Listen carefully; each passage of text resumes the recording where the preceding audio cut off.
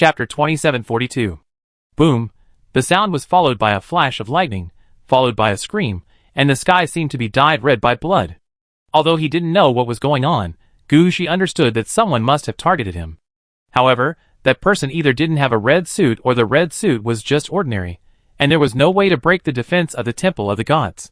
Not only did the guy fail to lock onto Gushi, but he was directly injured by the Temple of the Gods.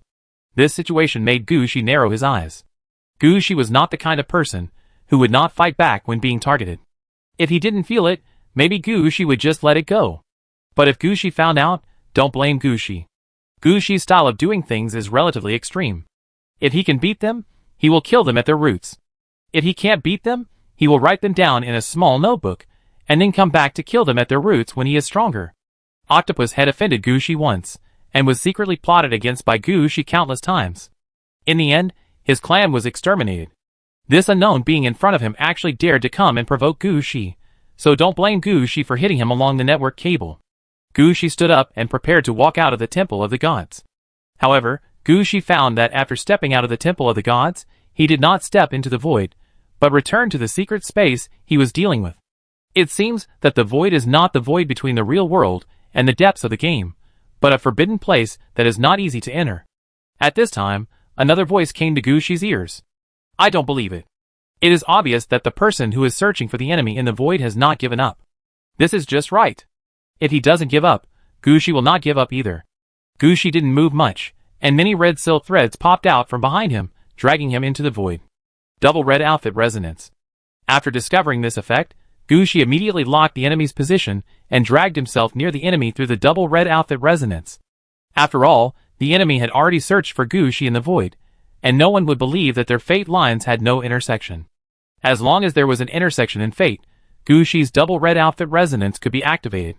This time was the same.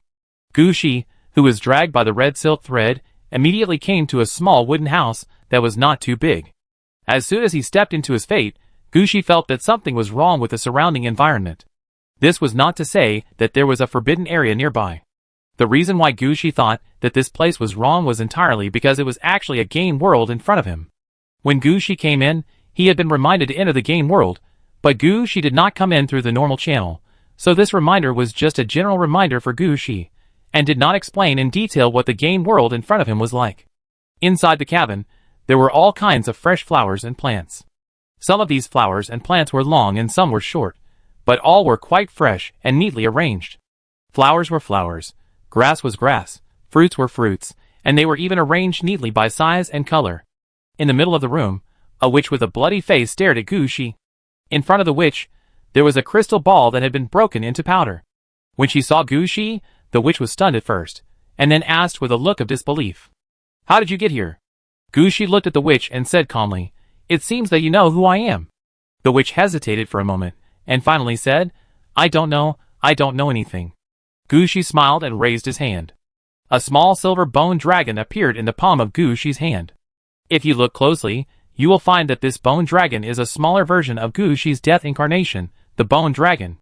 Although the size is smaller, it has everything that the death incarnation should have. At least Gushi can use this to release the attack effect of the nuclear bomb machine gun at any time.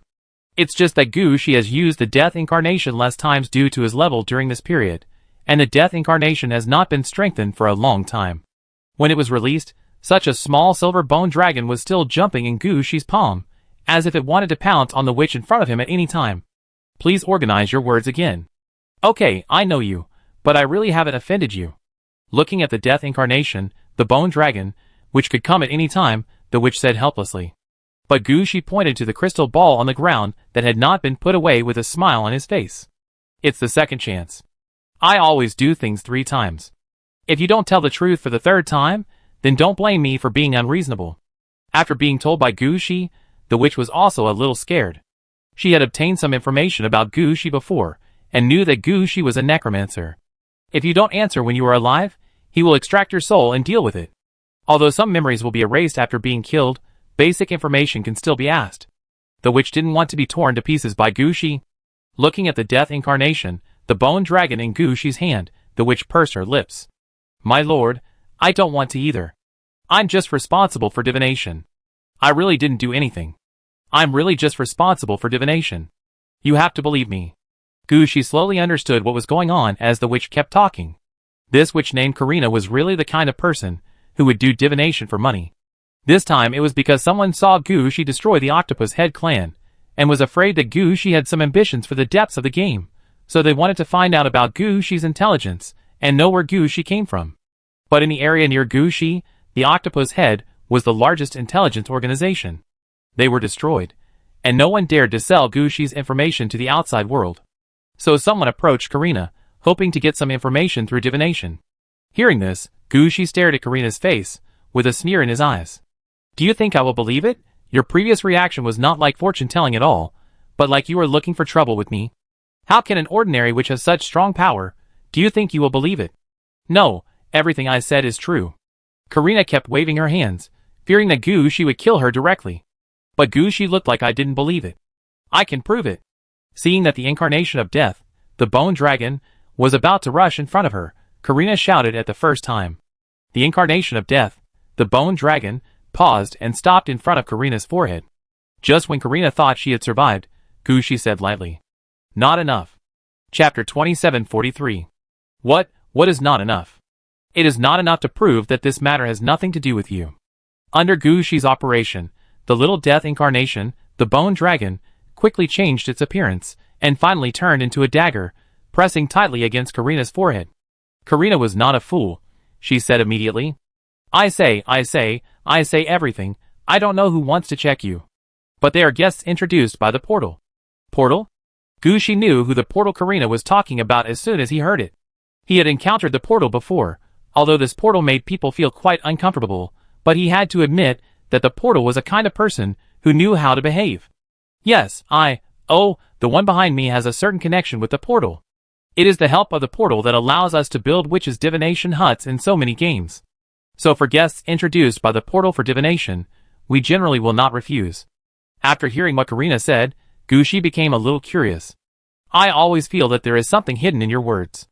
Tell me what's going on with you. For the enemy who wants to find or kill him, Gushi is more curious about Karina's situation. After being asked by Gushi, Karina didn't know how to answer. This? Don't say this or that. If you can tell me, I let you go. If you can't tell me, I kill you and the people behind you. Through the conversation just now, Karina knew very well that Gushi was the kind of person who would do what he said. Gushi said he would kill her, and he really would. So he quickly explained. I said, I'm actually called Karina behind my back. I'm the red-clad clone of Lady Karina, and I'm assigned to various games to act as a divination witch in the divination witch's hut. Every time we divine for someone, it's a use of the red-clad divination star. It's also a strengthening of the profession of the divination mother-in-law. And every time we divine, it will bring a certain positive impact to Lady Karina behind us. It will allow Lady Karina to go further in divination. Red-clad clone? Gushi thought about it seriously, and the moonlight fell from the sky, and a silver human body that looked very similar to Gushi appeared beside Gushi. But Gushi shook his head. This was just a transformation he made using the sacred moonlight, not a red-clad clone. It seems that this kind of thing cannot be understood simply by saying it. This requires further research. But Gushi has already understood the situation in front of him. The Karina in front of me was just made by a red suit boss named Karina. She was sent to many games through the portal, and built a large number of divination witch huts in each game. Through a large number of divinations, the red suit's path is strengthened. Although I don't know who came up with this idea. But when the portal asks Karina for help, Karina must help. Otherwise, as long as the portal sends people back, there will be no opportunity for large-scale divination every day. I understand a little bit, then okay, I believe this matter has nothing to do with you. But I never leave any trouble behind. Tell me the information you want to find out about me, and I leave. Karina had wanted to say this all along. Now that she heard Gushi finally asked, she didn't hesitate at all, and quickly told me the people who wanted to cause trouble for Gushi. Gushi listened to the information Karina said, and thought about it again and again. In the end, he didn't understand how he had offended such a force. It was a wild player force, and it was also in the same area as Gushi in the depths of the game. But he was really far away from Gushi and the human forces. Gushi thought about it.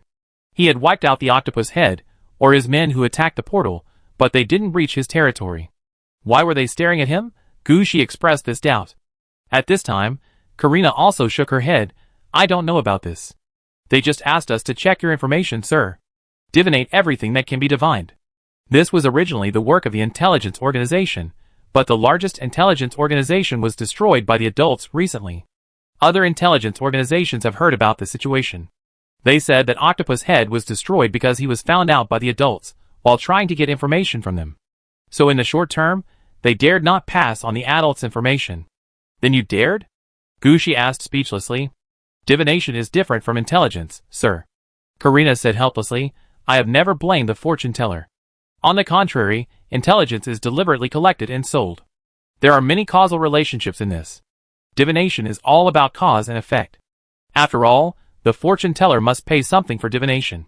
Because these things have been paid, even if there is a problem, the fortune teller should not be found. But this time, Karina did not dare to say so when facing Gushi, who came to her door. On the one hand, it was because Gushi really dared to kill people. On the other hand, Gushi caught him in the act when she was fortune-telling. Gushi ignored the people behind the scenes and killed them directly. How dare Karina provoke Gushi again? When Gushi asked this question, Karina changed her statement directly. Well, how about we change the topic? I will help you fortune tell why they are bothering you. No, I know who it is. But I hope you can say to the Karina behind you, don't fortune tell me anymore. The next time you fortune tell me, it will not be me who comes, but my army that comes. After saying this, Gushi looked at Karina again, and directly turned the dagger on Karina's head into moonlight and took it back. After that, Gushi took a step back and disappeared in front of Karina. After Gushi left completely, Karina's face became quite ugly, but she did not yell, but wiped the blood off her face, and picked up the crystal ball on the ground. She directly put the crystal ball fragments on her head, and contacted Karina behind her through the crystal ball. She really didn't want to do this anymore. Whoever wants to guard this kind of ghost place can guard it. She really doesn't want to tell fortunes anymore. But at this moment, a voice came from the other side of the crystal ball. It's Karina number 3117. What's the matter? Aw no, I just want to ask Lady Karina if she has become more beautiful today. I found a good thing here today, haha. Chapter 2744. After returning from Karina, Gushi did not enter the Temple of the Gods again. Instead, he arranged the affairs of Wonder City and returned to Aridavi City. After all, he had been out for a few days and was going back to work. As a result, Gushi was blocked by Li Yufeng when he returned to Aridavi City. Sir, the affairs of the past few days have been dealt with. Here are the arrangements for the next few days. Yufeng, have you noticed that I haven't eaten yet? Gushi felt that he had set up a secretarial team, but he was so busy that he didn't even have the chance to eat. Sir, the food has been delivered by Lingxi. It is exactly what you like. You can eat while listening to my report. Li Yufeng had prepared everything long ago. When Gushi asked, he took Gushi directly to the place where he was eating. The food prepared by Lingxi, there was exactly what Gushi liked the most. Moreover, many dishes were in 2 or 3 mouthfuls, which took into account both taste and nutrition. Li Yufeng also let Gushi eat as she said, but she would report on the side. Gushi knew the current situation at this time, and he also knew that he had several important things to do next. One was to summon the souls of 1 billion corpses. Another was to negotiate with humans. The last one was the empty crystal mine. These 3 things were more important than each other, and the most important thing was to summon the souls of 1 billion corpses, which only Gushi could do. Others could only summon skeleton soldiers, or ordinary undead at most. There was no way to directly summon various corpse witches or blood disasters like Gushi did. Even if he now has the head of the goddesses, Gushi will still think about starting with high-end undead. So the matter of summoning souls is really only Gushi himself can do. As for the negotiation with humans, Mary can represent Gushi to negotiate the small aspects in the front. But the key points in the back can only be negotiated by Gushi himself. And the final signing of the agreement must also be done by Gushi. After all, humans are not ordinary forces, and Gushi and the humans of Bailui are closely connected. The connection here cannot be cut off. No matter what Gushi wants to do in the future, Gushi will always have to come forward. As for the situation in the most empty spirit crystal vein, it is to prevent the crab inside from being red level. If Gushi is not free to go, he can let the god of war of the Corpse Mountain go to deal with it, and the priority is not too high. For these things, Gushi stuffed the last bite of rice into his mouth. Okay, you arrange the time. The place to communicate with humans is set in Pixinching. You ask them to arrange the time, and I will go there by myself. Sir, They hope you can enter Peaksinching through formal channels. Wait, what do you mean?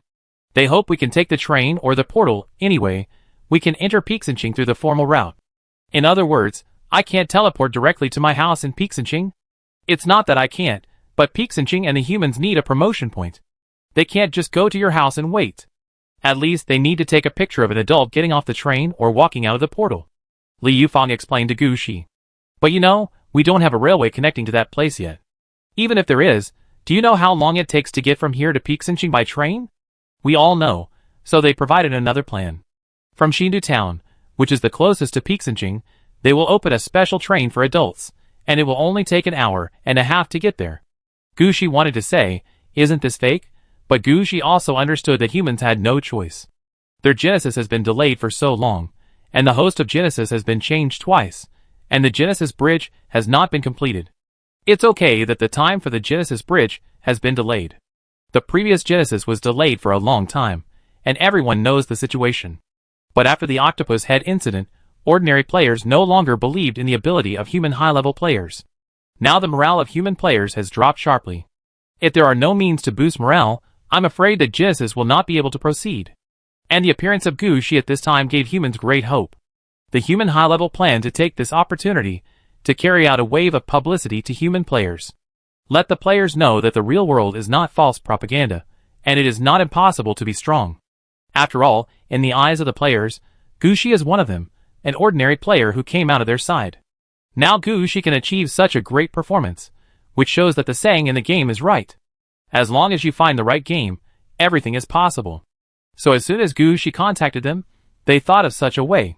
Even if it was pretending, they hoped that Gu Shi could enter Peaksinching through the train station. It would have been better if there were airplanes or something. But the problem is that in places like the depths of the game, trains are the key to large-scale travel. Flying vehicles and the like are not suitable for use in the depths of the game. So being able to enter from the train station is already the best solution that the human high level can think of. Gu Shi nodded, agreed to this matter, and asked Mary to make an appointment. The time here must be a time that both parties can cooperate with. With Gu Shi's current status, even in the real world, he does not need to accommodate anyone.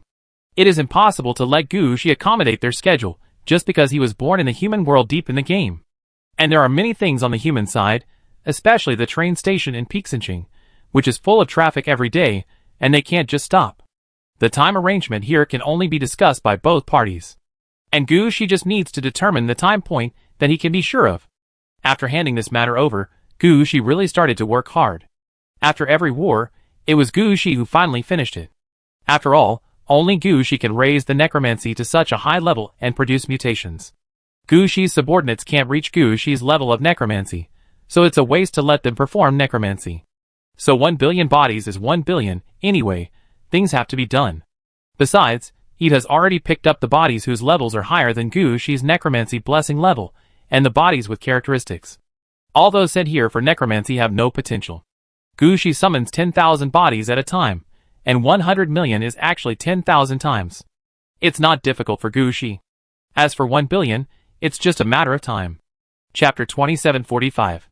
Mary, you and Eve should study, and see if you can build a special soul summoning site to increase the speed of the corpses entering the summoning site, and the speed of the undead leaving the summon site. If this continues, I really can't stand it. Thank you, humans. After receiving the schedule set by Li Yufang, Gu Shi, who had been busy for several days, finally breathed a sigh of relief. In the past few days, Gu Shi has been summoning souls outside the city of Aridov. The undead summoned will be included in the roster as soon as possible, and then called to a nearby venue for selection. This time, they have only one way to select, fighting. Only the undead, who win 10 times within the specified time, can be selected and become soldiers under Gu Shi. As for whether they can become regular troops or elite troops, it depends on their own efforts. The remaining undead will all be regarded as ordinary population. Luna and Mary are now trying hard to think about how to use so many people. Gu Shi doesn't need to worry about this matter. Gu Shi would have a headache just thinking about the work arrangements for more than 1 billion people. Gu Shi was going to meet the top leaders of the human race. The contracted undead under Gu Shi were not very excited about this matter. Just an hour before the agreed time, they were still dragging Gu Shi to work there. It was not until the time was almost up that Li Yufang, under Ling's guidance, helped Gu Shi take care of everything and changed Gu Shi into the prepared clothes. After that, Li Yufang was also ready to go with Gu Shi. Li Yufang was accompanied by the Headless Corpse Wizard and several heroes, who had just become secretaries of the Secretariat. Their attire is quite capable. You can tell at a glance that they are elites. Seeing them dressed like this, Gu Shi was a little speechless. What are you doing like this? You are not going out to fight. Sir, we are just giving you face. There is no need. They knew from the beginning that I was a necromancer who came from an ordinary person. We don't need to do anything. Besides, as long as I put on the Ghost King cloak, the necromancer will know my status. Gu Shi said with a smile. What about other non-necromancers? We who have red clothes don't need these at all. We just tidy up and go directly. Gu Shi said calmly. After hearing what Gu Shi said, Li Yufang could only do what Gu Shi said. As for the human official side, Li Yufang really didn't pay much attention. This is the characteristic and personality of the undead. They only consider the ideas of the necromancer. What happened next was just as Gu Shi said. No one cared how Gu Shi dressed. When passing through the small train station, the human side sent various reporters and media to follow. A young player, who looked very mature, was constantly telling Gu Shi about his plan. This time, the human players deep in the game planned to treat Gu Shi's visit as a big event, hoping that Gu Shi could cooperate with the reporters and publicity. Of course, as long as Gu Shi is willing to cooperate, the human side will give benefits to Gu Shi. Gu Shi can get more good things. For example, several cities that are almost deserted. Mary discussed this with Gu Shi. Finally, Mary and the others persuaded Gu Shi to agree. Because the possibility of this part of the human race returning to the real world from the depths of the game is visibly high. As long as the Genesis Bridge is opened, humans can return to the real world. For players deep in the game, this is the dream of generations. For this dream, the population of many cities has been almost emptied. Now all the people left here are underage children, and some teachers, and so on. It can be said that even the basic guards have been withdrawn. Now there is not much defense force in these cities. Handing over these cities is also good for humans. Gu Shi also agrees with this point. After all, humans are the top 3 forces in the real world. Although these humans have fallen into the depths of the game, their foundation is still there. As long as the children are born normally, after proper learning, the possibility of becoming players is 100%. These are all Gu Shi's future team. So for the sake of future subordinates, Gu Shi has to finish this play even if he has to act. Of course, the human leaders are used to this. All the reporters and media they invited were professionals. Since Gu Shi arrived at Peaksinching railway station, all the rhythms were controlled by others. Gu Shi felt like a puppet, just following along. When the reporter asked him to take a photo, he stood up and took a photo. When the reporter asked him to smile, he smiled. The mayor of Peaksinching, who said he was very busy when he saw Gu Shi last time, followed Gu Shi like a follower this time. There were about 7 or 8 people away from Gu Shi. The person who came out to meet Gu Shi was a person who only appeared in the history books of humans in the depths of the game. It can be said that Gu Shi grew up listening to his history. This performance lasted about 4 or 5 hours. After that, Gu Shi signed a series of agreements with the human side. This agreement ranged from Gu Shi's orange equipment funding to Gu Shi's help to these human forces after returning to the real world. Gu Shi had to ensure that when these humans returned to the real world, they would be supported to return to the star field where Bai Li was originally located, and ensure the safety of these humans in the real world for 30 years. Ensure that they would not be divided up by some forces within the human race. Ensure that they would not be sent to the frontline star field as cannon fodder to fill the line. What humans can give is that when the channel between the real world and the depths of the game is opened, 1/3 of the humans will be left to live in the depths of the game, and these humans will be Gu Shi's subordinates. In addition, when Gu Shi needs it, the creation bridge and the humans who have returned to the real world will be Gu Shi's last pillars. Of course, these are not the most important. The most important thing is that as long as the creation bridge opens up the connection between the real world and the depths of the game. The creation bridge is not a small road that can only allow 1 or 2 people to pass through. As long as the creation bridge is built, it will be a large passage that can accommodate countless people every day. In this way, some things in the depths of the game will be developed. At that time, there is no need to do other things, and the resource transactions between the 2 places can make a lot of money. And what the human side promised Gu Shi is that Gu Shi can take 10% of the tariffs on transportation and transportation of the creation bridge. With this, even if Gu Shi does nothing in the future, his annual income will not be lower than the annual output of the resources of Chengxi Mountain. The most important point is that as long as the creation bridge is opened, All humans and descendants who return to the real world, if they die, their souls will be designated to Gu Shi's Chengxi Mountain Huangquan Road. This point is engraved in the soul and passed down from generation to generation. For Gu Shi, this time can be said to be low investment, high output, one-time investment, lifelong harvest. Chapter 2746. Mary and the others had already discussed the matter with Pei Xinqing. Gu Shi was just there to put on a show and sign his name. After Pei Xinqing was passed around and appeared in newspapers and news, Gu Shi had nothing to do with it. The agreement contained memoranda of various matters, as well as the time of handover and so on. As long as Gu Shi's subordinates handled it according to this time, it would be fine. The rest of the matter had nothing to do with Gu Shi. Gu Shi could finally relax and revisit the old place with Pei Xinqing. This time, the one accompanying him was the mayor of Pei Xinqing. When they met alone, the mayor smiled and said to Gu Shi, "Friend Gu, we meet again." "Yes, the last time we met was at the beginning of Genesis. I didn't expect so many years to pass in a flash." Gu Shi still remembered how cool the mayor was when he met him. At that time, in order to match the mayor's time, Gu Shi had to wait at the entrance of the university. Don't look too much or ask too much. Get off the car when the matter is settled. Now, Gu Shi said that he wanted to walk around Pei Xinqing, and the busy city lord followed behind him, acting as a tour guide. This may be the legendary feng shui rotation, 30 years in the east, 30 years in the west. After observing the think tank of Pei Xinqing University, Gu Shi was planning to meet the president of Pei Xinqing University, or something. But at this moment, a skull that looked like a rainbow flew to Li Yufeng's hand. After checking the information sent, Li Yufeng's face changed, and he walked to Gu Shi and whispered, "Sir, Mr. Jun from Yinzidu wants to see you." Hearing this, Gu Shi couldn't help but raise his head. "Do you know what's going on?" "No details, but he opened the coordinates and hoped that you could get back as soon as possible." Gu Shi was silent for a while. Although he couldn't understand why Mr. Jun would contact him at this time, it must be no small matter for Mr. Jun to come forward. No matter what, Gu Shi had to go over and take a look. Thinking of this, Gu Shi winked at Li Yufeng. Li Yufeng understood what Gu Shi meant, and she quickly stepped forward to communicate with the mayor of Peixinqing. Gu Shi didn't stay for long, but just took a step back. If you don't pay special attention, no one will notice that Gu Shi has disappeared in the shadows of the street. The matters of Peixinqing will be handled by Li Yufeng and others. Gu Shi will go to Mr. Jun first. See if it's something urgent. If the matter is not too urgent, Gu Shi can come back in a blink of an eye. If the matter is urgent, Gu Shi will leave like this, and the people accompanying Xinqing can't say anything to him. Anyway, no matter what, Gu Shi is right.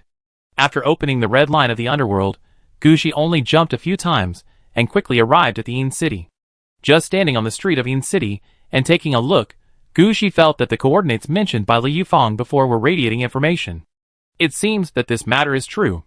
Teacher Jun has something to find him, otherwise he would not be so anxious. After thinking about it, Gu Shi didn't delay any more and directly sent an access signal to the coordinates. Although it is okay for him to go directly there now, with Gu Shi's current strength, he can appear wherever he wants. But being invited and going up to slap someone in the face are two completely different things. Gu Shi doesn't need to be a bad guy. It's not a big deal to send a signal and wait for a while. There is no need to show in front of others that he has the ability to rush to your territory. That kind of person is the most hated existence. Even if he is beaten to death, he deserves it. Sure enough, as soon as Gu Shi sent a signal, a teleportation halo appeared under Gu Shi's feet. Gu Shi took a step forward without thinking. Then his eyes blurred, and he was teleported to Mr. Jun's underground palace. At this time, Mr. Jun's underground palace did not change much from before, and it was still the same as when Gu Shi came a few times before. But as Gu Shi came over, Mr. Jun, who appeared at the first time, was completely different. He had already put on a thick layer of black armor on his body, and the aura on his body made people see at a glance that he was already level 15. This situation made Gu Shi obviously stunned for a moment. What is going on? He actually has such vision now. Can he easily tell what level these people are and what abilities they have? However, Gu Shi immediately discovered that it was not him who had such vision, but the head of the goddesses behind him. If Gu Shi asked the head of the goddesses to close his eyes, he would see the original situation again. At least, he did not have the ability to see through Mr. Jun's strength. Seeing Gu Shi coming over, Mr. Jun nodded, but when his eyes fell on the head of the goddesses and the four arms behind Gu Shi, his expression was obviously stunned. When Gu Shi got the hand of death, it was Teacher Jun who led everyone into the land of death. Teacher June also knew exactly what Gushi got at that time. He remembered that Gushi got the mane of death and the hand of death. The mane of death was now wrapped around Gushi's waist, which was exactly the same as he remembered. But what was the situation with this head? Could it be that the hand of death had undergone some changes? Red clothes can also change, and only you, Gushi, can play like this. Teacher June muttered in his heart, and didn't think about the situation in detail. In his opinion, the hand of death was behind Gushi. How could anyone else be able to match what death gave? Gushi, you came at the right time. I called you here temporarily this time, because I have something to discuss with you. Please speak, Teacher June. Just now, Shinhwa sent me a message saying that a red clothes game was found. Gushi frowned when he heard it. The red suit game is a consideration that every red suit player needs to go through. Only red suit players can enter, and the difficulty inside is quite high. If you don't have a red suit in your hand, you may die if you enter. When Gushi enrolled in the Hades University, he also said that he might encounter some red suit games. As a result, Gushi is about to graduate, and the red suit game has not appeared yet. And the situation in front of him is obviously a little wrong. If it is really an ordinary red suit game, Teacher June will definitely not call people here specifically. Is there a problem with this game? Team game, 5 red suit holders are playing, and one of them must be on the undead route. I can't go for the time being, and Mr. Feng can't send anyone. Your teacher has also gone to the ghost realm to establish his own territory. Principal Lu can't leave. Now the only one who is free is you and Su Mingyang. If you don't want to go, then I will let Su Mingyang go. Chapter 2747. I go. Gushi had always heard about the red suit game, but there was no detailed record of what the red suit game was like, and what would be produced in it. Gushi had not checked it in detail before going to Wanjiji now. But Gushi knew it was a good opportunity, as soon as he heard it. When Teacher June asked him, Gushi agreed without thinking. After agreeing, Gushi asked, by the way, Teacher June, what is the reward this time? Why does it seem so urgent? The reward is not bad. The reward for the red suit game for a 5-person team is generally 1 or 2 ordinary level red suits, or 4 to 7 quasi-red suits, plus the possible red suit enhancement origin. It is considered a normal reward standard for the red suit game. But this time it is so urgent, not because the game reward is good, but because someone is also eyeing this red suit game. Who? Tianren or Wanling? Gushi's eyes lit up when he heard that someone was eyeing the red suit game. It seems that the game he wants to participate in is not a PvE game, but a PvP game. It's not Tianren and Wanling who took action directly, but the dogs under Tianren. This is their old trick. Every time when we grow up, they send some dogs to stop us from growing. So kill them? A 5-man red suit team? 5 red suits? Gushi's eyes lit up. No, wait a minute, we just need to complete the task. Teacher June looked at Gushi's smile, and always felt that it was a wrong choice to call Gushi back. Don't mess around. Killing the holder of the red suit will cause devastating damage to the red suit. Just find a way to defeat or seriously injure the opponent. Gushi also knew this, but he had a better way. When he fought the octopus head leader before, he used this method. He added a small fate line to the hidden eye when the octopus head leader bound the hidden eye 1 step ahead. It doesn't need too much, just delay the unbinding burst of the hidden eye for a few minutes, enough for Gushi to take the sealing box and put the hidden eye away. It can be said that killing the octopus head leader and taking the hidden eye is the easiest thing for Gushi to do. It is for this reason that Gushi found that unbinding the red suit is not a difficult task. As long as you know the binding of the other party, determine which protection is which, and deal with it in a targeted manner. At the beginning, Teacher June used the earth to swallow the damage of the binding protection. Although Gushi couldn't do this, he could still find the corresponding seal and delay it. So it's probably impossible to take down all the enemy's red clothes, but it may not be difficult to find a way to secretly calculate 1 or 2. Looking at Gushi's appearance, Teacher June also knew that Gushi didn't listen to his words. He hurriedly persuaded, Gushi, I know what you think, but this time it's a team battle. You'd better consider the safety of your companions, right? Hearing this, Gushi said seriously, Teacher June, please rest assured, I will pay attention to safety. Well, Teacher June felt that his words were in vain, and Gushi still didn't give up the idea of grabbing a red dress. But things have come to this point, so Teacher June didn't say anything more. Anyway, he has persuaded everyone he can. Gushi now also has 2 red suits, so he should have mastered the ability of double red suit resonance. This ability can fight against enhanced red suits, not to mention that the ones who went there this time are probably ordinary red suits. If Gushi wants to fight, let him try. After all, what humans want is red suits that can fight, not tool-type red suits. If red suits don't dare to go out to fight, why should humans worship red suit holders? Because he is strong? Of course not, because they will fight for humans. Teacher Jun came out of the battlefield. That is, he is old these years. If he had the same temper as before, he would kill the enemy as well. Let Gushi do whatever he wants. Anyway, with Gushi's strength, he will not be the one to die. So Teacher Jun stopped persuading Gushi. He just helped Gushi open the portal to the entrance of the red suit game world this time. As the portal opened, Gushi immediately felt the strange energy fluctuations nearby. If he looked at it with the eyes of the head of the goddesses, he would find that a large amount of energy seemed to be concentrated here. Following the location of the energy flow, he could see that at the location where the energy was most concentrated, there was a long metal arrow inserted into the void.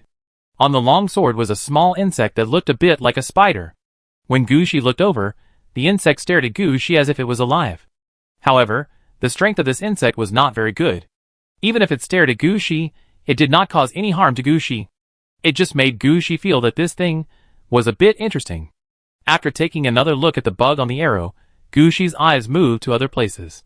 He found that there were already 3 men and 1 woman gathered not far away. These 3 people ranged from 18 to over 30 years old. They were wearing ordinary casual clothes, and it was not clear what their occupations were for the time being. But it was obvious from their confident attitude that they were the red dress holders on the human side. Seeing Gushi appear, the woman among the 4 waved to Gushi. "Come here quickly, I'm waiting for you." Gushi was stunned for a moment, stepped on the ground, and floated to the side of these people. Because Gushi usually traveled alone, facing such a small team situation, Gushi didn't know what to do for a while. Fortunately, these people are all veterans. The woman asked, "You are the undead player sent by Shinhua, right? A necromancer or a death knight? Judging from your appearance, you are not the new undead archer recently." Necromancer, level 20 Underworld King. Faced with such a question, Gushi still said, "It's okay, we just want to find an undead player. It doesn't matter what profession it is. What matters is the red suit. By the way, I haven't introduced myself yet. I am the captain of this battle, a professional warrior, a level 45 blood shield guard, and the number 849 killing shield." The woman raised her left hand while speaking. Gushi did not see any killing shield there. He only saw a tattoo like a watch.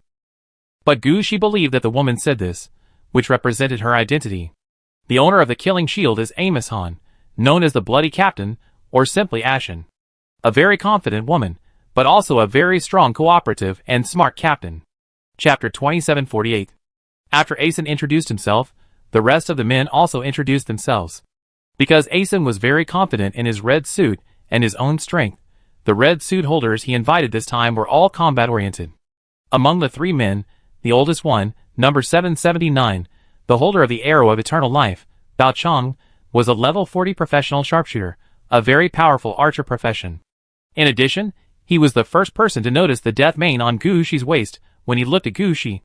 The strongest one, number 999, the holder of the Destruction Axe, Lin Xiaocheng, was a level 43 professional Titan warrior, who could dual-wield 2-handed weapons and directly kill into the crowd with invincibility. He was a person with strong armor-breaking ability. The one who looked only 18 years old, number 1010, the holder of the long sword, Su Sheng, was a level 45, professional great sword saint. His profession name was very ordinary, and the name of the red suit was also ordinary, but his combat power was not ordinary at all. According to Asen, Su Sheng's combat power was the strongest among them. The long sword in his hand is also rare among the red equipment.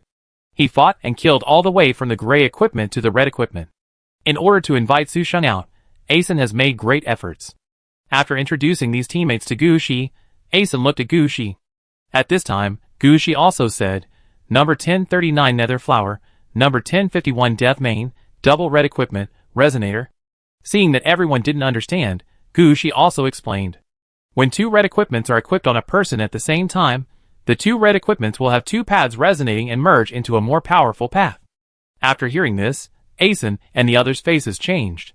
They didn't expect that the strength of the double red suits was not only that they had 1 more red suit than them, but also that there was a resonance of red suits. And Gushi didn't introduce the head of the goddesses behind it. Everyone regarded the head of the goddesses as part of the hand of death, so let them think so. After all, Gushi always has to hide a hand. This way, when encountering enemies, it is easier to sneak up on them. After digesting the news that Gushi said, Asen began to introduce this mission. There is also the situation of the Red Suit game.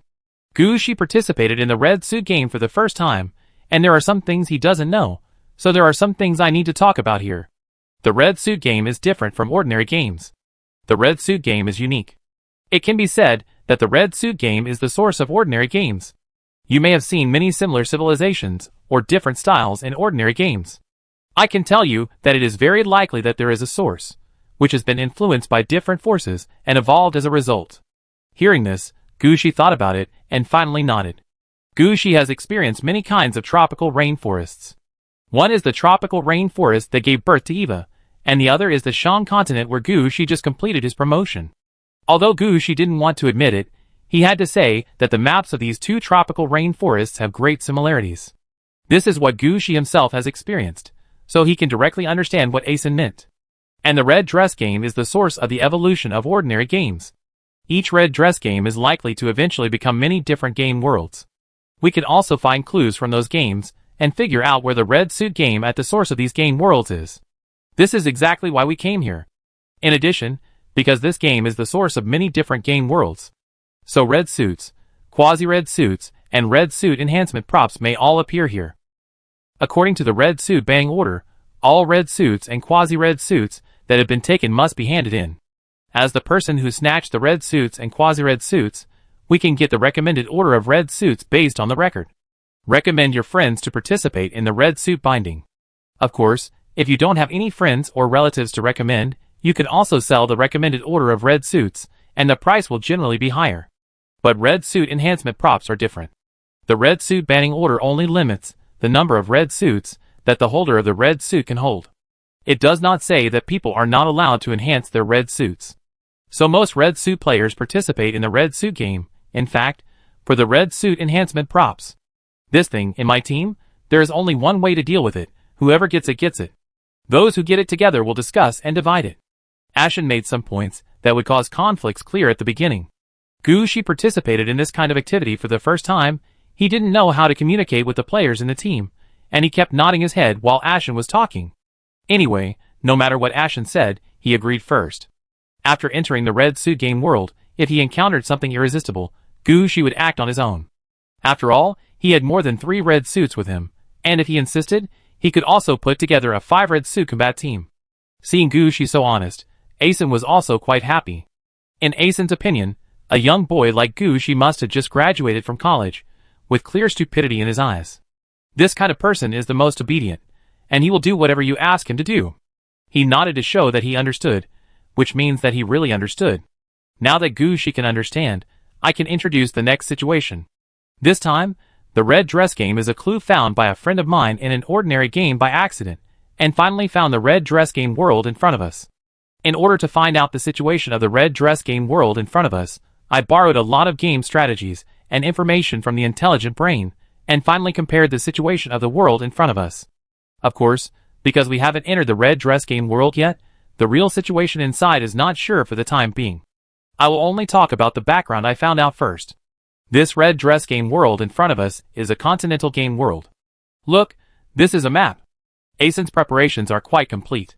Before the game started, the map has been made. Wait, what you took out is not a map, but a globe. You see, the continent of this game world was originally a large piece. For some reason, it split into many pieces. Then this continent sank into the sea. This continent was lost in the fog. This continent was directly wiped out. And our goal is this location. As Ashan said, he took the missing continent from the globe and pointed to a certain location in the south of the globe. Gushi looked at that location and found that after removing some continents, the terrain looked familiar. At this time, Ashan said word by word, "We are going to find the legendary." Chapter 2749. Eye of All-Seeing. Ashen said, as he took out a small metal pyramid that could fit in his palm.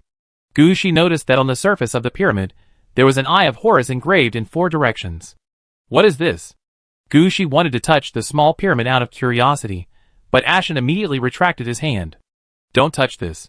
This is something that my friend and I finally pieced together after finding more than 10 game worlds with relevant information. This thing can only be used once. If you fail to find the Eye of All-Seeing, it will take at least 30 years to come back next time, Ashen said with a serious face. At this time, Gushi couldn't help but ask, what's the use of this thing? Help us find the real pyramid and finally find the Eye of Horus. This mission is simple and troublesome. But the key is to find the Eye of Horus. With this thing, we can know which pyramid is real and which pyramid is fake. Gushi almost understood it after hearing it. The all-knowing eye in Asen's hand is like a map. It's useless to take it by himself. So he didn't ask any more questions. Seeing that Gushi understood the situation, Asen didn't explain any more. As a captain, you have to consider all aspects. When teammates are confused, they need to be comforted by the captain. When teammates are messing around, they need to be suppressed by the captain. Gushi is obviously a newcomer in front of him. This is his first time to participate in the red dress game, so he needs to explain it in detail. As for the others, they are all veterans, especially Yang Susheng. After he became a red suit, he has been walking in the red suit game all the way. They are very clear about the rules of the red suit game. They will not mess around at ordinary times. That's right, in the red suit game, the most feared thing is not to be unable to defeat the enemy, but to mess around. Because the red suit game is the source of many games. If you mess around in the game, it may affect thousands of different game worlds. If you kill a lot of people in the red suit game, and kill people for no reason, it is very likely that you will become a villain boss in other game worlds. Even your red suit may be downgraded, and appear in other game worlds, as a reward for completing tasks. So in the red suit game, you must not mess around. Only follow the tasks or instructions, and do not destroy the main structure of the red suit game. Of course, at this time you will ask, what can you get in the red suit game? As long as you follow the tasks or instructions, the rewards will be red suits or quasi-red suits, or red suit strengthening materials, which is definitely enough. But there is one difference here, that is, if you meet other players in the red suit game, you don't need to endure it. Kill one if you can, and even if you can't kill them, you must seriously injure them. After all, the enemies encountered in the red suit game are all at the red suit level, because the restrictions of the red suit game are relatively high, and they must have come to complete the same task. If you meet such people, there is no need to ask too much, they must come to grab rewards or prevent you from completing the task. In this case, just take action directly. The plan for this battle is very clear. After entering the game, don't run around. Follow the navigation of the all-seeing eye. When you encounter enemies on the road, the all-seeing eye will mark them. The red ones are not to be killed. Killing them will cause large-scale changes to other game worlds. The yellow ones are killable or not. After killing them, as long as the relevant processing is done, the changes in other game worlds can be avoided. The green ones are killable, and these are not affected. But the energy of the all-seeing eye is limited. We must fully activate the effect at the real pyramid. On the road, the eye of all-knowing will only open the guiding effect. Don't run around when you get there. In addition, Gushi, your situation is quite special, and your role is not here. Let the three of them do the fighting. You are the necromancer I specially found. I need you to find a way to help me suppress the mummies in the pyramid. It would be even better if you can communicate with the Hades behind the pyramid. This time we will do the task if we can, and not take action if we can. Hearing this, Gushi finally understood why Asen specifically asked for a red-clad player of the necromancer system to come and help. It seems that there is something about the mummies behind this. Although he did not have mummies under his command, Gushi himself had contact with mummies. He knew very well why mummies were not controlled by necromancers. It was not because the curse of the mummies was powerful, but because there were different gods behind each mummy. These gods might be powerful enough to be on par with death, or they might be gods who had just passed level 20 on the side of the road and were stuck at the upper limit in a certain game world. But no matter what, all mummies have owners. It's not like what Asen said, just communicate with the underworld behind them. Gushi was about to explain, but found Asen communicating with the other three. Gushi could only sigh and suppress the matter, planning to find a chance to talk to Asen after entering the game. After all, as Asen said, if the red dress game is the source of ordinary games, then the various gods that appear in it, even if they are not real gods, are closely related to those gods. If you really ignore these gods, you will suffer in the end. Gushi has seen the power of the goddesses behind the head of the goddesses. He knows very well how powerful the existence that can be called a god is. Gushi doesn't want to capsize here. At this time, Asen had already communicated with the others. She walked to Gushi and said, "Get ready, we are going to enter the red dress game." Gushi nodded and followed the team. At this time, Asen took out a team contract and placed it in front of everyone. This is the most basic team contract, which contains various agreements when forming a team, such as players are not allowed to attack each other, and all player tasks are shared by the captain, the positions of each player, and the distribution of the final rewards, etc. These things were negotiated at the beginning. Gu Shi just took a look and found that there was no change, so he signed it. As he signed this temporary team agreement, Gu Shi found that he could actually sense the location of his teammates. At the same time, there is a special team messenger. No matter how far away, as long as people are in the game, they can communicate in real time. This is really friendly for a temporary team like Gu Shi. In an unfamiliar situation, it is very important to know where people are. After everything was settled, Asen shook her hand, and a small bloody round shield appeared in her left hand. Let's go! Chapter 2750. With Asen's order, several people walked towards the arrow stuck in the void. Hold up your red suit, then touch the arrow with your hand. Remember to turn on the red suit effect. If you really don't know how to do it, you must know the red suit's combat aura. Turn on the combat aura.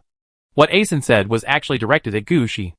After all, only Gu Shi was here for the first time and was not familiar with this, so Asen needed to explain more.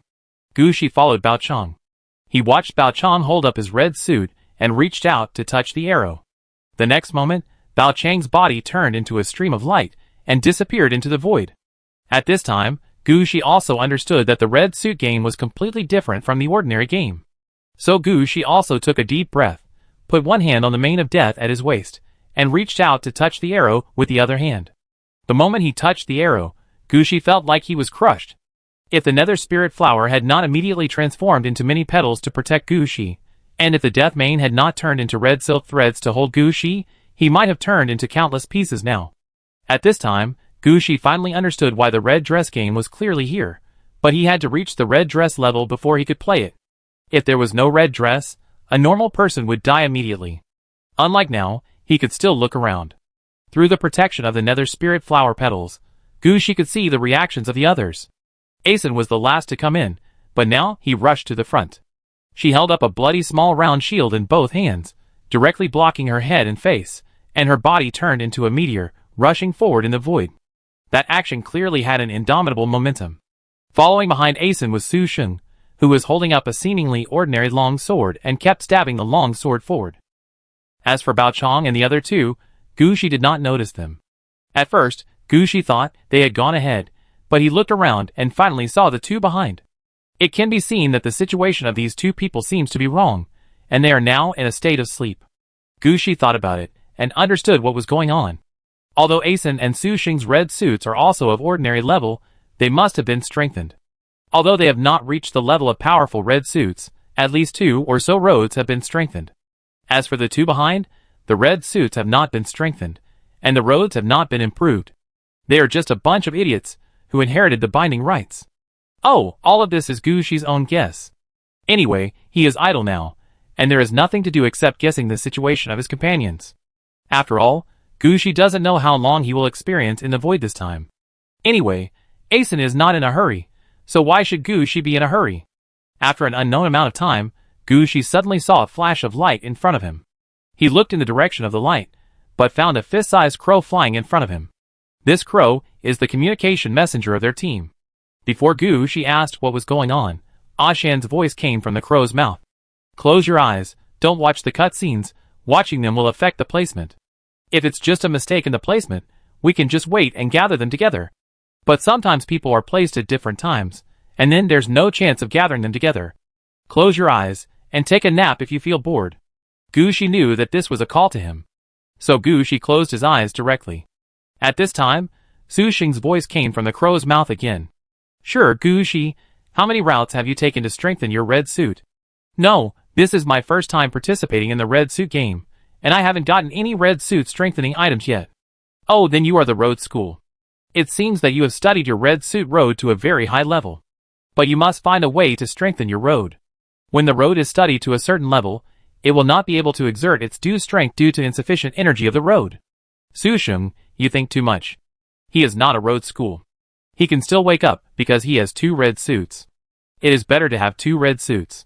The single red suit is still trying hard to think about how to improve itself, while the double red suit can directly resonate.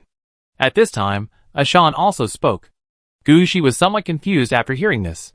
It has only been a few years since I got the red suit. You have someone to teach you, but I have no one to teach me. I can only explore it myself. You are wrong. At this time, Su Sheng said, Ashan has someone to teach him. After all, the inheritance is there. I have no one to teach me. I killed my way out. Although Su Sheng was complaining, he still explained to Gu Shi some of the classifications of ordinary red suits. There is only one way to upgrade ordinary red suits to powerful red suits. All 4 roads are strengthened once, and then it becomes a powerful red suit directly. However, although there is only one way, there are many ways of thinking. Some people have been playing red suit games, looking for suitable strengthening props from the red suit games, or using them themselves, or exchanging them from others. As long as there are 4 strengthening roads, they can strengthen the 4 roads and turn ordinary red suits into powerful red suits. Some people study red suit roads and push the research of red suit roads to a very high level, using roads to attract strengthening props to invest in themselves, so as to strengthen red suits. There are also people who don't care about anything, just rely on forcefully inject enough energy, and use energy instead of strengthening props to strengthen red suits. Anyway, there are all kinds of ideas. The most popular ones are the strengthening faction and the road faction. The energy faction consumes too much energy, and few people can handle it. At the same time, whether it is the strengthening faction or the road faction, it will be divided into the special faction and the head-to-head faction. There will be other classification ideas if we further subdivide them. Anyway, Su Sheng is very knowledgeable about these things, and he never stops talking about them. In the process of moving in the void, Gu Shi was idle anyway, so he just listened to them to gain more knowledge. After all, Gu Shi in front of him also understood that his head of the goddesses was still lacking something. He had to at least upgrade the other 3 roads to the exclusive level. If the red dress game could have a method to strengthen the exclusive road, he would definitely have to run the red dress game more times in the future. Just when Gu Shi and Su Sheng were talking happily, Asen's voice came over. Okay, get ready, it's almost time, we be there soon. Chapter 2751. Ashen said they were about to arrive, but in fact, the next moment, Gu Shi felt his body pause, and his body rolled on the ground, as if he was lying in the sand. The sun shone directly on his face, making his body hot. Are we there? Gu Shi raised his head, and found that he was under a cliff.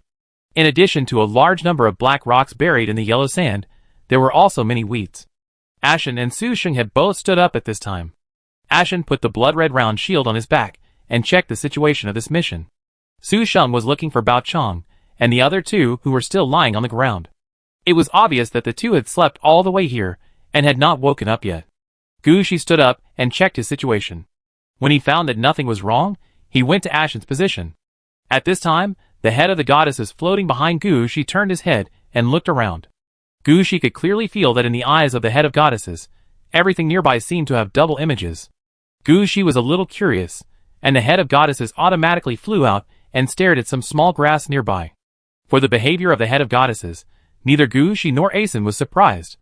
Gu Shi felt that it was just like he turned his head because he saw something good, which was normal. For Asen and others, it was like artificial intelligence, and many people were following it, which was normal. Anyway, neither side asked this question. When Bao Chong and the others woke up, the head of goddesses floated back behind Gu Shi. Okay, now that everyone is awake, I tell you about our next move. We are now in Lower Egypt, which should be called this name. I have visited about 30 game worlds that evolved from this world, and more than 60% of them are called this name, and the other names are somewhat similar. So let's call it this name first. Ashen began to talk about the task at hand. Because there is no main task in the red dress game world. The tasks that Ashen found were obtained from many game worlds that evolved from the red dress tasks. When Ashen explained the situation and the tasks, Gu Shi was listening. But what he listened to was the method that Ashen used to get the tasks. He really wanted to know if he could find his own red dress game world through some means. This feeling of being tied up still made Gu Shi feel a little uncomfortable. This is the situation of the mission. Everyone, get ready. I will release the Eye of All-Knowing if there is no problem. Bao Chong, as a scout, you must follow the Eye of All-Knowing. Temporary recovery not only wastes time, but also consumes the energy of the Eye of All-Knowing. Lin Xiaocheng, you stay with Bao Chong. The Celestials also know about this incident. They may not necessarily send the red team, but they will arrange their lackeys to come. If you encounter an enemy, you can just use your ultimate skill, and we will follow behind. As long as a battle occurs, we can be in place immediately. Bao Chong and Lin Xiaochong quickly responded. Especially Bao Chong, who quickly stood in the right position and prepared to follow the Eye of All-Knowing. As soon as Asen saw that both of them were ready, he released the Eye of All-Seeing that he had been holding. That thing was obviously a piece of metal, but when it was released, it would automatically fly up and emit a golden powder, guiding people in one direction. However, in order to save energy, the Eye of All-Seeing took a straight line, which was quite unfriendly to the players following behind. Although all 5 of them were red suit players, it took time for them to move, and it also took time to deal with wild monsters on the road. The wild monsters in this red suit game are not like those in ordinary games. They all have level caps, or are affected by something and take different paths. The wild monsters here are just like what the head of the goddesses saw. On the surface, there is only one, but underneath there are layers of existence. Sometimes the same kind in each game will have the ability to feedback. These abilities will be added to these source wild monsters, bringing them a different experience. Most importantly, their combat effectiveness will also be improved as a result. It can be said that although the wild monsters here are not demigods or mythical troops on the surface, their combat power is not inferior to demigods, and even not inferior to mythical troops. This is another reason why only red suit players can come here. Even if ordinary players enter the red suit game and encounter monsters here, they may not be able to defeat them. Even if they can defeat them, they may not get anything good after fighting for a long time. Sometimes they will even lose themselves. Most players with brains will not jump in to commit suicide. If they accidentally enter the red game, they will not challenge the wild monsters here, but try to collect some good things here. For ordinary players, everything here is good. Just like what Gu Shi and his friends have found now. Even the soil in front of them is full of the original breath. It can be said that a handful of soil here can be used as the powder of the ethereal crystal. Not to mention the weeds here, all of which can be used as the best herbs. Gu Shi has always believed that orange quality is the upper limit of various materials. After all, red involves routes and so on. But he really didn't expect to see something similar to red materials here. Gu Shi really wanted to say, "Can I transport some things here?" However, Asen and his friends moved forward very fast. Whether it was Asen as a defensive warrior or Su Sheng as a swordsman, both of them had the ability to jump up and down and almost fly. Gu Shi borrowed the power of the King of the Sky and flew in the sky to catch up with the other party. There were several times when Gu Shi wanted to release the evil coffin. But Gu Shi always had a feeling that it was easy to release the evil coffin, but it was not so easy to take it back. In this red suit game, if there was a problem with the mount, it would be destroyed directly. Even the effects of orange suits and ordinary suits were infinitely weakened and suppressed. There was no red suit or red suit road here, and it was probably quite difficult to survive. It was no wonder that even if Gu Shi got the red suit, he didn't participate in the red suit game much, but just knew there was such a place. If Gu Shi had come in before, he might not have been able to handle such a place. Just as Gu Shi was thinking about this situation, Asen suddenly raised his hand. Stop for a moment. Chapter 2752. Gu Shi paused as Ashan said this. At this time, Bao Chong and Lin Xiaochong had already walked far away. Ashan actually stopped Gu Shi and Su Sheng. Su Sheng took a look at Ashan's movements and immediately looked around. His steps became obviously lighter, as if he was going to dance. Su Sheng's movements made Gu Shi's eyes condense. He could clearly feel that with Su Sheng as the center, the air around him became solidified. This discovery shocked Gu Shi. He always thought that the long sword was a red outfit that strengthened the sword attack. But now it seems that this is not the case. Is this method space or time? Without waiting for Gu Shi to find out the situation, Su Sheng stabbed forward with a sword. Gu Shi noticed that even if Su Sheng did not use the long sword, his own ability was very strong. He stabbed forward with a long sword in his hand, and it felt like breaking through space. This was obviously not the effect of the long sword, but the true level of the opponent's swordsmanship. Gu Shi was stunned by this situation. Are all the human red dress bosses at this level? Before Gu Shi finished thinking, he saw the long sword in Su Sheng's hand split into 3, cutting off some shadows from nearby. The shadows were dissipated like black smoke under the cutting of his long sword. Then Su Sheng turned his head to look at Ashan and nodded to her. Someone used the means of the red dress. At this time, Gu Shi also raised his hand. Is this what you are talking about? A small group of black shadows was tied in the 2 dark spirit flowers in Gu Shi's hand. This small group of black shadows, like the dark spirit petals emitted by Gu Shi, belonged to the starting means of the red dress. It was obvious that they had only been here for a short time when the enemy arrived. Ashan nodded. Yes, This is the Black Sky Curtain of the Blood Breath clan, a red suit that targets global strikes. I have heard before that the Blood Breath clan is elusive, and no one knows how they appear or disappear. I only know that their usual star field is called the Black Curtain Star. They are one of the biggest running dog races of the Celestial clan. When they came, I guessed that as long as it was not the Celestial clan, then the ones who came were the Black Sky Curtain, the Weird Holy Light, or the Dead Man Toy Box. Now that I have this, I feel more at ease. How, can you guess who they are? Of course, who are their usual combat teams? This is all recorded. As long as you ask carefully, you can find out. As the captain of the team, Ashen has to find out everything clearly. At least you have to know what kind of enemy you are facing. You can't treat other players as cannon fodder when they come.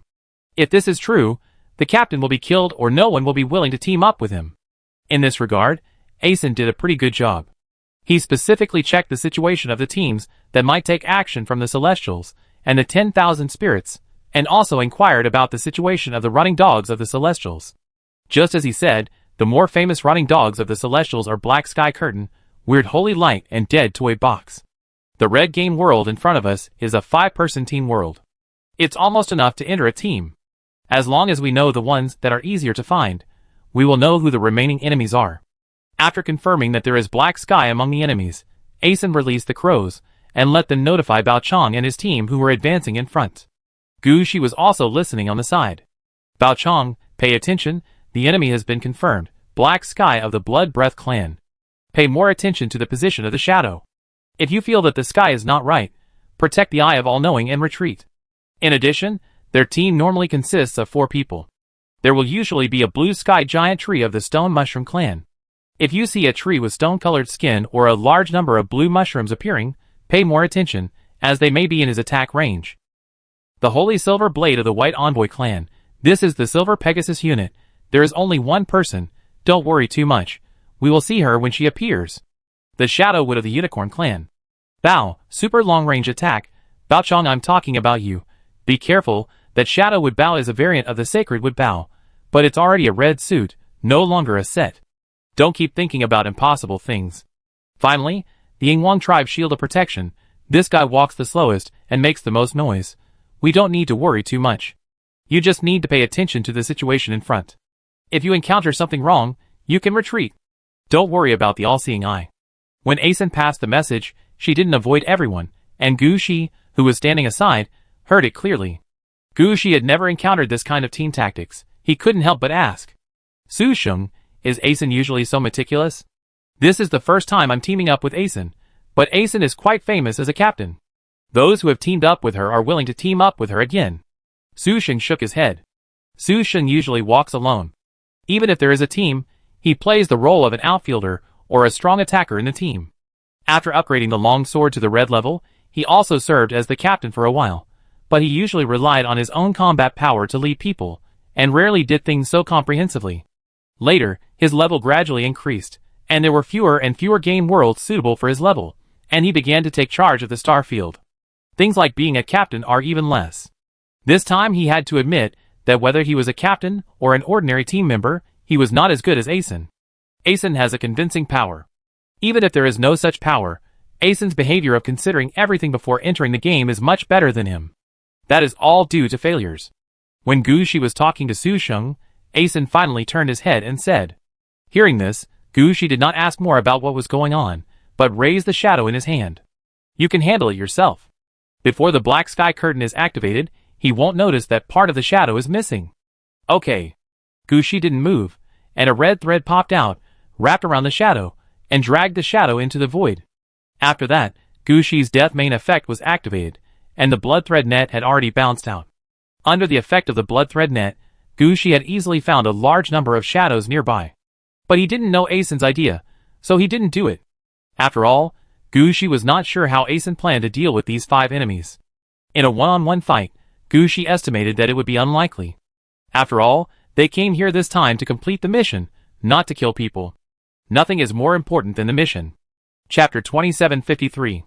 Gu Shi understood what Asen meant as soon as he heard it. The mission was the most important at the moment, and there were only 5 of them now. As long as one of them went into battle, Asen's side would be short of manpower. The most important thing was that Asen knew very well that they could not kill the enemy's red-clad player. Both sides could not kill each other, so they could only think of some tricks. Then why would Asen do such a thankless task? Let's move forward. Before the enemy jumps out, we will ignore them. Under Asen's command, the team moved forward again. But this time everyone was obviously much more careful. When they moved forward, they would always avoid contacting those shadows under Asen's reminder. As long as the shadows were not activated, the black sky curtain on the opposite side would not be able to target Gu Shi and his group. At that time, they could just complete the mission first and leave with the mission reward. Wouldn't it be nice to have 1 or 2 pieces of red equipment, or 5 to 7 pieces of quasi-red equipment? Why must we fight the invincible enemy here? Even a player like Gu Shi who likes to kill a lot doesn't need to think too much about this kind of thing. Red equipment players, it's not the time yet. Gu Shi raised his head and let go of the shadow trapped by the ghost flower in his hand. Then, he quickly followed behind Asen and walked towards the route set at the beginning. Although Asen always had a lot to say along the way, she never talked about the mission. It felt like 4 guards escorting the relevant personnel to the designated location. If this situation happened to anyone, they might not get the trust of the team members. After all, in everyone's mind, if you want people to trust you, then you have to show some of the most basic things. You don't tell me anything and just treat me as a tool. How can you make people trust you? But it's different for Asen. For some reason, Gu Shi didn't ask much, just felt that she could be trusted. This feeling is hard to explain, but it's real.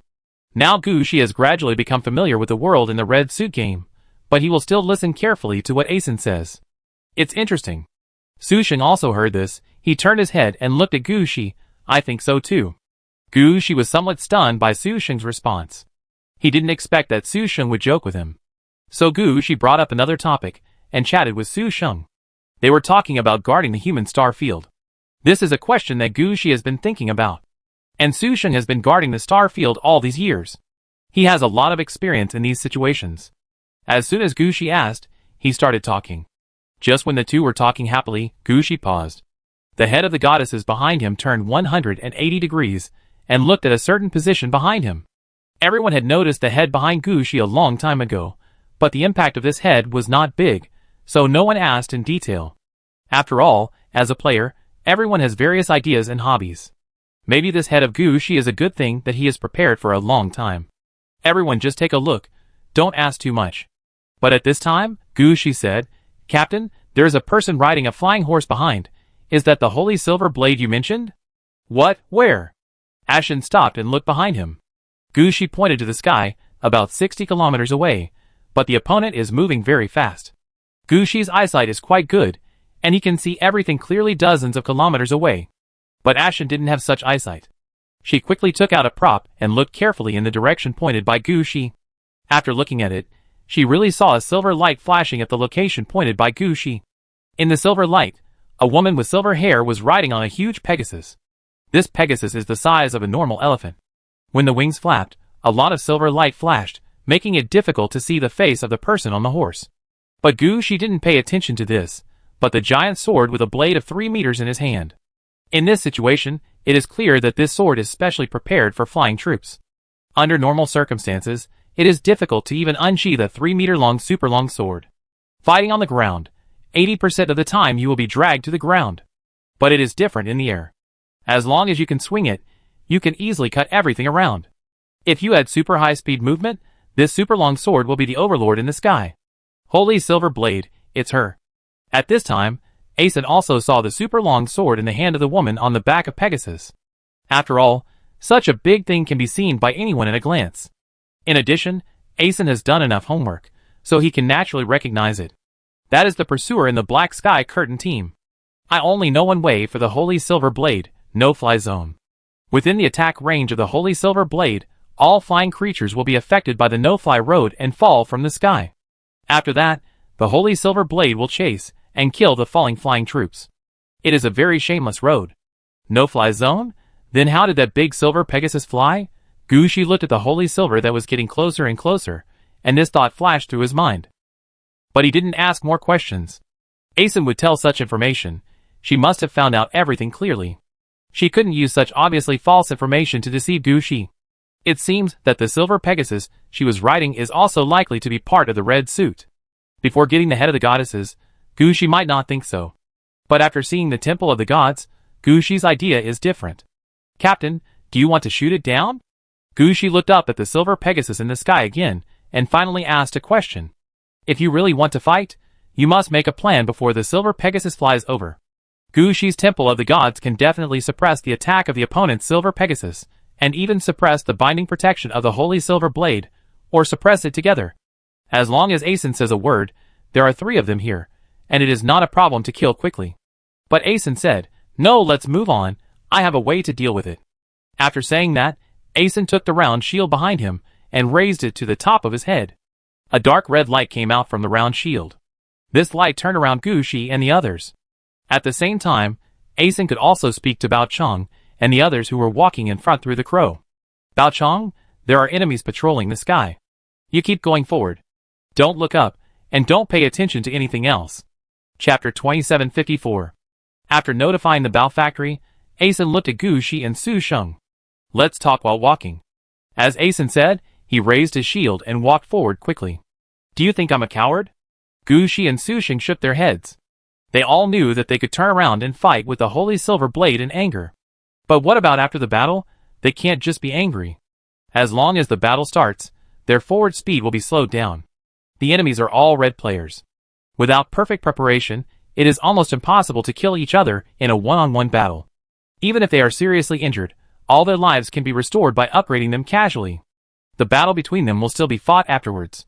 In the end, they will only fight until they run out of ammunition and food, get nothing, miss everything, and leave the red game. Just think about it, and you will know that there is no benefit in this kind of thing. Even if Gushi and Su Sheng stand in Asen's position, they will make such a choice. So it's not a question of whether Asen is timid or not. But her choice is the most rational and correct. Seeing that neither Gushi nor Su Sheng reacted in this way, Asen said there. I'm glad you understand me. To be honest, I have led the team in more than 10 red suit games, and encountered various enemies at least 8 or 9 times. I only fought back once, and I didn't kill the red suit player on the opposite side. Instead, I let the mission go, which directly damaged my 100% red suit mission completion rate. From then on, I decided to put the mission first in the red suit game. Complete the mission quickly while ensuring everyone's safety. As for the enemy, avoid them if you can. Of course, if you are unhappy, we can do it slowly later. As long as the mission is completed, you can beat them however you want. If you don't like anyone, just tell me directly, and I will take you to the door. Ashen is also a person with a temper. If it weren't for leading the team and completing the mission, she would have fought long ago. Don't think she is a strong defensive warrior just because she holds a round shield. There is only 1 defense and 1 auxiliary road on her shield, and the remaining 2 roads are used for attack. Hearing Ashen's heroic words, Gushi laughed. Okay, let's go together then. Gushi said, as he looked up at the woman riding the silver Pegasus in the sky. Such a being is considered a goddess-level figure in a race. If so, her head should be placed in the pantheon. When Gushi and his companions were on their way, the silver Pegasus had already flown over their heads. Because of Asen's arrangement, the silver Pegasus in the sky did not notice the abnormal situation below. The holy silver blade just glanced in the sky and flew forward. It's not surprising that she would react like this. After all, they didn't come in through a mission. They found that human red dress players were participating in the red dress game, so they wanted to come here to cause trouble and stop the progress of human growth. Don't say that the Tianren clan is not fair. They came here this way before. When they and the Wanling clan were growing up, they kept pulling each other's legs. It's just that the 2 sides have been fighting for so many years, and they have fought countless big and small battles. Everyone is familiar with it, so they slowly suppress the matter. But they look down on humans. The number of red suit holders is 4 or 5 times different. They don't want to consider the face of humans. Just take action. We can't let humans take the ownerless red suit back so easily. In their hands, there is a monitoring of the red suit game. They can know which red suit game is opened or activated. When the time comes, send people to the red suit game and find the human red suit team. There is no need to kill people, just destroy the human mission. The red suit game world is the source of many game worlds. This kind of game world cannot distinguish parallel worlds of the same level. If the red suit mission fails, it fails, and if you miss it, you miss it. There is no chance to come again. It can be said that this is a means of exchanging small capital for big profits. The Celestials did not do it themselves, they just recruited a few small races to do it, and they have completely cleared their reputation. So they will be rough when doing this kind of thing, and they don't know what the red suit mission is on the human side, so they will be routine when doing things. After entering the red suit game world, first come to a global network monitoring. First set up a global network to check where the human red suit players are. Then come a few fast-moving ones, run around the problematic locations, and confirm the location of the human red suit players. If the human red suit players take action, then things will be simple. The remaining few red-clad players will rush over quickly and drag the battle into their rhythm. The time that makes human red-clad players miss the mission the most. If the human players don't take action, it's okay. If it doesn't work once, try a few more times. Anyway, there will always be opportunities for destruction before the red-clad mission is completed. This time, the Holy Silver Blade came for this. The reason why he flew to this location first was entirely because He Tianmu felt that there was something wrong with the shadow fluctuations here, and suspected that human red-clad players appeared nearby, so he asked someone to come and take a look first. If there is, it's the best, if not, go somewhere else. Anyway, the speed of the Holy Silver Blade is the fastest among them. As long as she gives a coordinate, she can arrive in a blink of an eye. The Holy Silver Blade looked down in the sky and didn't find much. She also understood this situation. Either the person is not here, or the person has discovered her, but hid herself. Although she didn't know which one it was, the Holy Silver Blade still turned back and forth in the sky 3 times before heading in one direction. After the Holy Silver Blade flew away, Asen said to Gu Shi, "Gu Shi, your eyesight is very good? You want me to keep an eye on that guy?" "Yes, we have to speed up now, but if we move faster, we will definitely leave some traces. The black sky will keep an eye on me, and I can't keep holding up the shield. You happen to have the ability to observe the other party, so you can help me keep an eye on them." "Okay, this is what I should do." As Gu Shi spoke, the head of the goddesses behind him flew into the air, first glanced around, and then fell back behind Gu Shi. "I have memorized the nearby terrain, and I will find any abnormalities. Now shall we go first?" "Okay, go faster, get to the place earlier, complete the task earlier, and go back earlier." Chapter 2755. After the enemy's first patrol, Gu Shi and his team also understood the methods of the Tianren clan's lackeys. The road ahead was quite smooth for them. When they were not being monitored, they walked faster. If they were being monitored, they would slow down. And all along the way, there were valleys and forests, and if they couldn't do it, they would walk along the river. There were quite a lot of places to hide. Soon, Gu Shi and his team received news from Bao Chong. "Captain, the Eye of All-Knowing is glowing. It's almost here. I thought it would be in the desert, but it wasn't." At this point, Asen turned around and looked at Gu Shi. "Gu Shi, I trouble you with the next thing." "It should be." On the way here, Asen had already explained to Gu Shi his most important role. Communicate with the mummies, and open the way to the real pyramid.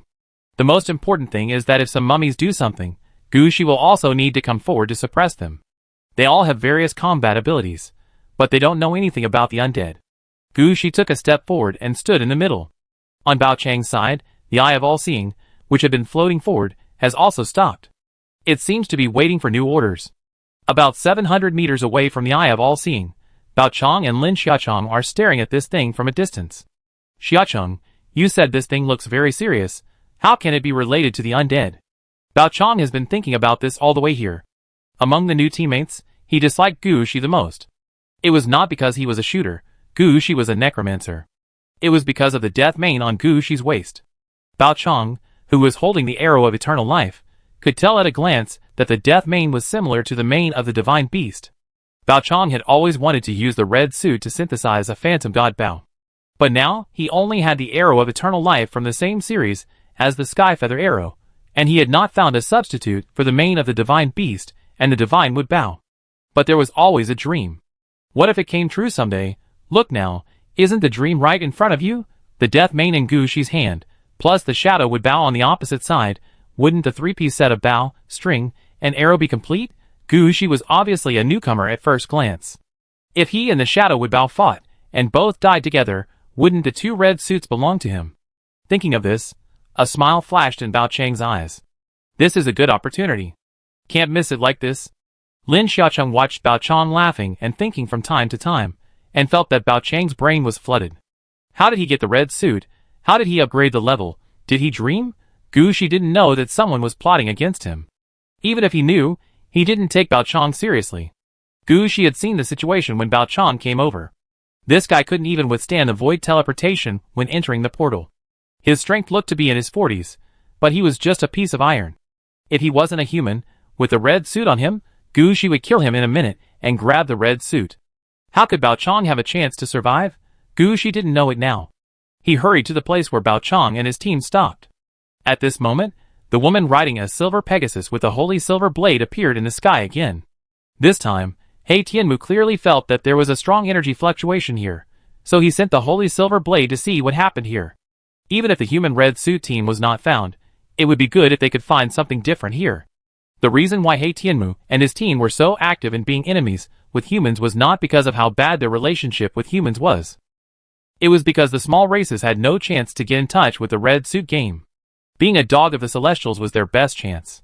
If they could find some strengthening props in the red suit game, it would be a great joy for them. So when they were looking for the human red suit team, they were also looking for good things in the red suit game world. Compared with Gu Shi and his team who were always on the road, He Tianmu and his team had gained more during this period. The biggest gain here is naturally the Holy Silver Blade. After all, the Holy Silver Blade has been flying around during this period of time, and you can see some good things from time to time. Although these things are not orthodox red equipment enhancement props, they are all materials equivalent to red quality. The value of these materials is much stronger than orange equipment. This time she happened to see a good thing, and was planning to see if she could get it. Unexpectedly, a message came from the black sky curtain, asking her to come over to check the situation. What's there to check? She has flown this road 7 or 8 times, and has never seen anything different. Saint Silver Blade thought as she flew along this road. Gu Shi reacted immediately. The enemy is coming. How far is it? Asen asked immediately. Because Saint Silver Blade needs to keep an eye on the situation below, her flying speed will slow down after flying to the designated area. Unlike global positioning, it can arrive in an instant. This time Asen also thought that Saint Silver Blade would fly slower like before, so she could make sure whether she should hide the person first or open the eye of all-knowing before the other party comes. But Gu Shi and the others never thought that Saint Silver Blade did not slow down when it was here in order to save time. When Asen was talking, a strong wind passed over their heads, and even blew up a lot of nearby trees. After the strong wind passed, Gu Shi shrugged and said something. It seems to have passed. Wait, no, Bao Chong, be careful, hide. At this time, Asen felt something was wrong. The flying speed of the Holy Silver Blade was too fast this time. Could she have seen something? No matter what, save the people first. We can't let the Holy Silver Blade find out the abnormality over there. After all, it has come to this point. At this time, Gu Shi also said something. Fortunately, the Holy Silver Blade appeared at this time. If she waited until we entered the mission site, and then appeared, then we really couldn't hide. As soon as Gu Shi finished speaking, the strong wind that had already gone far away suddenly stopped. Gu Shi and Asen looked at each other. Not good, the Holy Silver Blade found something. Ashen immediately raised the shield and rushed out, regardless of whether it would be exposed now. And Gu Shi narrowed his eyes, and the Fate Choice was activated. Fate Choice, delay the news that was spread out. Chapter 2756. After Gu Shi activated the Fate Choice, he felt the strong wind that had blown from the sky before coming again. Su Sheng, who had been standing beside Gu Shi, drew out his long sword and swung it towards the place where the strong wind was blowing. The next moment, the strong wind disappeared, and Su Sheng disappeared in front of Gu Shi. What's going on? Gu Shi's eyes condensed, but there was no hesitation in his movements. He had already made a move, so he didn't leave any chance for the enemy. Gu Shi stretched out his hand and slapped his waist, and the blood thread net spread outward immediately. Then the sky darkened rapidly, and Gu Shi activated the effect of the Night Blood Road, the head of the goddesses. Although the Night Blood Road is used to strengthen the troops under his command, it does not mean that the Night Blood Road cannot do other things. Just like what is happening in front of him, it is still possible to directly turn the surrounding environment into darkness. However, this is not a domain skill. Although it belongs to the path of promotion, its lethality is not strong. At most, it can prevent others from seeing the situation here. This is the effect that Gu Shi wanted. His destiny choice was activated, and the information transmitted by the Holy Silver Blade also paused obviously. Under normal circumstances, the information of the Holy Silver Blade should have been delivered to Haixianmu by now. And Haixianmu can also know where the problem is at the first time, and then use some means to bring several other red-clad players over. But because of Gu Shi's destiny choice, there was a little problem when the information was transmitted. Gu Shi did not stop the information from going to Haixianmu. Instead, it slowed down the speed of the information. I dare not say anything about the others, but Gu Shi can at least guarantee that Hei Tianmu will not get the information within 10 minutes. And for Gu Shi and his team, 10 minutes is enough to do many things. Give me 10 minutes. After saying that, a door made of dark spirit flowers appeared behind Gu Shi, and countless red silk threads popped out of the door and entangled Gu Shi. Wait, what do you mean by 10 minutes? Within 10 minutes, the information will not reach Hei Tianmu's hands. Gu Shi said directly, he is now planning to kill the Holy Silver Blade. It is impossible to kill him at this position, but it is not impossible to do it in the Fate line. No, 10 minutes is enough. Let's go to the Eye of All-Knowing. Asen said immediately.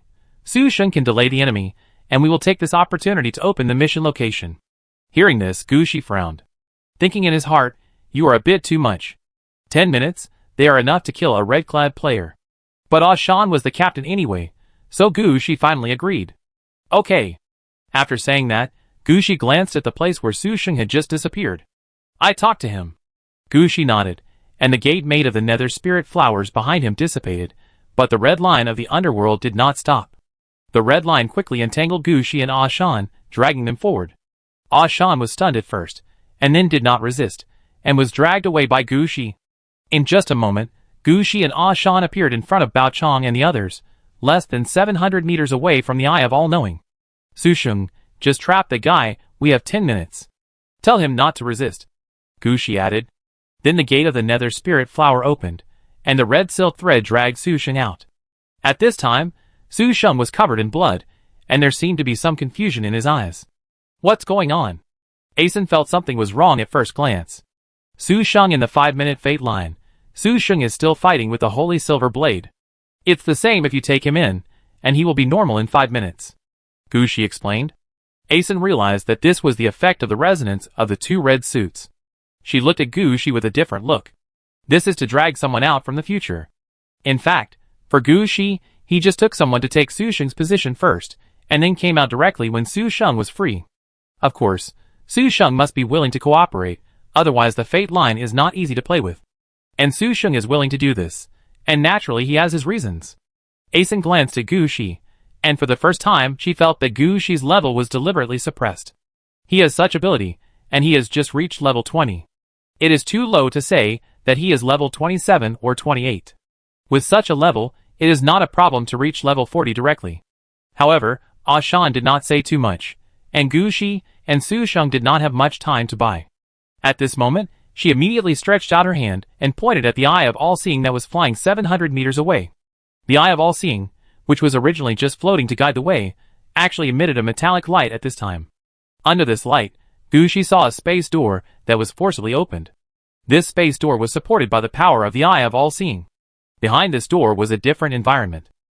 As far as Gu Shi can see, there are 7 places in total: the deep seabed, the deep swamp, the top of the snow-capped mountain, the volcanic magma, the desert mirage, the tropical rainforest, and the fog that shrouds everything. Part of the pyramid can be seen in each place. For example, the pyramids on the seabed and in the desert are complete, but one is refracted by the seawater and cannot be seen clearly, and the other is directly a mirage. The pyramids in the deep swamp and tropical rainforest only have a spire exposed. The pyramids in the fog and snow-capped mountains can only see a phantom, etc. Anyway, people know that there are pyramids here, but they cannot see everything inside clearly. Looking at the situation in front of him, Gu Shi asked, "What should we do?" "Find Set's pyramid, this is our goal. Among the 7 pyramids, only one is real. We only have one chance, and the power of the Eye of All-Knowing can only bring us out. If we miss it, we really miss it. By the way, according to the information I got, Set is the god of the desert. I know, I want to communicate with him." Gu Shi quickly understood what he was going to do. He nodded affirmatively, and then popped out the corresponding silk thread and ghost flower at the 7 locations. If it wasn't the right location now, Gu Shi wanted to release the Moonlight Undead directly to take a look. Now he could only use the silk thread of the Death Mane to go in first, and see if he can meet the mummy inside. After all, Gu Shi didn't know what Set was like, and he always had to find someone who knew to ask. After releasing the silk thread, Gu Shi closed his eyes and felt it. His silk thread quickly moved forward with the wind, and soon Gu Shi found the mummy in the swamp, rainforest, and other places. Although mummies cannot be subdued by the Death Lord, they will still communicate with the Death Lord. Under the simulation of the sacred moonlight, the Death Lord's skills were activated, bringing some news to Gu Shi. Chapter 2757. I have asked. The place that the Eye of All-Knowing is looking for is correct. The pyramid here belongs to Set. It's just that the situation is a little different from what we thought. According to the mummy, they are all priests of Set, and Set divided his body into 9 pieces and placed them in different pyramids. There are only 7 pyramids here, and 2 are hidden. Ah? Ashen looked at Gu Shi with disbelief. They all came here, and Gu Shi said that all the pyramids here are real. It's just that the things hidden inside are different. What should Asen think about this? Fortunately, Gu Shi is not the kind of person who does something when someone says something. Gu Shi found out everything clearly from the beginning. The 2 hidden pyramids are not the key is what they are looking for. One of the 2 hidden pyramids contains Set's body, and the other contains Set's origin. Those 2 are the real core of Set's pyramid. As for the other pyramids, they all contain things that Set had robbed, such as parts of other gods. Among them was the Eye of Horus. Ashen, what is our mission this time? Set's body. The origin? Or the Eye of Horus? This question stumped Asen. When she came here, she always thought she was looking for the real pyramid. She didn't think that their goal was not actually Set. Looking for the Eye of Horus. Asen paused and made a decisive decision. The pyramid on the top of the snowy mountain is said to be the closest to the sky, and the Eye of Horus is stored there. If we move faster, we can take the Eye of Horus before Set reacts. We may have time to go around other pyramids afterwards. Even if we move slower, we can complete the task. As long as we don't go to Set's 2 hidden pyramids. After hearing what Gu Shi said, Asen said decisively, I know, go to the direction of the snowy mountain. Asen also understood what she was doing this time. After getting the Eye of Horus, all the tasks are completed. To be honest, the task in front of her has nothing to do with Set. Whether Set is dead or alive, what does it have to do with them? If there is no relationship, why should they consider the authenticity of the pyramid? As long as they find what they want, it will be fine. Asen just didn't think about it at first. After being reminded by Gu Shi, she made a decision at the first time. Let's go to the snow mountain now. As soon as Asen made the choice, the road to the Eye of All-Knowing in front of her was fixed. A cold wind blew directly towards Gu Shi. Blown by the cold wind, Gu Shi found that the other pyramids disappeared directly in front of him. At this time, in front of Gu Shi and the others, there was only an iceberg made entirely of snow and glaciers. I lead the way. As soon as Asen saw this situation, she went forward immediately. When she passed the Eye of All-Knowing, she also stretched out her hand and touched the Eye of All-Knowing. With this touch, the Eye of All-Knowing began to fly forward again. Bao Chong stood up immediately. Captain I. You are fast, you follow first, but be careful, the road above is all ice and snow, it is not easy to walk. Ashen let Bao Chong go first. At this time, Gu Shi also said, don't attack if you encounter a mummy. I just communicated with them. They are temporarily neutral. Bao Chong glanced at Gu Shi and didn't say much, just nodded. After Bao Chong entered, the Eye of All-Knowing turned on the full speed mode. The moving speed was so fast that only people like Bao Chong could keep up from a distance. If Gu Shi followed the large group, there would be no way to keep up with the Eye of All-Knowing at the fastest speed. This is also the inconvenience of team exploration. Sometimes there are things that you can't decide. Fortunately, Ashen didn't delay for too long. After arranging everything, Ashen took Gu Shi and others into the passage opened by the Eye of All-Knowing. After they entered, the passage in front of them closed quickly, and no shadow could be seen. If no one brought another all-seeing eye, the passage to the Set pyramid would not be opened again. Even if it was opened again, it would be useless. There were 9 Set pyramids in total, and although 2 were hidden, there were only 5 enemies in the 7-choice situation, and the chances of them finding Gu Shi and his men were not high. Even if they split up their troops and tried their luck to find Gu Shi, as long as they split up their troops, in a 5-on-1 situation, Gu Shi might really kill the red-clad player chasing after him. You know, because of Asen's suppression, Gu Shi was already very eager to take action. If Su Sheng hadn't taken the initiative to attack the Holy Silver Blade this time, Gu Shi might have taken action. After all, in Gu Shi's opinion, the head of the Holy Silver Blade has great potential to be sent to the Temple of the Gods. Before entering the Snow Mountain area, Gu Shi first took a look around. This is actually a huge iceberg shrouded in fog. Standing in Gu Shi's position, he could feel the mountain pressing down on him. This feeling made Gu Shi quite powerless. However, he also understood that this was the Red Dress Game world, and it was normal for something different to happen here. Now he just had to find the pyramid. The rest had nothing to do with him. As for the mountain in front of him, Gushi would have a chance to conquer it in the future. Asen didn't think so much. After she looked at the marks left by Bao Chong and Lin Xiaocheng, she quickly went up. At Gushi's level, most players have very high basic attributes. Even some non-professional skills, everyone has learned one or two. A mountain like this one in front of us, at first glance, feels very stressful. But when we really prepare to start climbing, everyone has their own methods. For example, Asen can throw the round shield in his hand outwards, and step on it to move upwards. And Gushi flew up directly. If he had not followed Asen's team, Gushi could even send himself directly to the vicinity of the Eye of All-Knowing. As for Su Sheng, he was the strongest one. He walked forward step by step. He looked ordinary, but he could easily follow behind Gushi and the others, neither surpassing nor falling behind. Just like a ruler, he kept walking at a certain distance from Gushi and the others.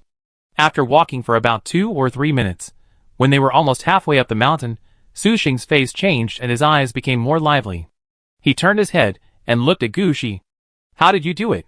Chapter 2758. Double Red Equipment Resonance Effect. As long as you understand the logic of the fate line, you can move your idle time period to other places. When you are idle, you can fill in the position. It's a very normal idea. Gushi understood what Su Sheng wanted to ask. He smiled and didn't explain too much. Instead, he asked, "Did you kill the Holy Silver Blade?" "No, he was just seriously injured. He will be fine after upgrading. You can even kill it again immediately." Su Sheng was a little unhappy. He used several big moves, but they were all resolved by the Holy Silver Blade. If it weren't for this, he could fight a weak chicken, like the Holy Silver Blade 30 to 70, and kill 7 in 3 minutes. Su Sheng was a little unhappy that he didn't kill the enemy this time. "Gushi, do you have any solution?" "No, you can play with the fate line, but you can't play with it randomly. You can't go back to the past line to kill the living people." "No, I want to ask, when I fight, can you send the people I have when I'm idle to help kill the enemy together?" Su Sheng is not concerned about going back to the past timeline to kill the people who shouldn't die, but is considering another problem. "But you can.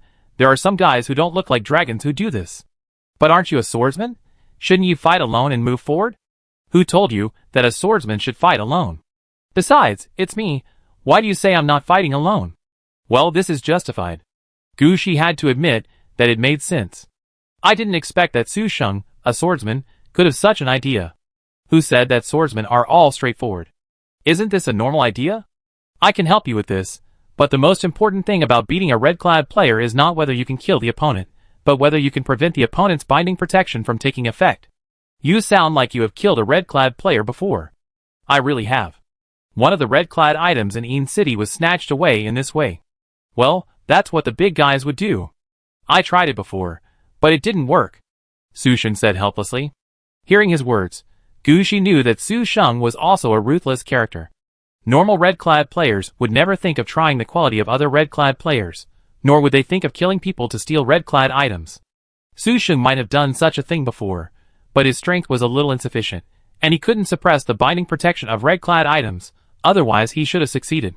Next time we have a chance to go together, kill a few more, and we split the spoils. When encountering such a person, Gushi is also happy to make friends with him, just in case there is a chance to fight red equipment in the future. Although Gushi also believes in his own strength, he can handle even 2 red equipment players. But one more friend is always better than one more enemy, right? So Gushi and Su Sheng talked more naturally. Gushi talked about his own experience, which is how to deal with the problem of red equipment binding protection. For example, Mr. June directly suppressed it with the earth. And Gushi can delay the effect of the red equipment binding protection burst. Although it can only be delayed for a few minutes, for red equipment players, a few minutes is enough. The binding protection of red equipment is for the whole world or the whole game. If the red equipment player does not care, he can send the red equipment that is about to explode to a certain game. As long as the binding protection effect explodes, and the accumulated energy is consumed, the red equipment can become ownerless. As for the selected game, it is actually not important. For Gushi, it may still be a good thing.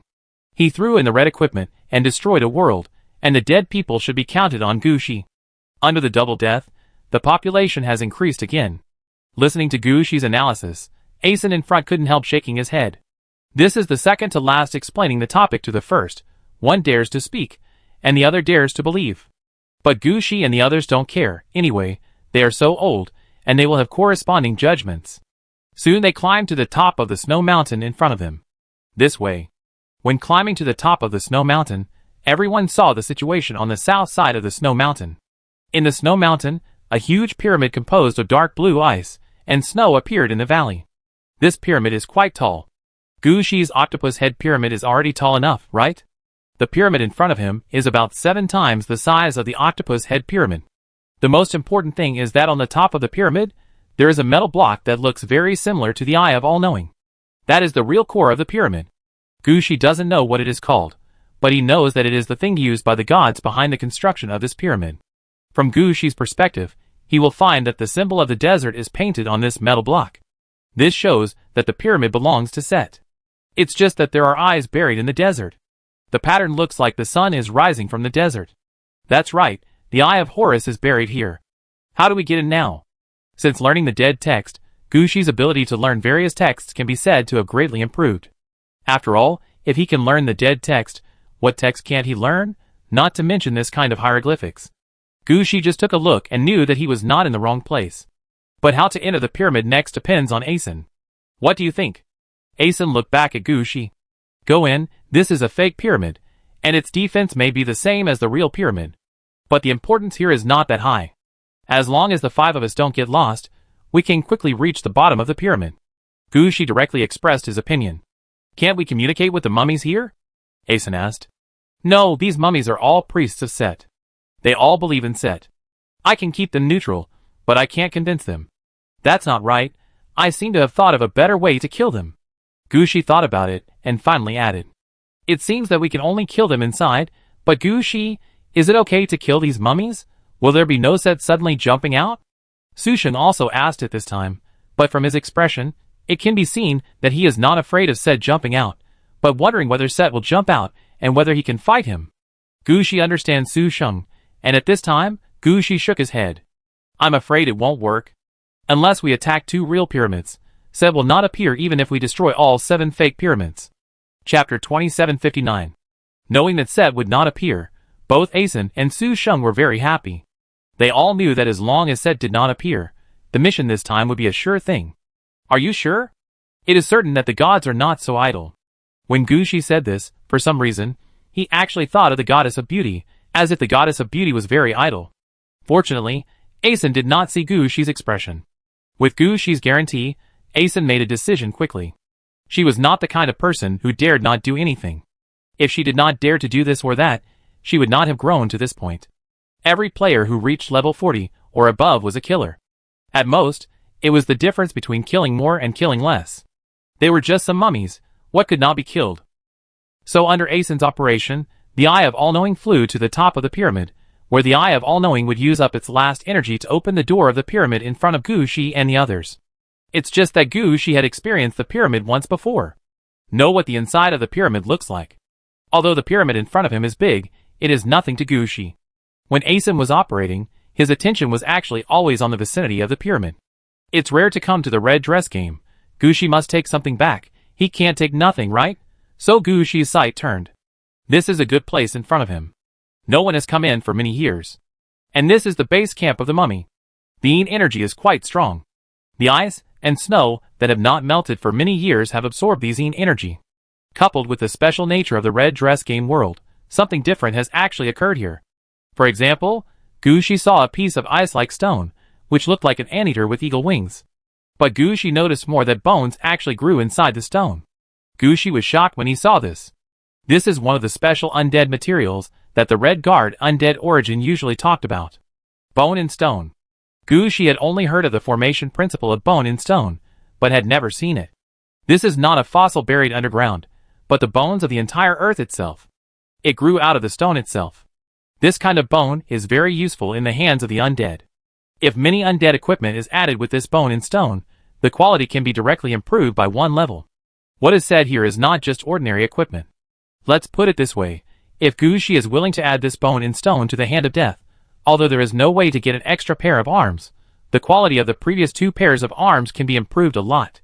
Not to mention other things, the corresponding ghost prison space will become much larger. If it should be said, This can be regarded as a red road reinforcement material commonly used by the undead. This is a good thing. You can't see it normally. I didn't expect there would be such a big piece here. Gu Shi glanced at Ashan. Ashan also understood Gu Shi's thoughts. You can take away the things you found and got yourself. After all, it depends on your eyesight. Gu Shi smiled, and the death mane flicked lightly, and brought back the stone bone.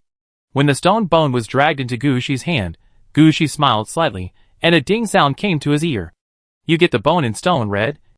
Bone in stone, red bones that grow automatically from the earth are the transformation of the essence of the earth. They can be used as a reinforcement item for earth or death type red equipment, and can enhance the progress of a certain road of red equipment by 10%. Then his face became a little solemn. Because Gu Shi found something different under this bone in stone. What's wrong? Is there something wrong with the pyramid? Ashen reacted the fastest, and she asked immediately. Now the door of the pyramid has not been opened, and the mummies nearby are still in a neutral state. No one has taken action yet. If there is any problem, then Ashen will immediately issue a new order. Unexpectedly, Gu Shi flew to the position where he had just got the bone in stone. Looking at the position where the stone was moved, Gu Shi stood for a long time and was unwilling to move. In Gu Shi's mind, a map quickly flashed.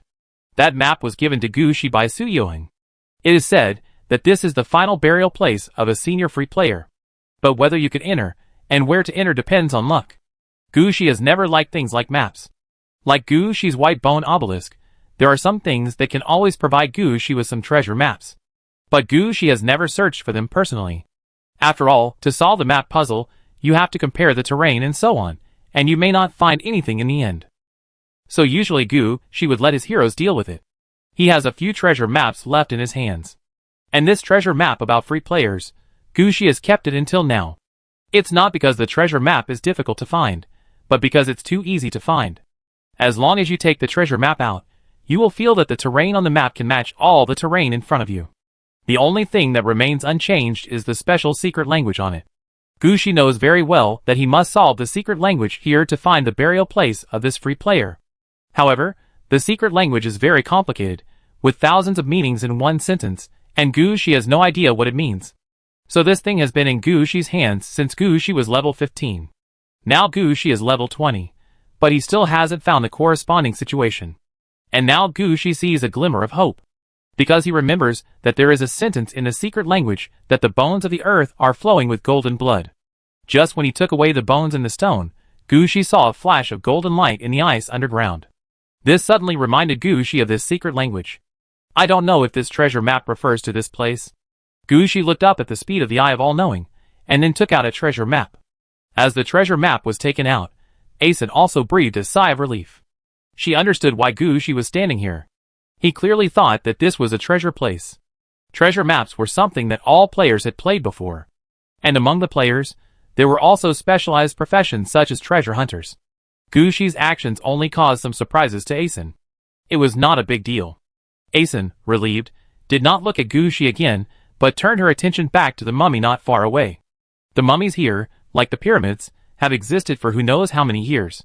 Each of them has the strength of a demigod or even a mythical level. But even if they have the strength of a mythical level, they only have one red road, and they are not the strongest mythical soldiers.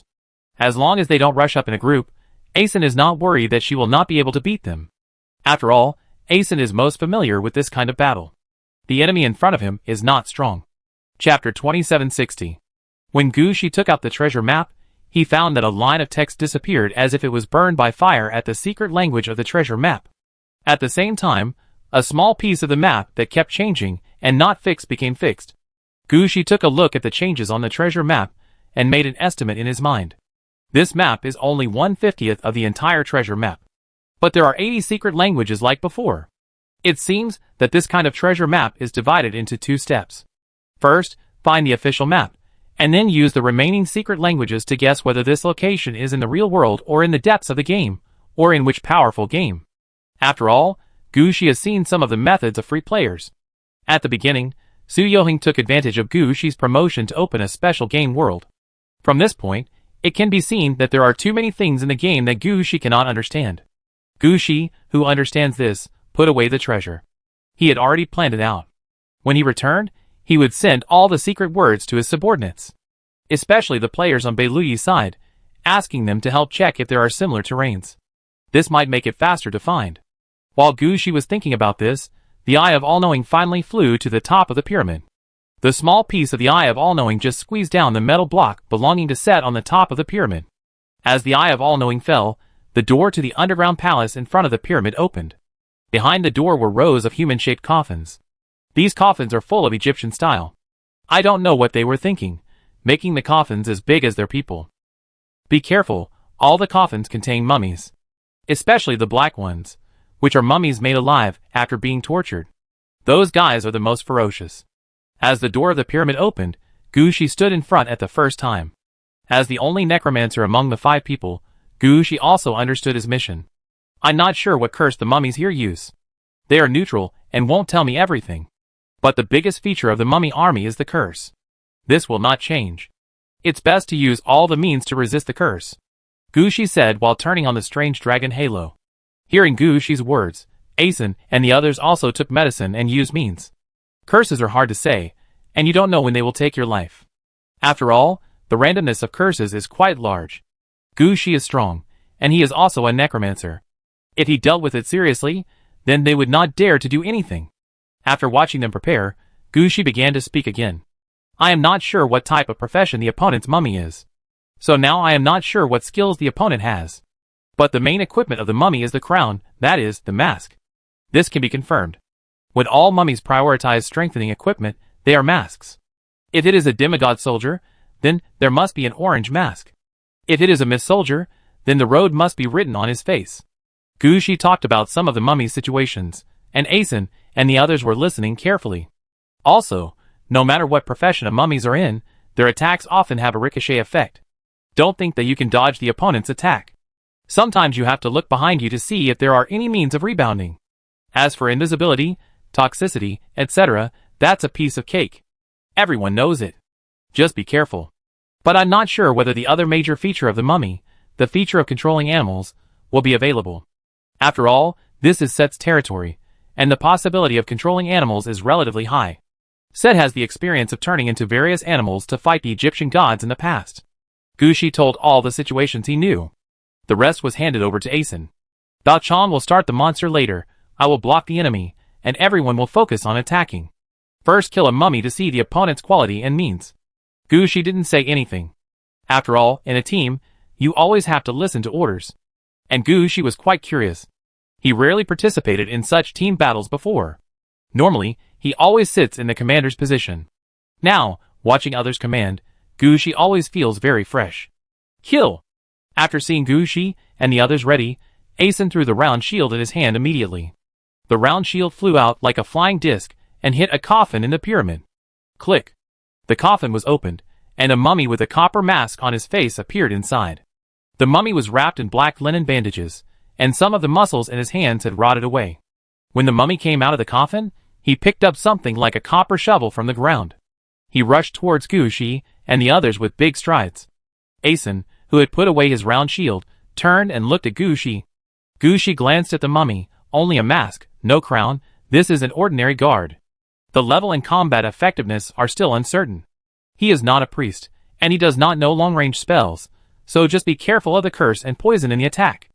Gushi said, as he stretched out his hand and flicked it, and the red string of death cut to the mummy's feet. Bao Chang's attack speed was faster, and he raised his hand and shot an arrow. When the arrow was shot, Gushi only felt a thunder in his ears, as if the electromagnetic cannon was launched, and then a light arrow pierced the mummy's mask. Bang! The mummy's head shattered on the spot. The headless mummy took 2 steps forward and knelt on the ground, unable to move. Gushi retracted the dead string and looked back at Asen. I lead again. Don't be careless. Bao Chong, don't use your ultimate move at the beginning. I want to determine the opponent's combat effectiveness. Bao Chong said, oh, and did not use his arrow of immortality again. The subsequent battles have always been using ordinary shooting methods. In this way, under Gushi's reminder and Asen's experiment, Gushi and his team finally determined the situation of the mummies in the pyramid. All mummies are strong demigods. They are powerful troops that do not follow the demigod route and have their own promotion route. It feels a bit like the bloody road in the night to Gushi, which is a route unique to Set. Ordinary soldiers without crowns are stronger than demigods, but weaker than mythical levels. And the royal mummies with crowns are equivalent to mythical troops that master 2 roads. As for the existence of the pharaoh, it cannot be seen for the time being because it has not been hit inside. But it can be confirmed that they will not be weaker than Gu Shi's red guards. The enemy is not strong. As long as we are not surrounded, and there is no danger, let's go! Chapter 2761. Ashen is right, the mummies here are not very strong. As long as they surround them in one go, they are not difficult to beat. Ashen and his team don't even need to use their red suits, they can kill these mummies with their most normal attack methods. Gu Shi and his team didn't rush in directly, but lured the mummies outside one by one. Soon, all the mummies at the main entrance of the pyramid were killed. After killing the enemy's mummies, Gu Shi raised his hand, and the Night Blood Road was activated. Several undead servants and undead laborers appeared quickly. Just follow them. Ashen knew at a glance that this was the method of the undead. This is obviously the undead made of the mummies in front of him. Although I don't know why the undead looks like this. But they don't know much about the methods of the necromancer. Gu Shi said it's okay, so it's okay. At most, Ace inside there. The necromancer is really convenient. The remaining players also nodded there. Although they were wearing red clothes and had various powers in the real world, they were really no match for the necromancer. At least, they had no way to let their men go forward to die. Soon these undead rushed into the pyramid. They were all mummies. Although they did not become new mummies, they still inherited the level and combat power of the mummies. The most important thing is that they have memories of the inside of the pyramid. They are very clear about the terrain inside the pyramid. Sending them out, they can quickly find the correct path inside the pyramid. You should know that Gu Shi's previous explorations of the pyramid were not very good. Each time he either got lost or encountered various traps. This is the difference between having someone to lead the way and not having someone to lead the way. Now that someone is leading the way, Gu Shi and his team can avoid many risks. After a while, Gu Shi and his team had already entered the first level of the pyramid. Having experienced several trips to the pyramid, Gu Shi has already understood the situation of the pyramid. It can be said that Gu Shi has now mastered the situation of the pyramid in front of him. At present, there is no way to grasp the number and combat effectiveness of the enemy, and the others are not taken seriously by Gu Shi at all. It can be said that if it were not for Asen leading the team, Gu Shi could come alone. He had no need to follow Asen and his team. When Gu Shi was thinking this, Asen's face became solemn. Gu Shi, what level is that? Gu Shi looked in the direction pointed by Asen, and he found a strange animal lying in the hall on the first floor. This animal looks like an enlarged, petrified, and snow-covered anteater. Its large body and long nose make it look uglier than a patchwork monster. But the size and smell of this anteater are obviously not right. It is big, but it is just skin and bones. But it is small, but its bones are as big as mammoths. Fake red suit level, not sure if it is red suit how to fight.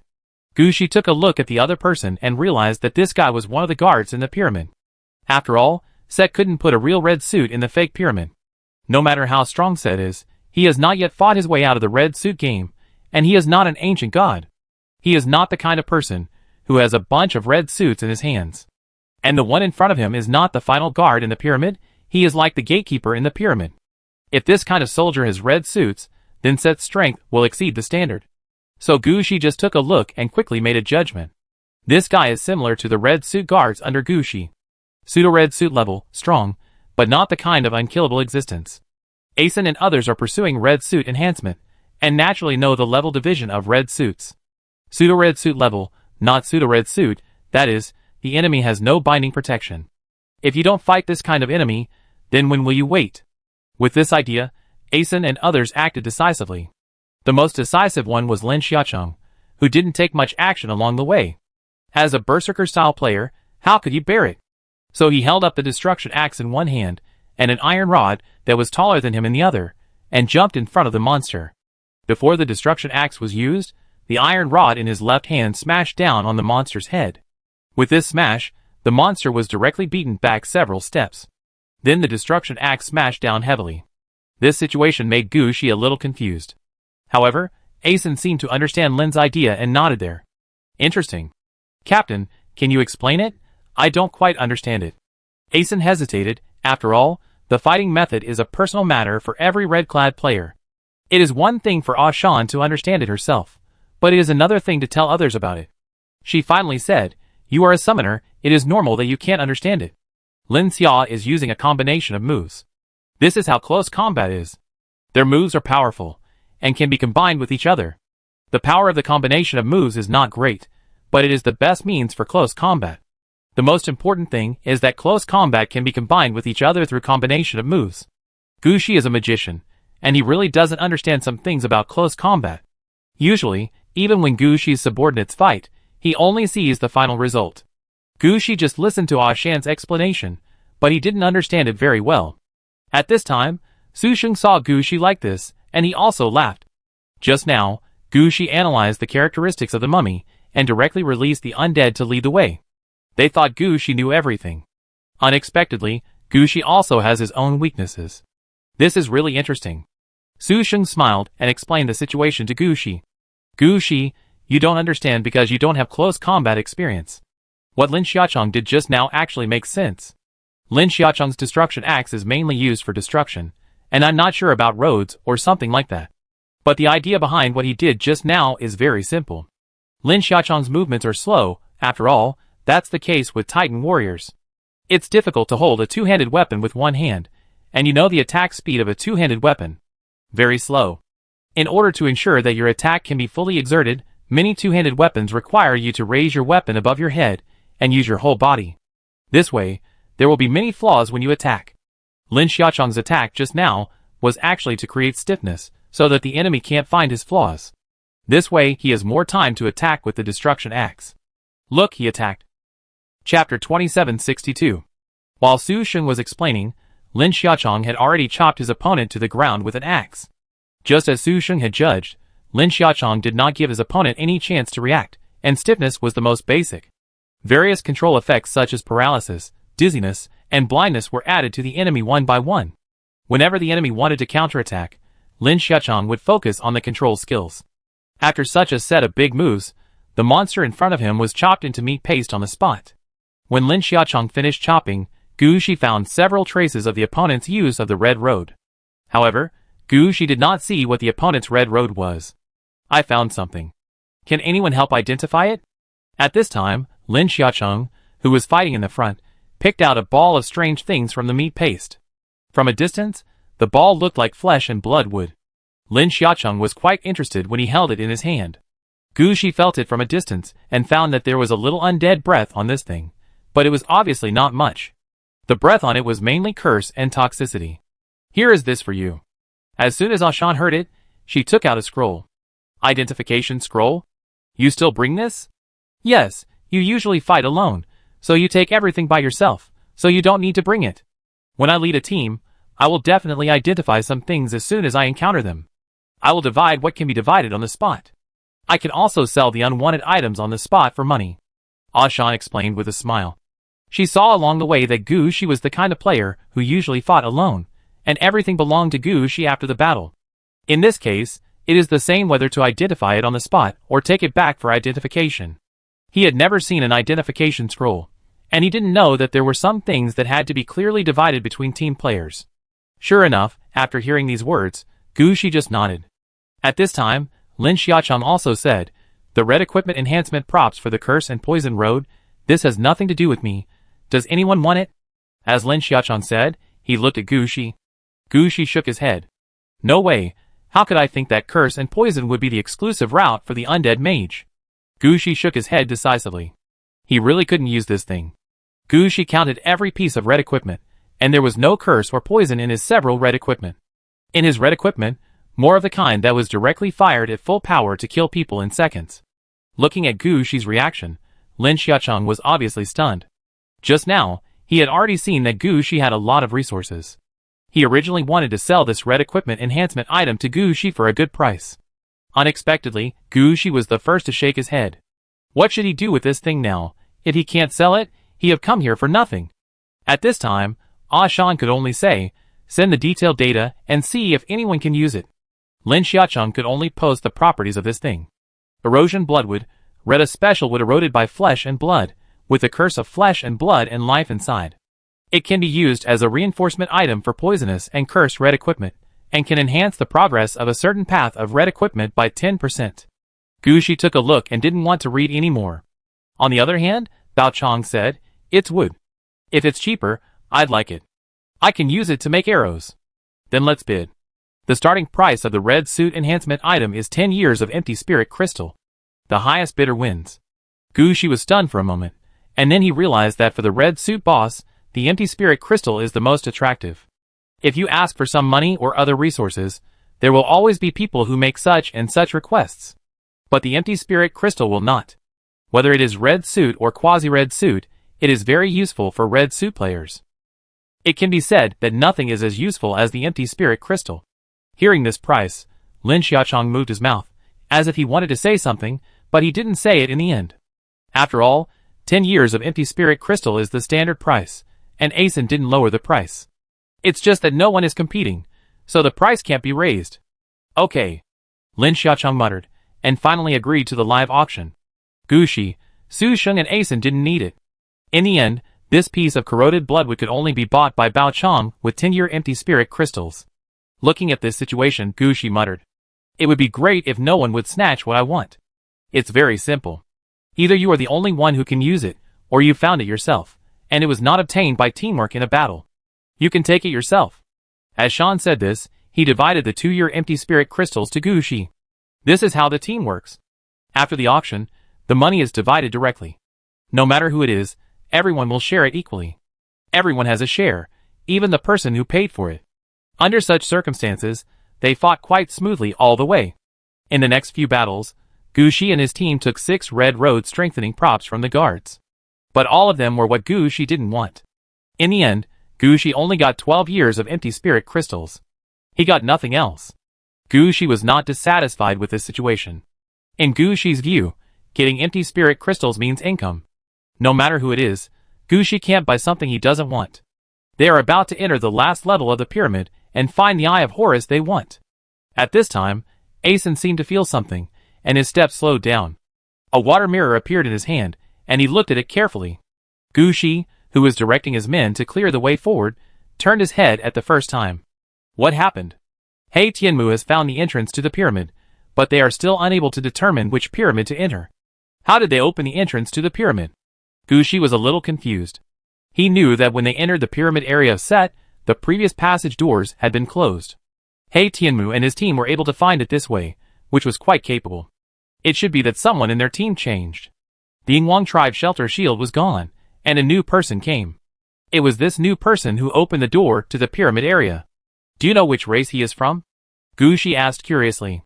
People who can be brought in alone must be capable. Otherwise, a mature team would not change people casually. I can't see it. There is a triangle on his head.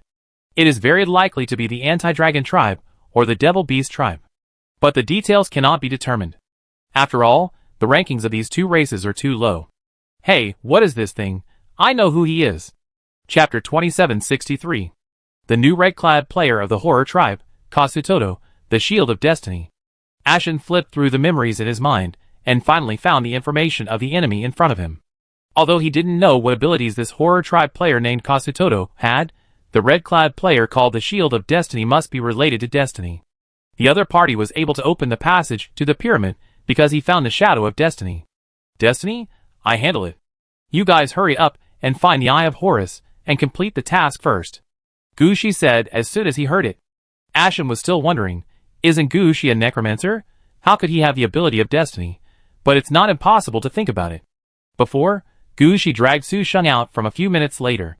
This shows that Gu Shi has the ability to influence the Destiny line. How long can it be delayed? How long can it be delayed? Gu Shi was stunned for a moment. He didn't want to delay anyone, he wanted to go over and kill people. But looking at Ashen's question, Gu Shi finally said, 1 hour. That's enough. Asen calculated, we are about to enter the bottom of the pyramid. Even if the defending boss is strong, half an hour is enough for 4 to fight one. As long as we get the Eye of Horus, we can quit the game immediately. 1 hour is enough. After that, Asen said seriously, you can hold He Tianmu and the others back for an hour until the task completion prompt pops up. After the task is completed, we will go out and calculate the distribution of the various things we have gained from the battle. I won't let you suffer. I'm fine, Gu Shi said lightly. At this time, Gu Shi's heart had already run to the enemy of the horror tribe. Gu Shi had obtained the ability of Fate for quite a long time. After obtaining the Nether Spirit Flower, Gu Shi used the ability of Fate in various ways. But Gu Shi had only experienced a real fight with the red-dressed person who controlled fate once. That time, Gu Shi suffered a big loss. This time, Gu Shi did not let the other party go. When looking at Su Sheng and the others, Gu Shi noticed that Su Sheng and the others smiled and nodded to him, and Gu Shi understood that they agreed with Asen's statement. So Gu Shi greeted everyone, and then a door made of nether spirit flowers appeared behind Gu Shi, and countless red silk threads popped out of the door, dragging Gu Shi into the void. After Gu Shi left, Su Sheng said, "Every time I see such an ability, I envy it so much. If I had such a skill, I could go wherever I want and kill whoever I want. That's a double red equipment resonance skill. If you want to have such ability, you must at least get another red equipment," Ashen said with a smile. "What's so difficult about this? If I can upgrade the long sword from gray to red, I can upgrade another gray equipment to red quality. I won't take so many deeters this time." When Su Sheng spoke, the long sword in his hand also flashed a cold light, indicating that he agreed with Su Sheng's words. At this time, Gu Shi had also returned to the Temple of the Gods. With the effect of the Temple of the Gods shielding all the coveted fate, Gu Shi quickly cleaned up the fate line on his body. After all, we have to fight against enemies who have red suits of destiny. We always have to clean up the flaws on our bodies. We can't attack with too many flaws. As for whether the enemy has a red suit of destiny, Gu Shi didn't doubt it. It's called the Destiny Shield Armor, so it can't be a red suit that strengthens defense. After cleaning the fate line on his body, Gu Shi began to think. There is no problem in dealing with these people. But the timing of attack must be considered. Just when returning to the Temple of the Gods, Gu Shi had seen 3 time nodes on the fate line. The best one is when Kasutduo opens the passage to the set pyramid, and the 5 people of Black Sky Curtain enter the pyramid area. At this time, Gu Shi can control the fate line and send them separately to different pyramids. After that, Gu Shi can face one or several of them head-on according to his needs. There is an advantage of this time node, that is, it is very easy to separate people. As long as they are separated, the fight will go smoothly. As for the remaining 2, one was when they were on their way here. At that time, He Tianmu and his men came from all directions, and there was no one to protect the beast man. It was the best time to take action. The other was when Gu Shi and his men had just opened the passage to the set pyramid. At this time, the fluctuations in the pyramid passage would attract He Tianmu's attention. It was at this time that Kasutduo exchanged with He Tianmu's original subordinates. Before the Beastman entered the Red Dress Game world, blocking the other party's passage to the Red Dress Game world first could block the other party from entering the Red Dress Game world for a period of time. But there is a problem with the last 2 points, that is, the current reality is that the Black Sky has arrived at the portal of the set pyramid, which means that things have already happened. Gu Shi cannot stop what has already happened. All he can do is delay time. If the last 2 time points are chosen, Gu Shi can force Kasutduo to stay for 3 to 5 hours. Let Asen complete the task, get the Eye of Horus and run away. Choosing the first node is different. Future things have not happened yet. Kasutduo can die or live, no one can be sure of this. Gu Shi can completely drag Kasutduo to a quiet place, kill Kasutduo, and take away his red clothes. Of course, there is also a problem with the first node. Time is too tight, and Gu Shi may have problems in operation. After all, the most important thing now is to ensure that Asen and others complete the task. If Black Sky and others run in, it would be fine if they don't meet Asen and others. If they meet, things will change again. Don't think that this kind of thing is impossible to happen. In fate, anything can happen. Gu Shi has suffered from fate. He doesn't want to suffer from it again. So after seeing the 3 time nodes, Gu Shi hesitated. When Gu Shi first came out, he was thinking about killing Kasutduo. But now, Gu Shi began to think about his teammates. How about a gamble? Gu Shi narrowed his eyes slightly. He could do some things about fate, but he was not sure about the micro-manipulation of fate. Finally, Gu Shi sighed and understood the helplessness of Asen when he made his usual choices. Under Gu Shi's operation, the passage of the set pyramid that was slowly opening was quickly closed. He Tianmu and the others left the passage of the set pyramid tower in a daze and rushed in the designated direction. He Tianmu, who was on his way, stopped. Wait, haven't I arrived? Chapter 2764. Only the Holy Silver Blade has arrived, and the Fate Shield has been caught in the space-time storm by accident, so it will not be able to arrive within an hour. Just when He Tianmu was puzzled, a voice sounded behind him. At this time, He Tianmu turned around and found that Gu Shi was standing about a kilometer away from him. For players in battle, this position is not far. If it were 2 agile players, they might have rushed to the enemy in 1 or 2 seconds. Gu Shi was not sure what profession He Tianmu was in front of him, so he stayed as far away as possible. When He Tianmu turned around, Gu Shi also took a look at this lackey of the celestial race. He Tianmu did not belong to the celestial race, but was a big boss of other races in the real world. He Tianmu was the leader of the blood breath race, which was not ranked high in the real world. They mainly did some small businesses in the real world and survived as mercenaries. And the small business they did was actually blood. The Blood Breath clan is a life-enhancing race. They can turn blood into blood bottles to restore life for other players or races. Their clan name is also derived from this reason. The meaning here is actually that blood replenishment and rest can restore everything. It is also for this reason that most of the Blood Breath clan are white-robed priest-type magic professions. The same is true for the Black Sky Curtain in front of him. Although he is holding a red equipment called the Black Sky Curtain, he is dressed in white. Even his hair is gray and white, and the blood vessels under the white skin can be seen. There are only small pupils in his eyes, and the rest of the eyes are all white. 1 hour. He Tianmu thought as he drew out his weapons, a short staff and a lantern. The power of fate again? Hey, how did you know? I received her message when the delivery came back. Later, I checked and found that the way the message was sent was correct, but it was always a step behind due to various coincidences. When it was delivered, it was already more than 10 minutes late. There must be something wrong here. I asked someone to check and found that this coincidence was a means of fate. It seems that you were the one who took action before. Gu Shi understood as soon as he heard it. There was a reason why He Tianmu in front of him would become one of the 3 lackey teams under the Tianren clan. He, like Asen, was a suitable captain. Once he found a problem, he could immediately analyze the cause of the problem and quickly transferred the right people. From this, we can see his thoughts and connections. Such a player is not so easy to deal with. So you found someone who plays with fate? You won't play him to death? Aren't you unsure? Hearing this, Gu Shi's face turned ugly. It's not that he is unsure, he just learned to compromise from the captain. As a result, this guy actually mocked his sacrifice for the team, so you might as well not live. Gu Shi immediately popped out the death mane at his waist, and the death string immediately cut towards He Tianmu. When Gu Shi made his move, a shadow appeared behind He Tianmu, and he stepped back and quickly retreated into the shadow. He Tianmu also understood that Gu Shi came to find him this time, because he was the team leader. When he encounters something, he has the power to make temporary decisions. When he finds that the situation is not right, He Tianmu can temporarily change the plan and the direction of advance. So when Gu Shi adjusted his fate, he also needed to trap him. However, He Tianmu also understood one thing: Gu Shi would come, which means that they must have found Gu Shi's team soon. Only in this way would Gu Shi jump into the fate line to delay time. He could not control the matter of fate, but he had heard of some situations. That is, some things on the fate line can only be changed slightly, not greatly. Just like you will be injured in fate, then you may be slightly injured or seriously injured, but it is impossible to be uninjured or die directly. In other words, Gu Shi can delay time, but he can't stop them from rushing to Gu Shi's mission location. This is the key. It's very simple to break this situation. Find Kasutodo and let him deal with it. Only fate can deal with fate. He Tianmu thought so at the beginning, and he still thinks so now. He Tianmu's idea was correct, but he made a mistake in his estimation.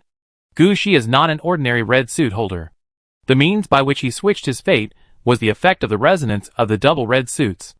It was for this reason that Gu Shi was able to trap Kasutodo. In addition to the double red suits, there was also an exclusive red suit behind Gu Shi. This was Gu Shi's ultimate weapon. As soon as He Tianmu released the shadow and wanted to retreat, he felt that the surroundings suddenly became bright. His shadow was dispelled on the spot, and the moonlight fell directly on his head.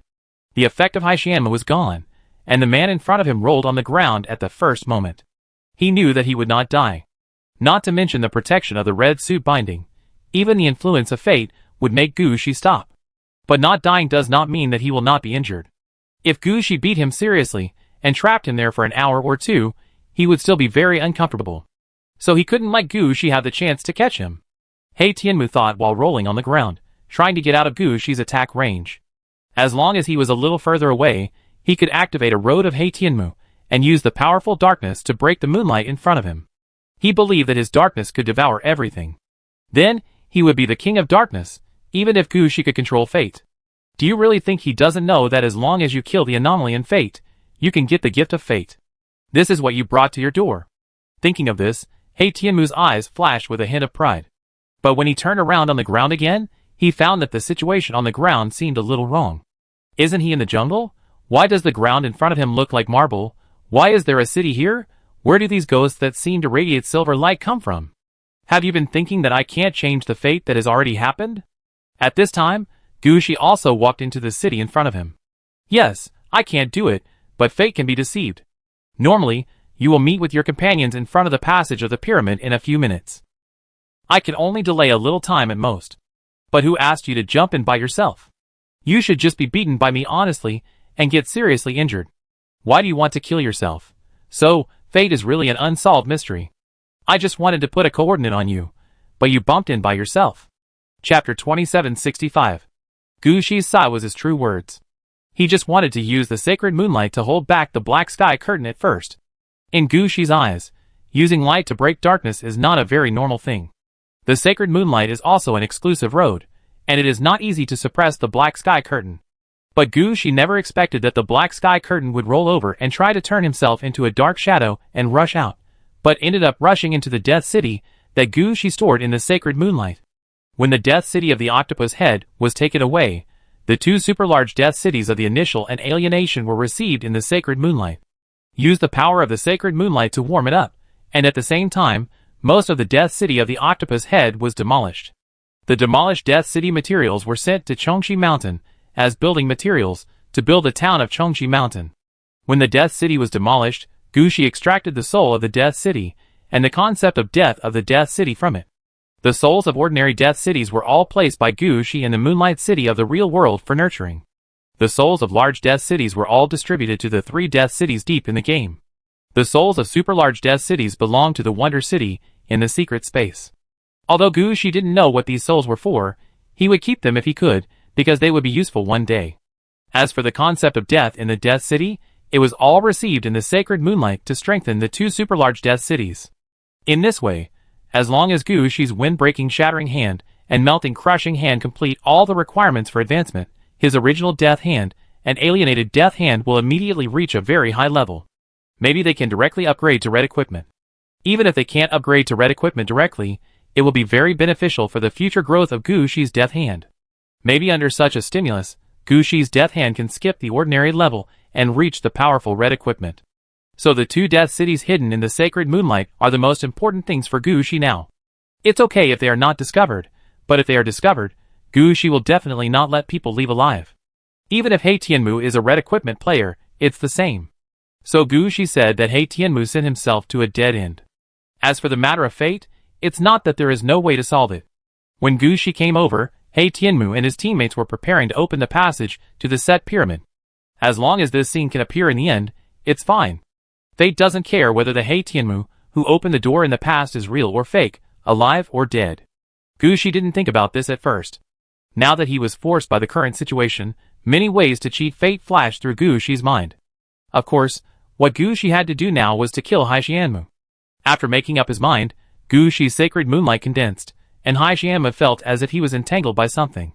When the moonlight fell on him, he only felt as if he was soaked in glue, and his movements would be a few minutes slower.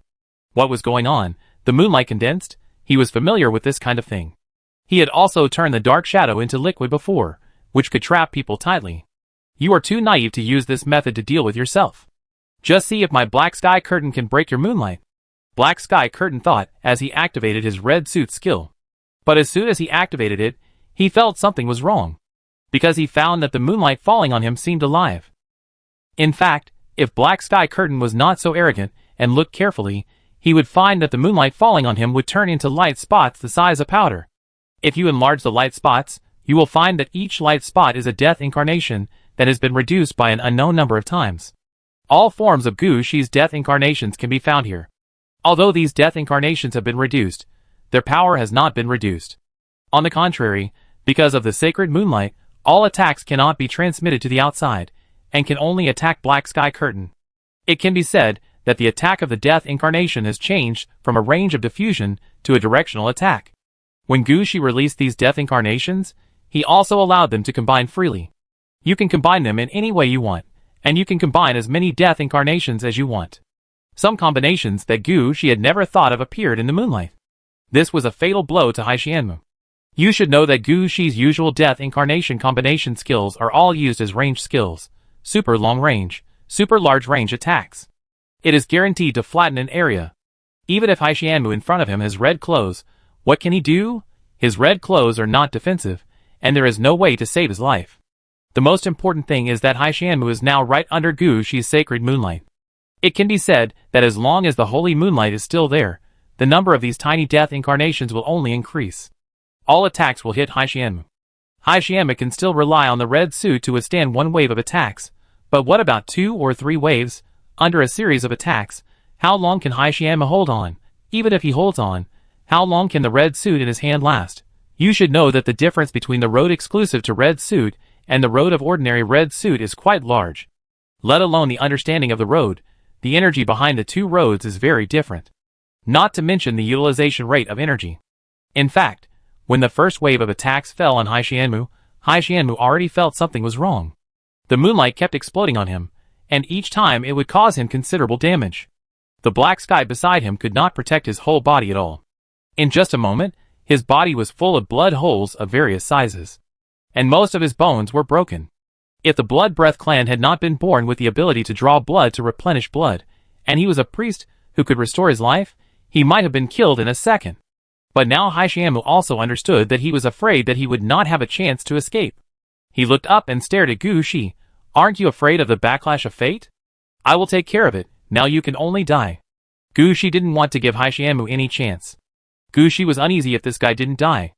After saying this, Shi just pressed his hand forward, and the incarnation of death in the sacred moonlight attacked again. At this time, Haixianmu was also fierce. He injected all his energy into the red suit, preparing to strengthen the effect of the red suit's binding protection. Even if he died, he would drag Shi away with him. Chapter 2766. Darkness devours. As countless death incarnations transformed by the sacred moonlight hit Haixianmu also roared. This was his last voice in this world.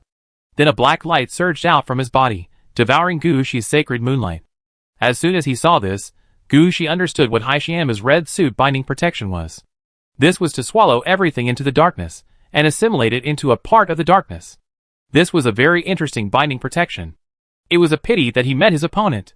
When the darkness wanted to swallow everything, a moonlight fell from the sky, squeezing the darkness in front of him from all directions. Under the squeeze of the sacred moonlight, the darkness that was originally going to spread outwards actually slowly shrank. However, this darkness seemed to have spirituality, and did not give up, but shrank a little, preparing to use greater force to attack the outside. If Shi only had the protection of the nether spirit flower, or the death mane in his hand, this wave of impact might have broken through Shi's defense line. But this is the leader of all goddesses, and it is the only red dress road that Shi has reached the exclusive level. Then there is nothing to say. The darkness devoured and attacked several times, and all were dissolved by the silver moonlight. Finally, the power of darkness became smaller and smaller under the silver moonlight, and finally shrank into a point, and exploded in the moonlight with a puff. Shi saw a small group of black mushrooms that were not even the size of a thumb blooming in the moonlight, and he knew in his heart that the binding protection of the black sky curtain was gone.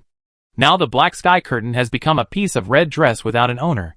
However, at this time, Shi clearly felt that the fate lines around him were constantly fluctuating. This fluctuation was extremely strong, and there was a feeling that Shi was dragged into fate, and made Shi a part of fate forever. Shi understood that he had done a big thing this time through the power of fate. This kind of thing would definitely be bigger than the time when he got the griffin black throne with the golden apple.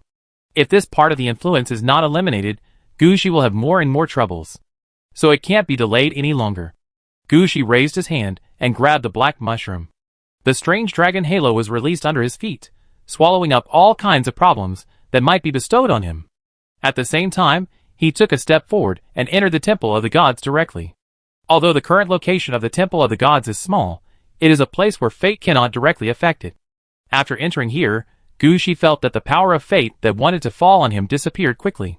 Either it was blocked by the Temple of the Gods, or it was slowly swallowed by the strange dragon halo. Anyway, Shi was taken out of this fate action. But Shi could also see that the fate that could not be properly connected was gathering quickly outside the Temple of the Gods. If he didn't sort all this out, it wouldn't take long for a fate storm to form. Gushi could hide here in the Temple of the Gods until the Fate Storm broke out. Wait until everything is calm before going out. But when that time comes, the real world, the depths of the game, and even in the game, countless beings who use the power of fate will focus their attention on Gushi. When that time comes, Gushi will be unable to move forward. So Gushi had to take care of everything. Fortunately, Gushi had an idea when he made the move. After entering the Temple of the Gods, Gushi immediately threw the black mushroom transformed by the black sky to the side. This thing is not to be dealt with now. Now we have to deal with this fatal fate line in front of us first. While thinking, Gushi released the Night Blood Road, and an undead laborer stood up. This is the undead laborer transformed by the Night Blood Road after the death of the black sky. Gushi released a silver moonlight, which fell directly on the undead laborer. Under the effect of the silver moonlight, the undead laborer turned into the appearance of the black sky. Of course, this is not just a little similar in appearance. Except for the lack of red clothes, his memory and personality are exactly the same as the black sky. Even if there are any differences, they have been supplemented by the sacred moonlight. At most, he just doesn't look like a living person. But for Gushi, it is enough. The black sky curtain is already there, now we just need to find a time to cut it out. This time must not be when Gushi kills the black sky curtain. Because a large number of fate fluctuations have gathered at this time, if Gushi sends people there, it will directly cause the backlash of fate. Gushi thought for a while, dragged the hand of the undead black sky curtain in front of him, and went out of the Temple of the Gods. As for the mushrooms transformed by the black sky curtain, they were temporarily thrown into the Temple of the Gods. After leaving the Temple of the Gods, the gathered fate pressed towards Gushi. However, a gate composed of ghost flowers appeared behind Gushi at the first time, and the red silk thread took Gushi to jump into another fate node. This is the time when Hishiamu discovered that Gushi used fate and replaced one of his subordinates with Kasutduo, the fate shield of the horror clan. After arriving here, Gushi immediately used the sacred moonlight to hide himself, and the undead Hishiamu he brought with him. Because the node where Gushi appeared was quite good, it was exactly the moment when Kasutduo, the fate shield, came in. When Kasutduo entered here, he also brought in the fluctuation of fate, which just allowed Gushi to hide himself, and the undead Hishiamu he brought with him. The time is right, now Hishiamu is fine, and the fate line has not changed. It's just the critical moment. Gushi made a judgment at the first time. At this time, Gushi did not take the undead Hishiamu to the place where Hishiamu and others gathered. Now is not the time. Gushi still has a lot of things to do. For example, using the undead Hishiamu to further replace Hishiamu's fate in this red game world. The fluctuation of fate just now gave Gushi an opportunity. Gushi had killed Heitianmu before, so Gushi had an extra destiny line belonging to Heitianmu in his hand. He tied this destiny line with the red line of the underworld in his hand, and then wrapped the destiny line around the body of the undead Heitianmu. And Gushi led the undead Heitianmu towards the direction of the Pyramid of Set. Gushi just looked at the time point, and now there is about an hour before Gushi leaves Asen to trouble Heitianmu. In addition, Gushi promised to delay for an hour, so now Gushi has enough time to adjust everything. Gushi is rushing over now, just to get more information about Heitianmu's destiny line. Want to temporarily replace Heitianmu's position in destiny. Gushi still has a lot to do. It is one thing to smooth out the storm of destiny, and it is another thing to replace Heitianmu's destiny line, and let the undead Heitianmu complete what Heitianmu did. Doing these two things together will calm destiny, and Gushi can safely avoid the troubles brought by destiny. Chapter 2767. During this time, Hishiamu didn't know that he was going to die. At this time, he was talking to a man with a square shield on his back. Listening to Hishiamu's words, the man said affirmatively, "Captain, don't worry. You called me here because you must know my ability. Looking for traces of the enemy through fate is my specialty. As long as they exist, I can find them. But I personally think that we should modify your fate line. Pretend that you are a member of their team. Only in this way can we find the traces left by the other party, and enter the other party's mission location. Otherwise, considering that we are so late, I am afraid we can't catch up. Okay, what do you want me to do?" "No need to do anything, just stand in front of my shield and don't move," the man said while operating there. He quickly disguised Hishiamu as Asen's subordinate. This is the best idea, but the man felt that something was wrong. Why does he always feel that Heitianmu's face is getting darker and darker when he looks at him? Maybe it's because of Heitianmu's red clothes. No wonder he is called Heitianmu. This black aura is on his face. The man thought while operating his hands, and soon he said happily, "Okay, I found the location, as long as people go there and have enough energy, we can open the passage to the other party's mission location. Let's go! On the other side, Gushi also felt a little strange. Why is the fate line that he adjusted to the undead Haitianmu getting smoother and smoother? It felt like someone was helping him. Could this be the legendary ability of destiny to self-regulate? It's a pity that Gushi himself is not a destiny-oriented person. Otherwise, he could really concentrate on research in this area. This time was so smooth, so Gushi would naturally not make any extra trouble. He took the black sky curtain of the undead and followed the previous path. Unexpectedly, this was exactly what happened, and slowly the black sky curtain of the undead was integrated into this world. If someone saw the black sky curtain of the undead again, they would feel that he was the black sky curtain. Before opening the passage to the set pyramid, Gushi did not lead anyone there immediately. There are still 10 minutes left, and the black sky curtain will gather here with his men. Gushi has to hide himself first. Gushi looked around, and the blood road of the night was activated, covering Gushi and the black sky curtain of the undead first. Then Gushi released the sacred moonlight to cut off the attention of the outside world. If Gushi hadn't managed to connect the fate line to the undead black sky curtain, he would have even wanted to take him to the Pantheon. With the protection of the two roads, Gushi could wait here with peace of mind. 7 or 8 minutes after Gushi hid himself, Black Sky Curtain's men came from all directions. Except for the holy silver blade that Gushi had seen, Gushi had never seen the others. Fortunately, Gushi had the undead Black Sky Curtain by his side, who explained the situation here to Gushi. He explained clearly who each person was, and what abilities they had. Except for the effects of the red suit, everything else was described in detail. It can be seen that people like Hei Tianmu would also check the detailed information before they die. As all of Hei Tianmu's men gathered together, Gushi also perked up. He paid close attention to the situation outside. Gushi noticed that Hei Tianmu's fate line outside seemed to be tied to something. He looked a little different from himself. This method of binding the fate line was not used by him. Could it be that there was really a reason for the self-adjustment of fate behind this? Before Gushi figured out what was going on, he saw these people gathering energy there, preparing to open the passage to the Pyramid of Set. Gushi even discovered the water mirror monitoring method set up by Asen. Gushi didn't pay much attention along the way before. If he wasn't on the fate line, he wouldn't know that a captain like Asen could do so many things. If he were the captain, he wouldn't think of setting up various surveillance to collect intelligence. There were many things that Gushi didn't think about. Even if Gushi arranged a secretary to handle some things. But he didn't think so carefully. Gushi felt nothing before, but now it seems that he is still a little naive. But Gushi quickly put this matter behind him. Because Gushi understands that he also has his own characteristics. He is not always standing still. Just like this time, Gushi took down Hai Xianmu by himself. He even adjusted his fate there. This is Gushi's ability. Just when Gushi was thinking about this, Hai Xianmu also had unusual movements. Gushi watched Hai Xianmu and his 4 red-clad players disappear quickly in a wave of fate fluctuations. Then a large amount of fate power formed a storm and surged out from another timeline. Gushi slapped the back of the undead Black Sky Curtain. It's your turn. With Gushi's slap, the undead Black Sky Curtain was knocked out and stood at the place where the Black Sky Curtain disappeared. Because the fate fluctuations formed by Gushi's killing of Black Sky Curtain were all injected into the body of the undead Black Sky Curtain at the first time. Just as Gushi said, as long as there is a Black Sky Curtain here, fate will not care whether it is the undead or the living standing here. After that, as long as Gushi kills the undead Black Sky Curtain and moves the time of Black Sky Curtain's death from the previous time node to the present, the fate line will be straightened out.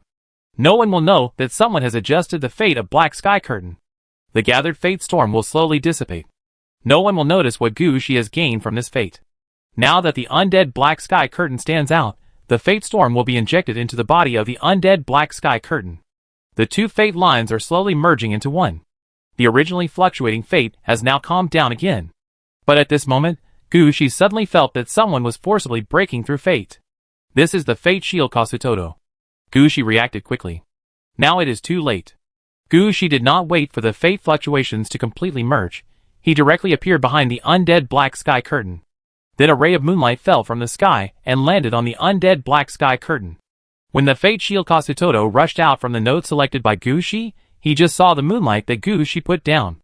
Then the body of the Black Sky Curtain seemed to be melted by the moonlight, first solidified and then turned into a skeleton, and finally not even a skeleton was left. At this time, Gushi raised his head and looked at the fate shield Kasutoto. I killed the person. If you have the guts, come find me. Chapter 2768. After hearing what Gushi said, Kasuto's face turned green with anger. When Gushi sent him back to the time node of their destiny, he felt something was wrong. Someone sent them back to the node of destiny. It would take at least an hour to escape from the node of destiny. With this time, the humans could complete the task and leave directly. This was clearly an attempt to delay them. Kasuto immediately understood Gushi's method. He used the path he mastered to forcefully break through Gushi's influence and rushed here directly. Originally, he thought that he could destroy Gushi's arrangement when he came here. But he didn't expect that he would see Gushi kill Haishienmu as soon as he came here. This overturned all the ideas in Kasuto's mind. In his mind, Gushi was driving them out and then killing Haishienmu. As long as Haishienmu died, they would not know who the enemy was. The task in front of them would naturally be left unfinished. Thinking of this, Kasutoto's face became more and more ugly. He wanted to say no to Gushi, but it was useless. Fate is omnipotent, but if you want to be omnipotent, you have to pay a great price. Kasutoto was not willing to sacrifice himself for the black sky. But he never expected that when Gushi saw Kasutoto appear, an idea flashed through his mind. He was worried about how to deal with the last bit of fate fluctuations. Now such a person came. This is a reward from heaven. Thinking of this, the head of the goddesses behind Gushi looked up and took a look at the surging storm of fate. At this time, the fate storm was rolling towards Gushi and Kasutoto. It was normal for it to go towards Gushi. After all, Gushi had done such a big thing and was the source of this fate storm. Although Gushi was trying hard to make this fate come true, many things had to be attributed to Gushi. And it was flowing towards Kasutoto because Kasutoto really adjusted part of the fate of Haitienmu, and he came from the fate node where Gushi killed Haitienmu. Although he was not the one who killed Haitienmu, he was stained with the breath of the fate storm. When Gushi was there was not much of the fate storm itself, so it naturally would not have much impact on him. But as long as Gushi was gone, the last bit of fate storm would all fall on Kasutoto. Then, he would be the center of the storm. As for whether the fate storm would explode, Gushi did not consider it at all, because his next step was to step directly into the temple of the gods. Even if the fate storm chased him and exploded, it would be useless. The Pantheon has never been afraid of this. Taking a step forward, Gushi disappeared in front of Kasutoto. The next moment, Kasuto's face became even uglier. It's over, I can't explain it now. Kasutoto immediately raised the square shield on his back in front of him. Destined defense. Kasutoto shouted while hiding himself behind the square shield.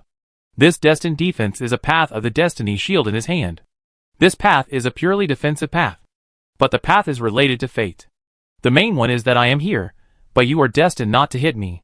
Whether it is an attack aimed directly at me, or a large-scale attack falling on me, there will always be accidents of one kind or another that will prevent me from getting hurt.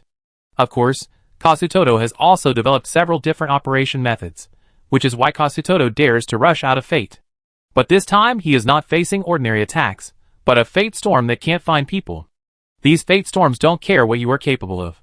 If you have touched the edge of the fate storm, you will be dragged in.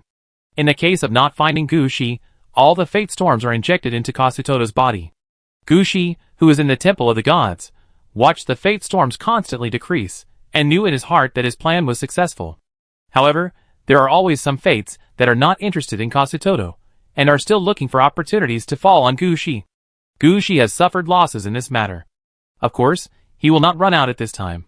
But the situation in front of him is obviously not right. It seems that fate is still smart. It is not that the line of the fate storm is straightened out, and then a scapegoat can be found. After all, it was Gushi who did it, so Gushi has to admit it. Gushi admits it. But at this time, Gushi said something. This was done by Gushi at level 20. What does it have to do with me, Gushi at level 21? After saying that, Gushi closed his eyes and leveled up directly in the temple of the gods. When your level is raised to level 21, your life and magic power will be replenished, all unfavorable conditions will be cleared, your physical fitness will increase by 2, and you can choose 2 of the following 5 skills as rewards. Battlefield Assimilation. Exclusive skill of the King of Hell, can be upgraded, requires the Underworld Battlefield level 3, the Ancient Battlefield level 3. Consume 1000 mana to place a Hell Battlefield at the designated location. The Hell Battlefield will assimilate the surrounding environment, turning the surrounding area from the living world to the underworld. and all those who died on the battlefield here will enter the Yellow Spring Road in the underworld where the King of Hell is. As the battlefield assimilation effect increases, the King of Hell's subordinates can also enter the real world from the battlefield and attack the real world. In addition, the battlefield assimilation will not stop as long as it is not cleared. Please remember to take back the spell after using the battlefield assimilation. Battlefields. The exclusive skill of the King of Hell, which can be upgraded and requires the Hell Battlefield level 3 and the Ancient Battlefield level 3. Consume 1000 mana to superimpose another layer of the Hell Battlefield on the Hell Battlefield or the Ancient Battlefield, so that the two different Hell Battlefields merge with each other to form a new Hell Battlefield feature. Each time it is overlapped, the Hell Battlefield will gain an extra feature, and the difficulty of overlapping again will be doubled. Note, it is best not to overlap the underworld battlefields of the same attributes or sources, because the overlapped underworld battlefields will only have the same effect without strengthening. Ghost Domain Ghost. Exclusive skill of the Dead Witch Lord. Passive skill, Domain Combination skill.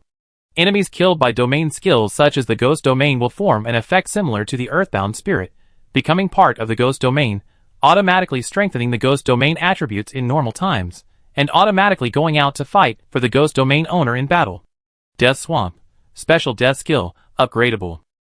Consume 500 mana points to summon a Death Swamp at a designated location. All creatures entering the Death Swamp will be affected by the Death Swamp, slowly become undead, and stay in the Death Swamp forever. Death Witch Altar. Exclusive skill of the Dead Witch Lord, upgradable. Consume 500 mana points to summon a large altar at a designated location. All summoned necromancers can replenish energy, restore mana, and even learn new skills through the large altar. Chapter 2769. Huh? After taking a look at the prompt, Gushi was somewhat surprised by the 5 options that appeared.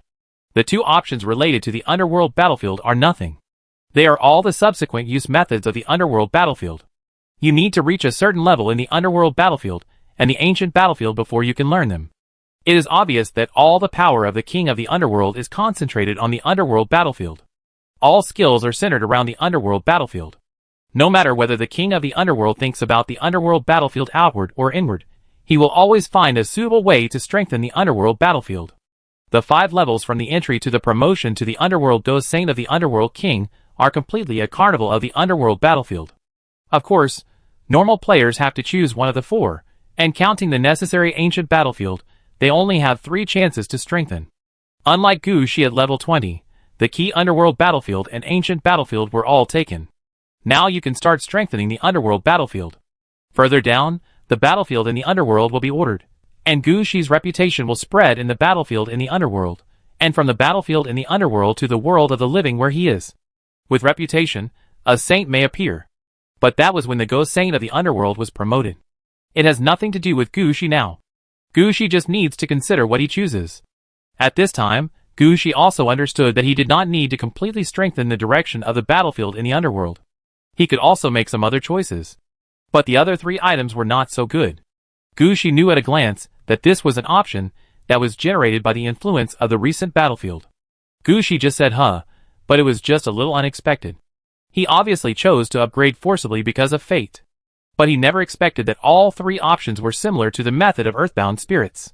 It was obvious that this was because Gushi had just explored the pyramid, and all he encountered inside were mummies belonging to the pyramid, which was why he made such a choice. It seems that fate is not unable to merge with the undead, but someone took away the part of fate when Gushi upgraded. Or is it because he is now in the temple of the gods, and the part of fate cannot enter? Gushi looked up at the situation outside the temple of the gods.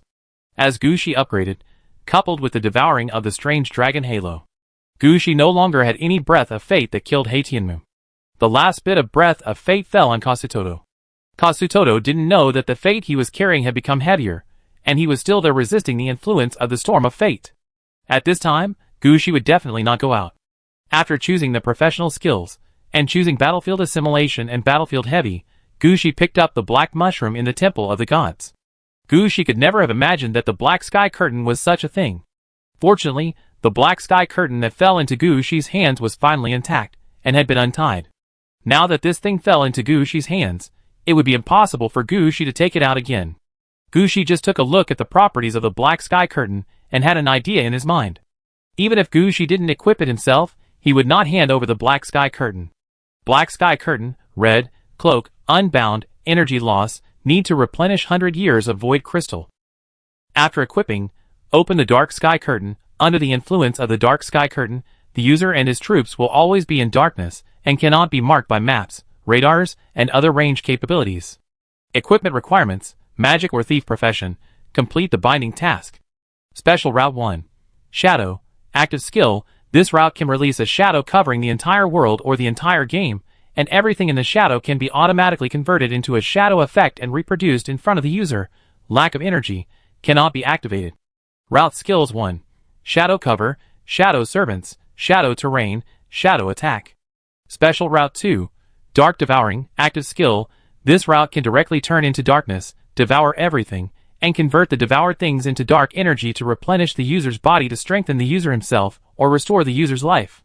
Life, insufficient energy, cannot be activated. Route Skill 2. Devouring Transformation, Dark Integration, Dark Bloodline, Dark Clone. Special Route 3. Shadow King, in Attribute Route. This route can master all dark spells, level 40, and is located in the dark.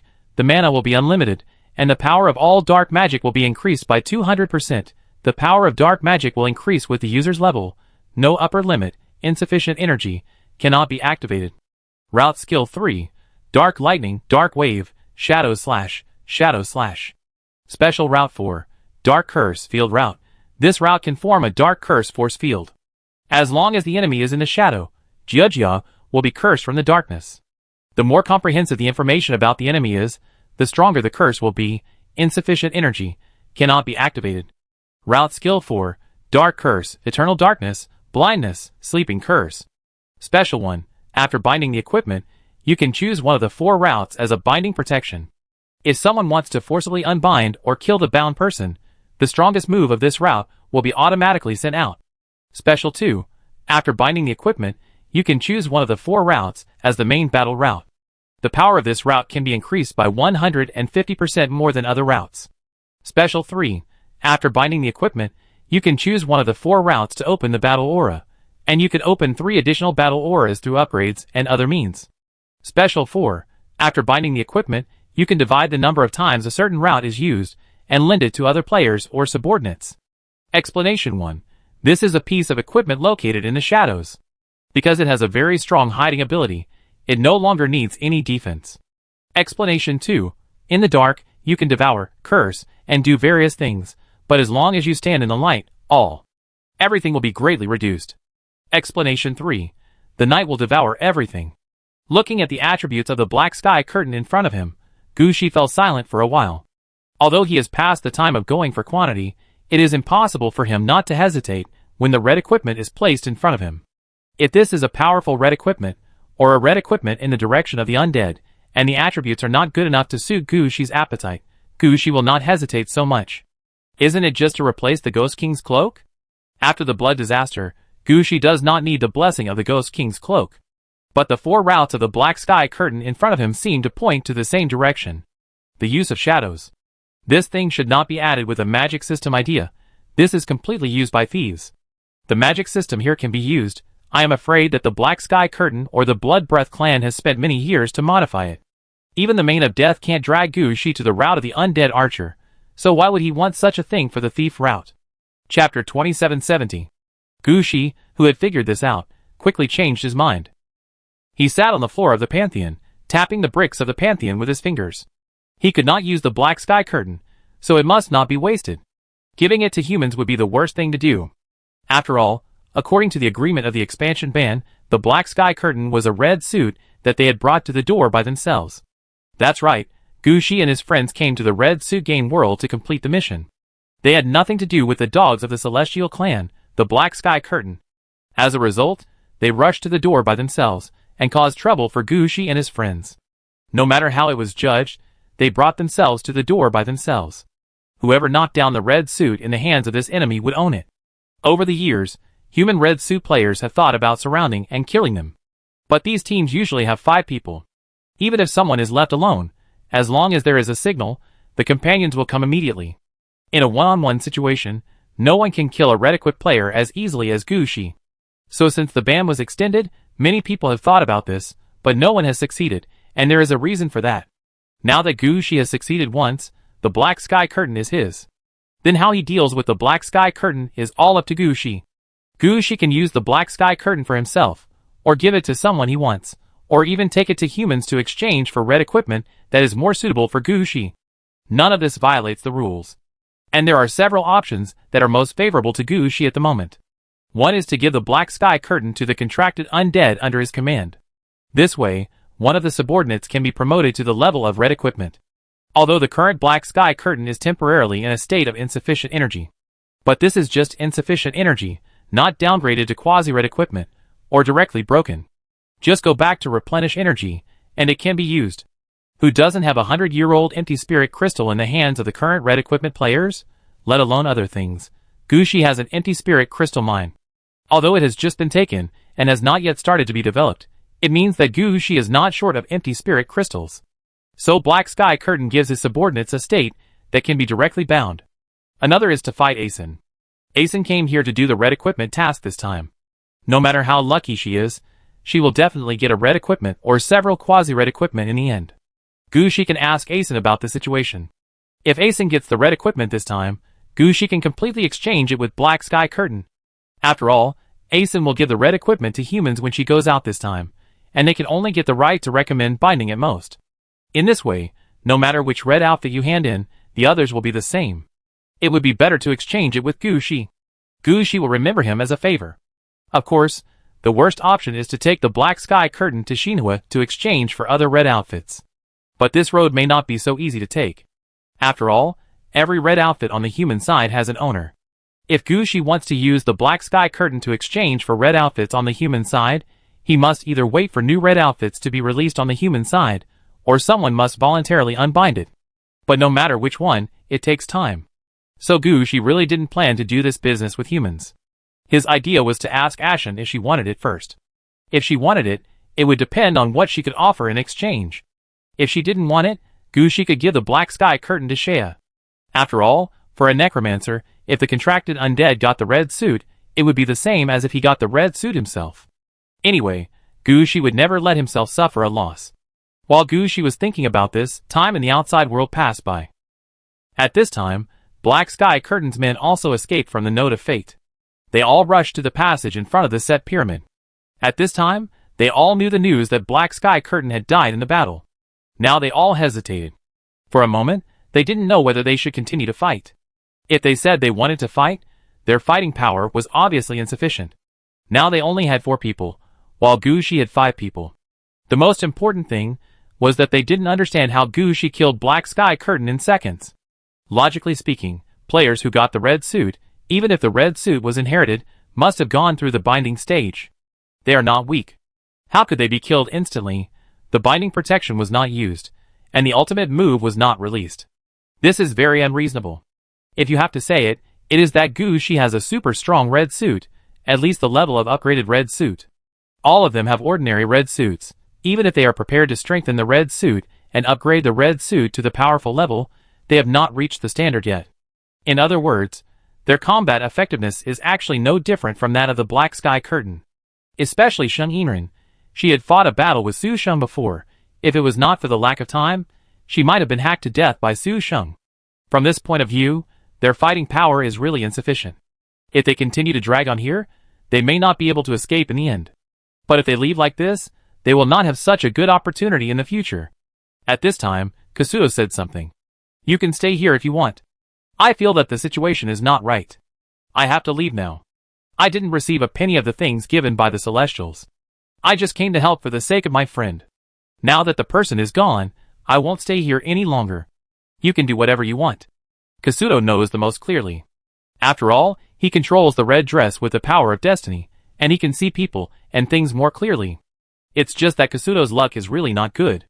Even if he leaves, it's useless. Gushi didn't come out, and the influence of killing Black Sky Curtain in the Destiny line was all carried on Kasuo's back. If he drags it hard, it's fine. When Gushi comes out, Gushi can take some more. If he leaves now, the entire storm of fate will be swallowed up by him.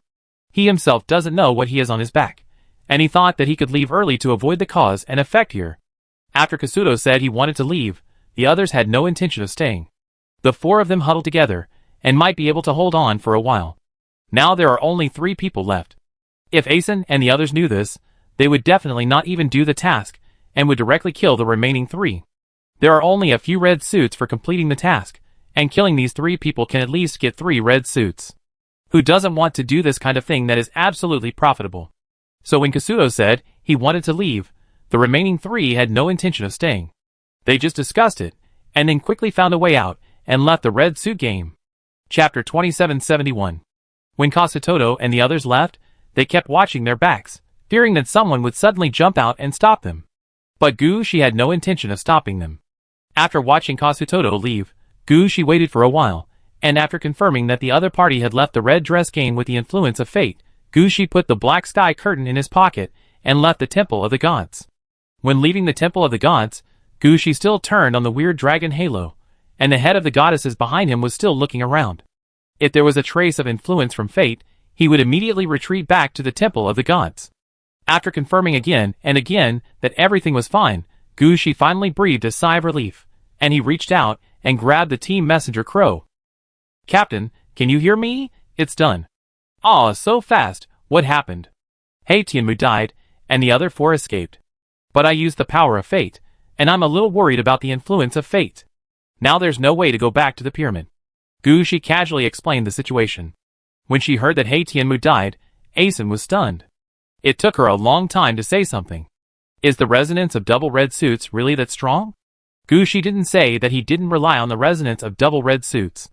He didn't want to kill people, but Hei Tianmu was asking for death and killed himself. He could only smile there. It's just an accident. By the way, Captain, how is the situation on your side? We have entered the last hall. The mission target is right in front of us. The enemy is at the level of red suits. There will definitely be red suits after defeating them. The most important thing is that this kind of enemy is not bound to red suits. We don't have to worry too much, but the time may be delayed for a long time. After all, the enemies in red suits always have life-saving skills of one kind or another. We definitely made a profit this time. We may be able to get 2 red suits by then. Asham was very happy at this time. Don't worry, I will not give you less than what I should give you. Your existence played a big role in making it so smooth this time. But you really can't get in? Does the Eye of All-Knowing still have energy? If it does, I can still get in. Gushi regretted a little. Since he mastered the double resonance of the red suit, he has not used the pole star for positioning. Now he can't even participate in the last battle. Didn't you leave easily before? That's the power of walking the line of fate. When killing the black sky curtain, fate had some problems. It's okay for me to stand here now, but if fate is touched, I'm afraid things will get out of hand. You may not understand the power of fate, then you don't know if you have mastered skills such as luck. If you have mastered it, you will know how smooth the battle will be with the blessing of good luck. And fate is stronger than luck. If I go this way, I will wait for everyone to fail together. After listening to Gushi's explanation, Asen no longer had the idea of asking Gushi to come over. After all, they were now 4 against 1, and the chances of winning were still very high. If Gushi came over, and they lost 5 against 1, that would be an embarrassing situation. So in the end, Gushi was happy to be idle, and sat down where he was. Of course, Gushi's idleness did not mean that he had no gains. Gushi's moonlight fell, and a large number of moonlight undead appeared on the battlefield. They came here for only one purpose, that is, the materials nearby. You know, even the stones on the ground are better than the orange materials. Gushi had been following Asen before, so he didn't have time to deal with them. Later, he fought with the black sky curtain and had no time to deal with them. Now that he has a rare chance to be free, Gushi naturally wants to take these things back. Gushi is still quite careful about these things. He didn't open the door and send all the things to the city of Aridov directly, but sent the things to the Holy Moonlight first. He will talk about other things when he goes back. The undead under Gushi, whether they are normal undead, Tianking undead, or moonlight undead, they all have good carrying ability. And Gushi is not the kind of person who is very picky. In Gushi's eyes, as long as the thing is good, he can take it away. Gushi also took away a lot of gray materials at the beginning. It's different and well used. So as soon as the moonlight undead was released, they acted quickly and started cutting trees, digging soil, carrying stones, and collecting herbs. Anyway, Gushi took whatever he could see here. Gushi even picked the soil on the ground, and dug out the stones and grass roots inside. Gushi was having fun digging here, and some changes were slowly happening in the game world that he didn't know. Some of the original storylines changed, and Set's territory in the mythology slowly turned into a desert with no grass. There was nothing but yellow sand, not even grass roots. Everyone said that Set was a fire god, and he burned everything in his territory. But every Set who can lead the game world of Set himself does not understand what went wrong. Why did the area that was supposed to be a rainforest turn into a desert? Although there are rivers passing through his territory, no plants can grow in his territory. Of course, for now, everything is just the beginning, and Gushi does not know what changes will happen later. He just has nothing to do and nowhere to go, so he picks up some things here to take back. At most, the undead under his command act a little faster, but it is not his fault, right? About half an hour later, news came from Asen again. Gushi, we have finished killing the last guardian. We were lucky this time, and got a red equipment. This thing cannot be auctioned on the spot, so we can only hand it in with a task reward this time. We will share the benefits when the time comes. This time there are 2 red equipment, and everyone can have a binding recommendation right. We will find a place to gather, and sort the recommendation rights. After we go out, I can report it. Okay, I'm outside now. Where do we meet later? Not in the game. Let's talk about it after we get out of the game. Wait a minute, Captain. Can I know what the red equipment for this kill reward and task reward is? Why, do you want to apply? Asen was a little surprised by Gushi's question. No, I just killed Haitianmu and got something. If possible, I want to exchange 1 for 1 in the game. Gushi expressed his thoughts. Hearing Gushi's words, Asen was obviously stunned. Then he said, wait, I need to discuss it with him. Let's talk about what the mission rewards and kill rewards are this time. Maybe you don't need to change them. No, you will definitely want to change them. Chapter 2772. Gushi never expected that even though Sushung and the others agreed to a 1-for-1 exchange, he still didn't exchange the black sky curtain in the end. This wasn't because someone else was trying to stop him, but because the mission reward for Asen's mission this time, as well as the red suit he got from killing the red suit level enemy just now, were not as good as the black sky curtain. It's no wonder that Sushung and the others reacted so quickly. As soon as Gushi proposed, they agreed. They probably made the decision after seeing the attributes of the 2 red suits and making a comparison. For ordinary people, red suits are treasures, no matter what their attributes are.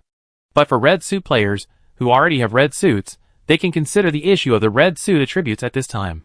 You should know that red suit players have another right, which is to give up the red suit they are currently using and exchange it for a new red suit that is empty. At present, whether it is the mission reward or the kill reward, Sushung and the others didn't like it. Originally, they handed in the red suit, and then sold the red suit binding rights to make a hard-earned money.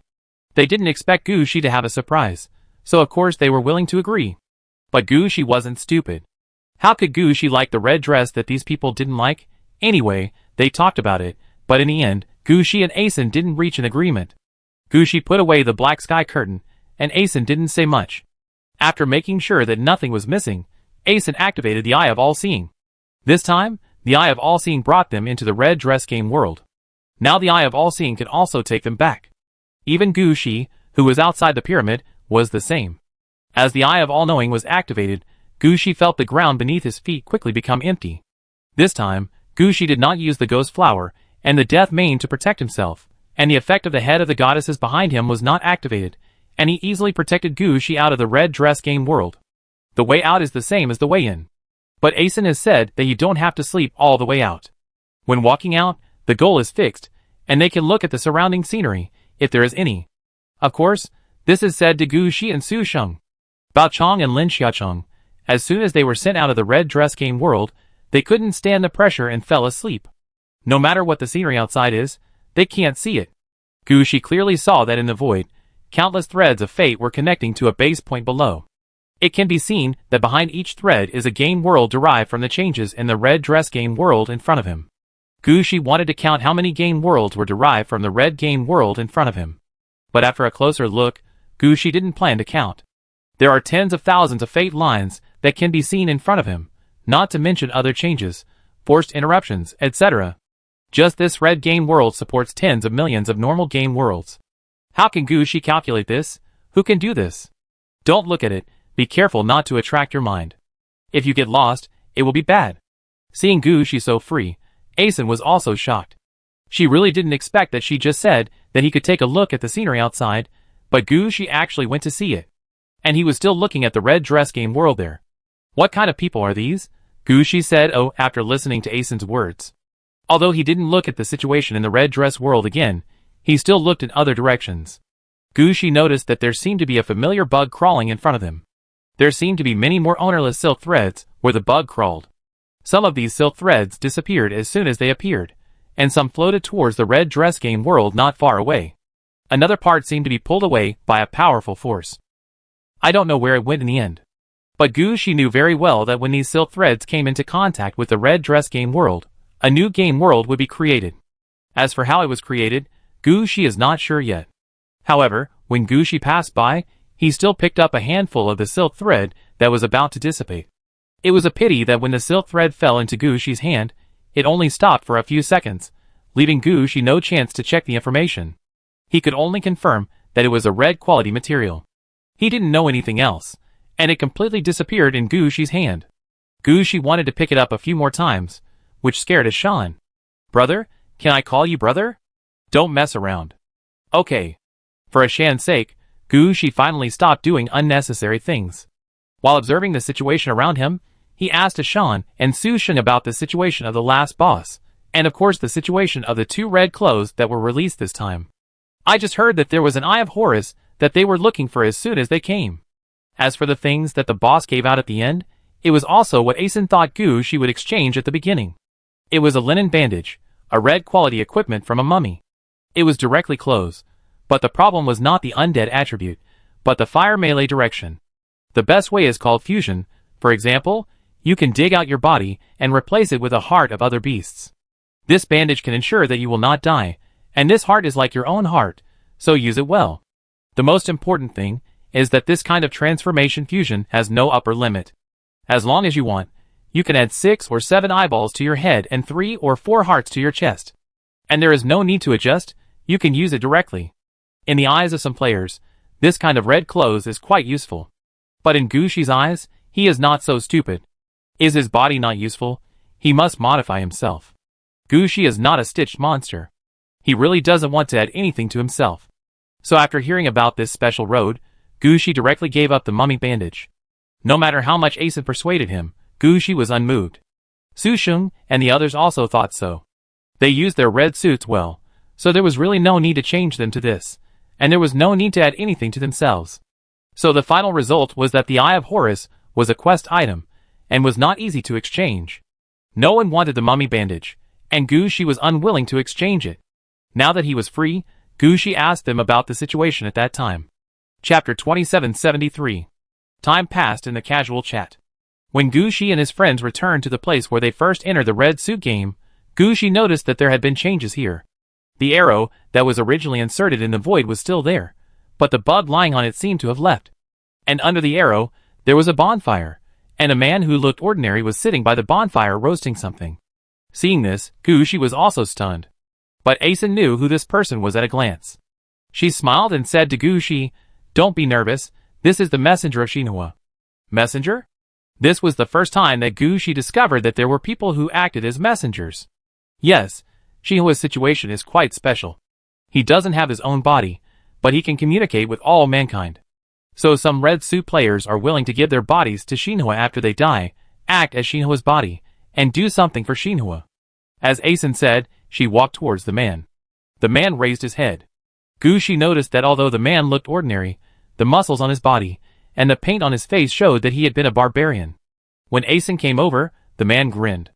"How did it go?" "The mission was completed. I got the red Horus eye back. I also killed a red level boss, and got a red level mummy fusion bandage," Asen said as he handed over the 2 red equipment. After the man put away the 2 red equipment, he turned around and looked at Shi. He first looked at the head of the goddesses on Shi's back, and then thought for a while. "Master Shinhua said that you got another red equipment. I don't think he meant the head behind you. It's this."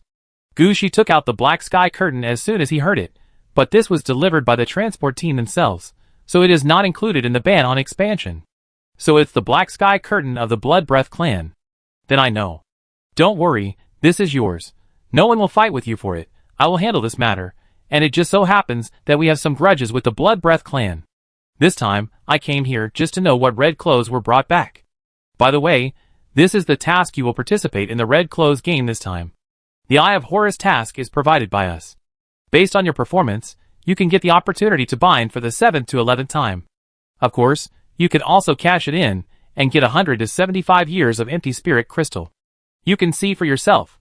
Gushi looked at Asen as soon as he heard it, and Asen explained to Gushi.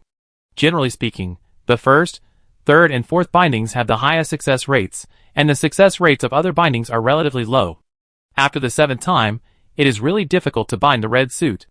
The value is not too high. When Asen said this, he paused. In addition, the binding opportunity of red suit is different from the inheritance right of the order. The inheritance right of the order will always come one day. As long as the red suit is bound to is bound, the chances of others will be gone. Asen raised his right hand as soon as he heard it. I give up the binding opportunity of the Eye of Horus. Help me cash it out. Okay. The messenger nodded as soon as he heard it. As for Gushi's ranking, it has not been determined yet, so the amount of the cash reward has not been determined to be given to Gushi. Anyway, the total amount will be given to Asen at that time. Let her divide it. Bandages are rewards for killing in the game, so the 1st to 5th binding recommendation opportunities are all yours. Of course, if you don't want it, you can get 700 to 300 years of empty spirit crystals. As for the ranking, you can discuss it yourself. The messenger paused at this time, turned his head and looked at Gushi. By the way, Gushi, if you are willing to trade the black sky curtain in your hand, we can exchange it with an ordinary red suit. Of course, it may take time. According to the latest information, the most likely red suit to be nurtured will take about 3 years. It doesn't matter if you don't want to. Anyway, this meat is rotten in the pot of humans. Wait for 3 years. It may not work. Gushi thought about it and gave up. Forget it. I keep the black sky curtain myself. Okay, you got it yourself. Just take it. As for the right to bind the red suit, you can discuss it with Asen, whether you want the recommendation right or the empty spirit crystal. The messenger said as he walked towards the small fire in front of him. The moment he stepped into the fire, he and the fire disappeared together. The 2 red clothes he brought disappeared together. After the messenger left, Gushi said something there. I've really learned a lot. This is just the beginning. After hearing what Gushi said, Asen also said quickly, okay, everyone come here, you have heard what the messenger said just now. Now let's distribute the 2 red clothes. Everyone came to the Eye of Horus to complete the mission. As the captain, I will add 20% points. I think everyone should have no objection to this. In addition, Gushi calculated the position of the pyramid accurately and delayed the black sky curtain. Everyone should have no objection to this record. If there is no objection, then we will rate them according to their performance along the way. Gushi, you are ranked 8th. You chose to give up before, so the discount is 95 years of empty spirit crystal. I have to admit that Asen is still very good at fairness. She has a record of the performance of every player in the team. The most important thing is that her rating is not the kind of unreasonable rating, but is based on the performance of each time. Every evaluation can be justified. No matter who hears it, they have to say that it is credible. Even Gushi nodded. After all, it has been discounted. Gushi really doesn't care whether it is ranked 7th or 8th. After seeing that everyone agreed, Asen took out the empty spirit crystal and distributed it one by one. After distributing this wave of empty spirit crystals, Asen said there. Next is the binding recommendation right of bandages. In this battle, Su Sheng contributed the most, and he almost defeated the final boss by himself, so he ranks first, and everyone should have no objection. Gushi dragged away the Black Sky Curtain team, bought his time, and played a very important role. He ranks 4th, which is what he deserves. This time, Asen still distributed fairly, and Gushi nodded seriously. After all, Gushi did not participate in this battle. And even if he participated, he might not be able to beat Su Sheng's record. Gushi did not have much objection to this score. So in the end, Gushi was given 450 years of empty spirit crystals, which was a good harvest. Chapter 2774. After completing the final distribution of rewards, Gushi and his companions did not stay here any longer. This time, the harvest was enough. Apart from other things, even if only the Black Sky Curtain was obtained, it was enough for Gushi to be happy this time. Captain, my work here is over, so I will go first. If you need anything next time, you can send me a message directly. It is really a pleasure to cooperate with the captain. After saying that, Gushi's hand was wrapped with red silk thread. This time, Gushi directly left with the red thread of the underworld. Although it is more difficult to come here, Gushi's red means are not only double resonance, but also can take Gushi to travel everywhere. Not to mention that Gushi just returned to the city. With a flash, Gushi returned to the city of Aridov. At this time, the city of Aridov was still busy. Seeing Gushi return, Luna was still a little confused. Sir, didn't you go to accompany Xinqing? Why didn't you spend more time there? I encountered a task temporarily, went to the red dress game world, and got something. Luna, do you want this? Gushi took out the black sky curtain immediately. Luna took a look at the attributes of the black sky curtain, and finally shook her head. This is not suitable for my attributes, and I usually stay in Yellow City, and I don't even have the opportunity to fight. I'm just waiting for Yellow City to help me upgrade. What's the use of this? After hearing what Luna said, Gushi also nodded. Gushi thought about whether to keep the black sky curtain from the beginning. In Gushi's opinion, the black sky curtain is best given to Luna. As Gushi's enemies become stronger and stronger, Gushi always feels uneasy. Gushi is worried that he can't defend this place with only the griffin black throne and a pseudo-red suit. Gushi believes that at least one more red suit should be arranged to guard the city of Aridov. Now Luna doesn't want it, so Gushi won't force it. His eyes are on Eve. Originally, the black sky curtain is actually compatible with Shea. But Shea already has a quasi-red suit there to nurture. Gushi can't give the black sky curtain to Shea again. After all, Shea can't let everything good fall on her head. And among the contracted undead under Gushi, there are still several magicians. Eve, Mary, and even Sylvia can bind the black sky curtain. If it doesn't work again, Gushi still has Tang Shuang. It's just that Gushi hasn't seen his feelings clearly yet. Besides, the red suit is too important. Gushi put the choice for Tang Shuang at the end. Unless none of his contracted undead really wants this red suit, Gushi won't do such a thing. After thinking for a while, Gushi called several other contracted undead of the magic system over. Gushi didn't say much. He directly put the black sky curtain in front of everyone and showed them the attributes. In Gushi's eyes, the black sky curtain is only a little better than the fake red suit, and it belongs to the functional red suit. The combat power is not much improved. However, the function of this thing is good, and it has a good effect in hiding itself. The most important thing is that after the influence of the Blood Breath clan for many years, this thing has become a magic equipment. Any mage can use it immediately. After reading the properties of the black sky curtain, the contracted undead called by Gushi looked at each other. Just by looking at who appeared here, they understood what Gushi meant. Eve was the first to say, I need a new research idea. Darkness and undead are a good match. I hope to get this black sky curtain. Mary also said immediately, I can't use it, I give up. I want it too. I feel that the black sky curtain can be integrated with the road on Chengxi Mountain, and there can be some different progress.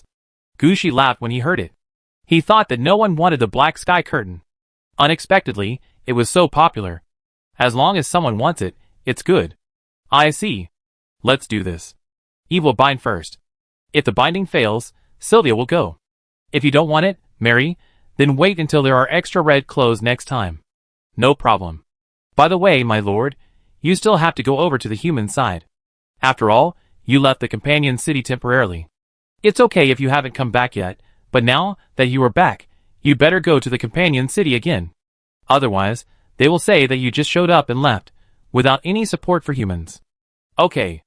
Gushi wanted to say that humans are really troublesome, but after thinking about it, he was also a human, so he could only agree to it in the end. After all, he was out for several days this time, and many things were piled up there, and not dealt with. Now that Gushi is back, some things will naturally fall on Gushi. I feel that as my strength gets stronger and stronger, I seem to have less and less games to play. Gushi complained. At this time, Mary smiled and said, we are also part of your strength. Before the adults started the game, we had already helped the adults to flatten everything.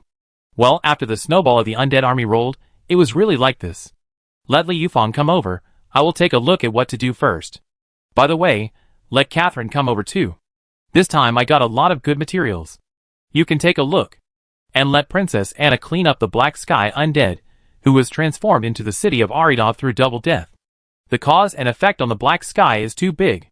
If it is not dealt with, it may explode at any time. And don't put all the things on my head. I didn't let the contracted undead fight with me all the time, just to trust you and want to let you handle the things.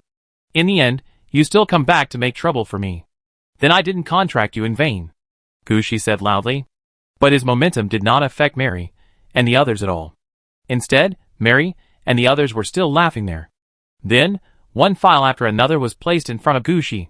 Looking at more and more files, Gushi suddenly understood why in games, like Civilization or Heroes of Might and Magic, in the later stages, a day would pass by just by clicking the next round.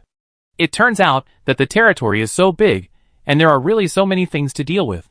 This is because many things have been handled by Mary and others. Otherwise, there would be more files here.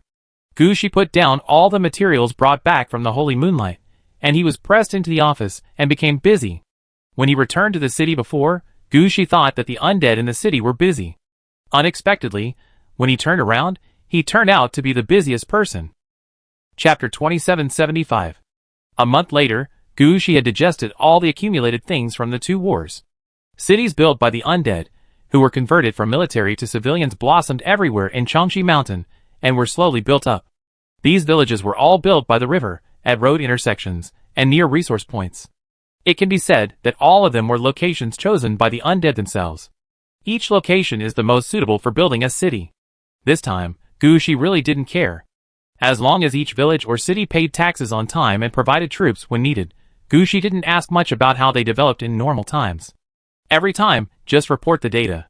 In this way, Gushi will have fewer and fewer documents in his hands, and what he has to do will become easier and easier. When he has a little time, Gushi will practice various magic and skills. At the same time, Gushi will use the two new skills he has mastered on the underworld battlefield on the other side of Changshi Mountain to strengthen and adjust the underworld battlefield. Under Gushi's operation, the area of the underworld battlefield in Changshi Mountain has expanded a lot, and the number of undead refreshed from Changshi Mountain every day has also increased a lot. The undead troops surrounding the underworld battlefield can have a lot of harvest every day. After getting the Black Sky Curtain, he bound it as soon as possible. It can be seen how much he values the Black Sky Curtain, but no matter how much he values it, the binding of the Black Sky Curtain is still too difficult for an ordinary researcher. A month has passed, and Eve has not come out of the game world of binding red clothes. However, the latest news came from the human side. With the advancement of the agreement between humans and Gushi, various universities on the human side have begun research on related topics about Gushi. Gushi can be said to have thrown all the troubles that he couldn't find the answer to the human side.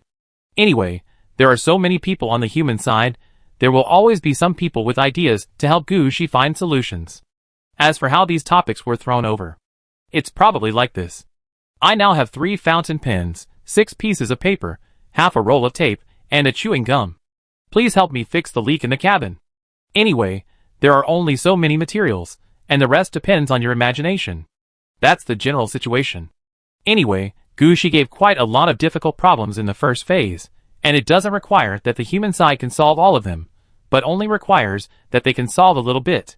For every problem solved, Gushi will have corresponding resources to reward. As for the rewards, they are mostly purple equipment or various medicines. These are all produced by Gushi City, or Gushi robbed them, but didn't know where to throw them. It's a bit of a waste to destroy them, and no one will really use them. So even though Gushi has so many troops, there are still a lot of things in backlog. Now it's just right to send them all to humans to exchange their brains. Among so many subjects, the only subject that Gushi cares about is how to make the overnumbered corpse wizards and blood disasters become ordinary undead and add their talents to the labor. This is the most important thing Gushi has to deal with now. After all, among the 50 to 60 million corpse wizards and 50 to 60 million blood disasters, only 1/20th of them will be left and become the regular troops under Gushi. The rest will all, have become civilians, and now they are like skeletons, holding tools to work. This is obviously a waste of their abilities. So Gushi wants people to think about how to let the corpse witch and the blood disaster have work without wasting their abilities. This problem is the most serious problem in Gushi's hands. Because in Gushi's mind, the corpse witch and the blood disaster, in addition to using spells to attack, really can't think of what else they can do. But the human side is different. They have thousands of brain holes, and they dare to start the experiment immediately after thinking of a little bit. If they encounter something wrong, they can also find out the reason immediately.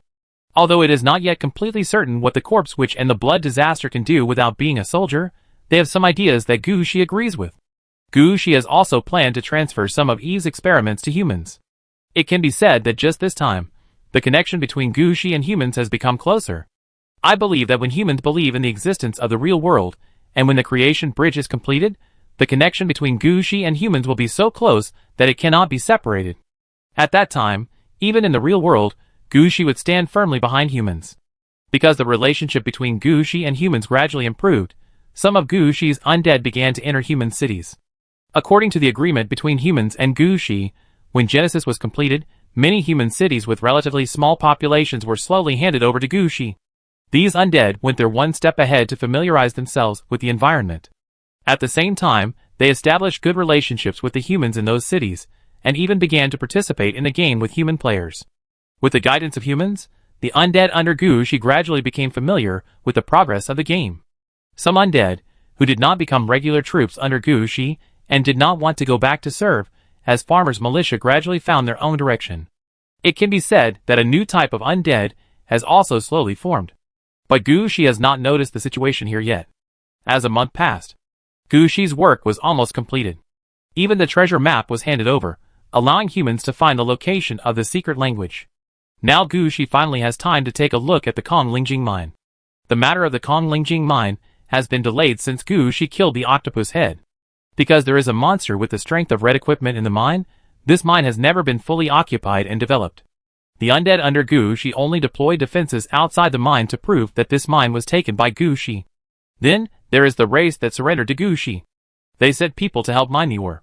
However, the mining here is superficial, and most mining is carried out outside the mine, and the real mining inside the mine has not yet started. Gushi's subordinates have several heroes who took over the task of the mine. However, the final response was not very good. Not only will the harvest be low, but also his own troops will be lost. There are too many things, so Gushi will not let the heroes rush in again. After all, there is probably a red-level existence inside. Sending more people over can only be a death, and Gushi does not want to fill all his subordinates in. Chapter 2776. Is this the place? Standing in front of the Konglingjing mine, Gushi glanced at the guide who came over and asked calmly. This guide was a player from the race that Gushi had just joined, the Thorny Face clan. The Thorny Face clan, like the Feathered clan, is a branch of the human race. They look like humans, and there is nothing different on the surface of their bodies. The most is that their skin is a mixture of gray and white. It feels like white paint is painted on black skin, and it looks like a zebra from a distance. In fact, only they themselves know that their skin is born this color. The most speechless thing is that the lines on their faces will form some words, which look like they are written or tattooed. So they are relatively easy to recognize each other, and their name is also called the Thorny Face clan. If you don't mind, they are actually very easy to talk to. Anyway, they are the same when the lights are turned off. The player who brought Gushi to the Konglingjing mine nodded repeatedly after hearing it. Yes, it's here. I went down there before, but after I met that crab, I never went in again. Did the crabs have any overreactions when you saw them before? Gushi asked. No, the crab has been sleeping all the time, not paying any attention to us at all. It seems that as long as we don't come to it, the crab won't do anything. Gushi thought about it, raised his hand, and several ghosts floated out in the moonlight. Ghosts are the basic combat power among the undead. They have the ability to pass through walls. Places like mines and mazes can't stop ghosts at all. Usually, the mines of Gushi's family are developed by ghosts and zombies. Ghosts search for ore, zombies dig, and with mutual cooperation, the progress of digging will be quite fast. Gushi is also very clear about the situation here, so when facing an unknown mine, it is Gushi's idea to release ghosts at the first time. After these ghosts entered the mine, the topographic map of the mine appeared in the moonlight in front of Gushi. In this topographic map, Gushi can also see the location of various mineral veins and mineral points. It has to be admitted that the ethereal crystal is also a unique existence among various mineral veins. Near the ethereal crystal ore, there is no normal stone except soil. All of them are accumulated over time. These mineral veins are like black holes, coming from all directions, and finally all gathered at one point. That point is where the crab is. In other words, there is actually more than one mine in front of you, and you can enter the mine from other places. At most, the road is farther, but the final goal is the same. There will be no problem. I didn't expect that this isn't the nearest location. Gushi flipped his hand, and a nearby map appeared in his hand. Gushi put the topographic map of the mine on it, pointed to one of the locations, and asked, "What is this place?" The player of the Thornface tribe took a look. This is a nearby mountain, and it doesn't have a formal name. It's just that a super powerful beast was buried under the mountain, and after the beast died, the weirdness around the beast continued to linger on the mountain, so it became a famous dangerous place. We usually don't go to that place when we go out. Ferocious beast, what kind of beast, what level? Gushi was somewhat curious when he heard it. The reason why he pointed to this location and asked was because Gushi felt that this was the beginning of the mine. In other words, the void crystal mine did not actually produce void crystal at the beginning, but was affected by something, which swallowed up everything in the mine and only produced things like void crystal. If there is a fierce beast buried under this mountain, then the origin of void crystal is likely to come from here. Gushi came here this time. In addition to hunting crabs, he also wanted to check the source of void crystal. If not, for a red-clad wild monster, Gushi would not need to come here himself, and the Corpse Mountain God of War could actually fight against the red-clad wild monster. At most, he would run again after a draw. How could Gushi be asked to come so early? The Thornface clan player did not know this. He shook his head, and in the end, he still had no way to confirm the level of the fierce beast buried under the mountain. Okay, let's go over there and take a look. Gushi glanced at the player, and knew that he couldn't get anything out of him at this time. So Gushi simply prepared to go to the ferocious beast mountain over there to take a look. As for whether he would encounter any trouble, Gushi was not worried at all. With the head of the goddesses, Gushi could bring many undead troops with him even if he didn't open the gate of the City of Death. Especially the sacred moonlight is really useful. The simulation effect is just like the real thing. Gushi can create as many moonlight undead as he wants. The moonlight incarnation of death, even the moonlight city of death, as long as Gushi wants, he can create them all. Now Gushi is not afraid no matter where he goes. Not to mention the so-called fierce beasts that have been dead for who knows how many years. When the player of the Thornface tribe heard this, he naturally did not ask much and honestly led the way in front. While walking, he also explained to Gushi some legends he had heard in his tribe. Many years ago, when their tribe was not so large, there seemed to be quite a lot of weirdness in the Fierce Beast Mountain, and sometimes they would even come down from the Fierce Beast Mountain to trouble their tribe. Later, a player appeared among them, and this slowly changed everything. Later, they found a better location and built it into their own main city.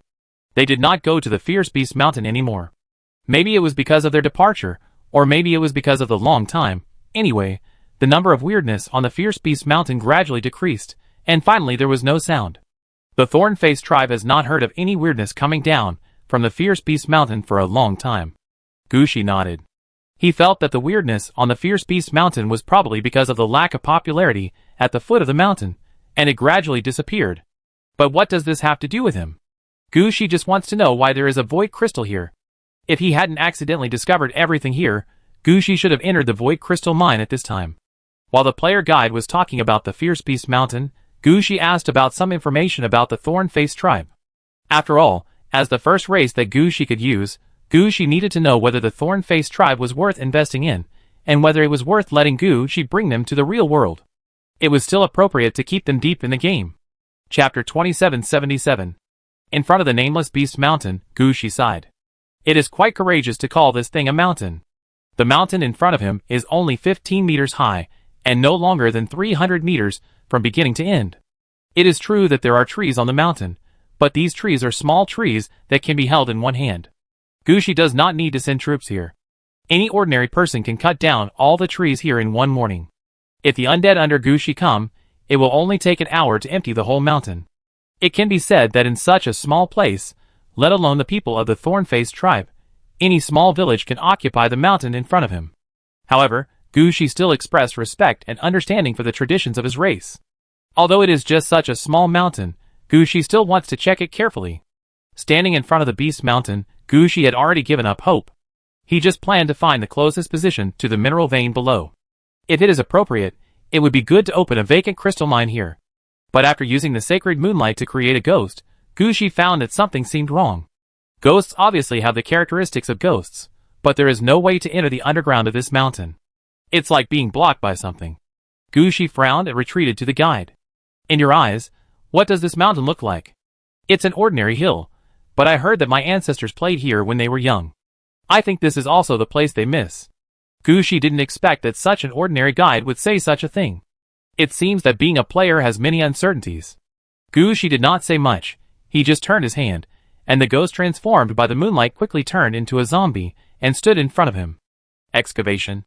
The guide hesitated for a moment, but finally said nothing. Although he also understood that this was the place where the ancestors played, it was the ancestors. They had not lived near here for dozens of generations. This was not the place they remembered. Gushi destroyed it, so be it. Under the excavation of the zombies, the soil on the mountain was quickly cleared.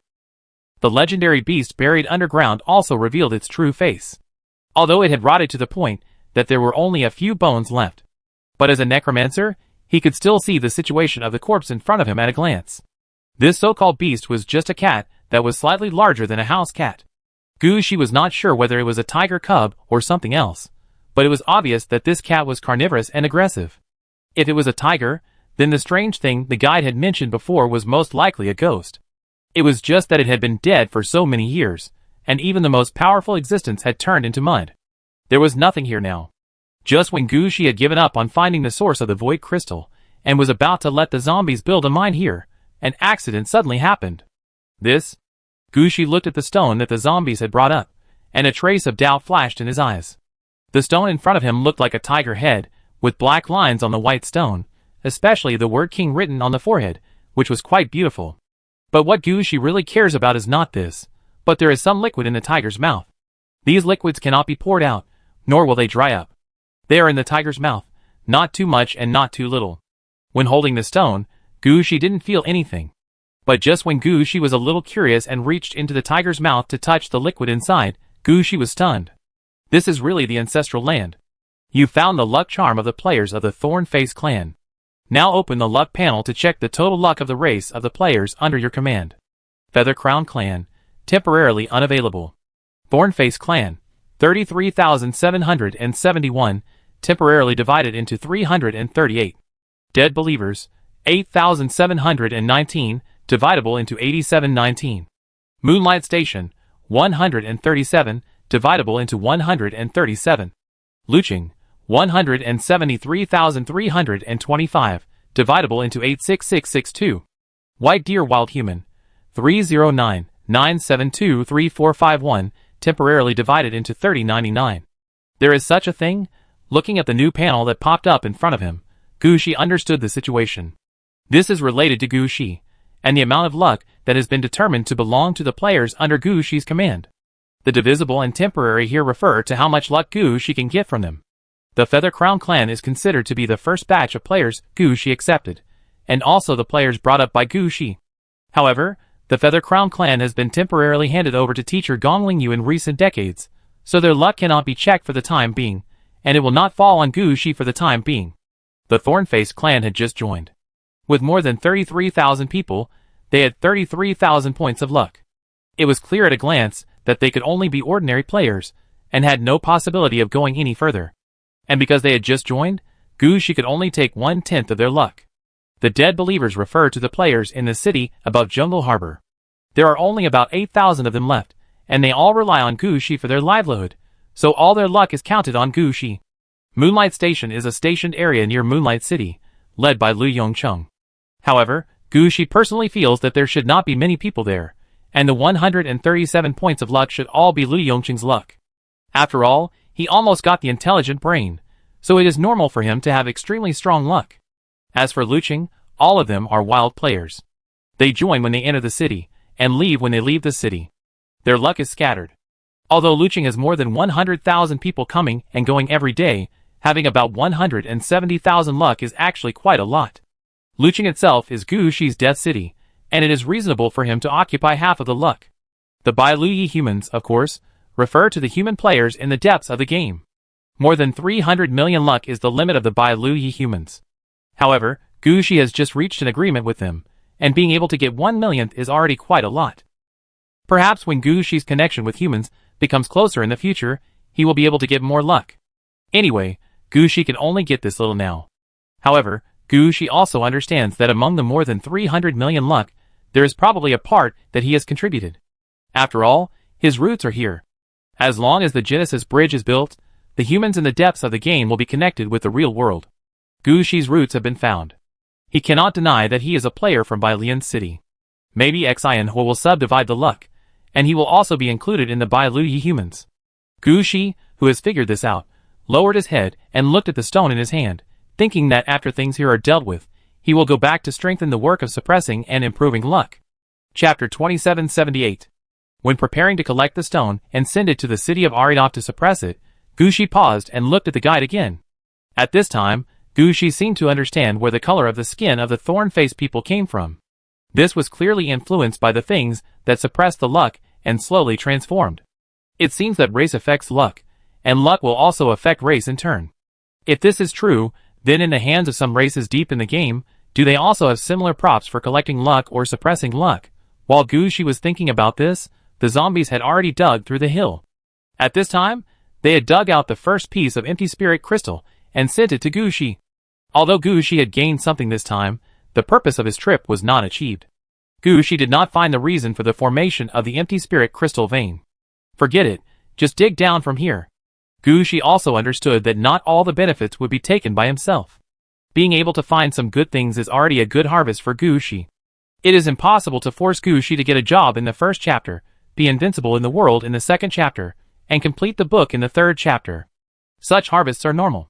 If you don't find anything, don't think about it anymore, just focus on the crab. After reopening the mine, Gushi did not let people dig down again, but transformed the zombies digging the mine into ghosts again, and let them go down. Gushi himself jumped down, and when Gushi fell, the evil coffin appeared at his feet in the first time. Because the mine was narrow, the evil coffin only released its most basic form. That is, the evil coffin stayed with only a coffin at the beginning. But what is Gushi's level now? He no longer had to lie on the evil coffin like he did at the beginning. He sat on the evil coffin calmly, and watched the evil coffin run faster and faster in this not-so-big mine. The guide did not follow him. He wanted to follow him, but he was stopped by the ghost left by Gushi before he entered the mine. The master has gone to deal with the crabs below. You can go and notify the players in the tribe. After the master has cleaned up the crabs, come over to mine the empty spirit crystals. The guide responded immediately after hearing this. As for other things, he didn't think much about it at all. At this time, Gushi quickly entered the dug mine, and then went down step by step along the mine that was dug at the beginning, approaching the place where the crabs were found. Before approaching the location of the crabs, Gushi found that the situation nearby had become a little unsettled. Previously, the void crystals existed in 2s and 3s, and even in the same vein, the number was not too large. The most important thing is that the energy in those void crystals is not full. Sometimes only a part of the void crystal is full. But in the current environment, the situation seems to be different. The void crystals are squeezed together. And all of them are void crystals full of energy. Gushi even found a different color void crystal among these void crystals. This different color void crystal is used to increase the warming time of the designated quasi-red equipment. Gushi had only seen it for the heart crystal before. Later, because Gushi did not have a heart-type quasi-red equipment, most of the heart crystals were used on heart communication props. Gushi didn't even think of using the remaining part for the mind amplifier. The same is true for the different colored ethereal crystals found here. But what Gushi saw was that there were auras of life, blood, frenzy, defense, etc. It was obviously affected by the crab. At this time, Gushi suddenly had an idea in his mind. Was his initial guess wrong? Maybe the key to ethereal crystals and crabs is not what Gushi thought, that is, the ethereal crystal veins appeared first, and then the crabs appeared. It is very likely that crabs of this level appeared first, and then the ethereal crystal veins appeared. Maybe the origin of the change of ethereal crystals is this crab. If this is true, then Gushi needs to change his attitude towards this crab. Before, Gushi's idea was to kill this crab and grab a red outfit back. But now Gushi's idea is different. Compared with the red outfit, the means of continuously generating ethereal crystals is the most important. There are at least 30 pieces of the ancient god's head in Gushi's red suit. But Gushi doesn't have a stable source of things like the ethereal crystal. Now that there is a channel for producing this kind of ethereal crystal, Gushi naturally wants to take it well. Thinking of this, Gushi simply jumped off the evil coffin and walked the last few steps. As Gushi stepped into the deepest part of the mine, he immediately felt that the time around him seemed to slow down.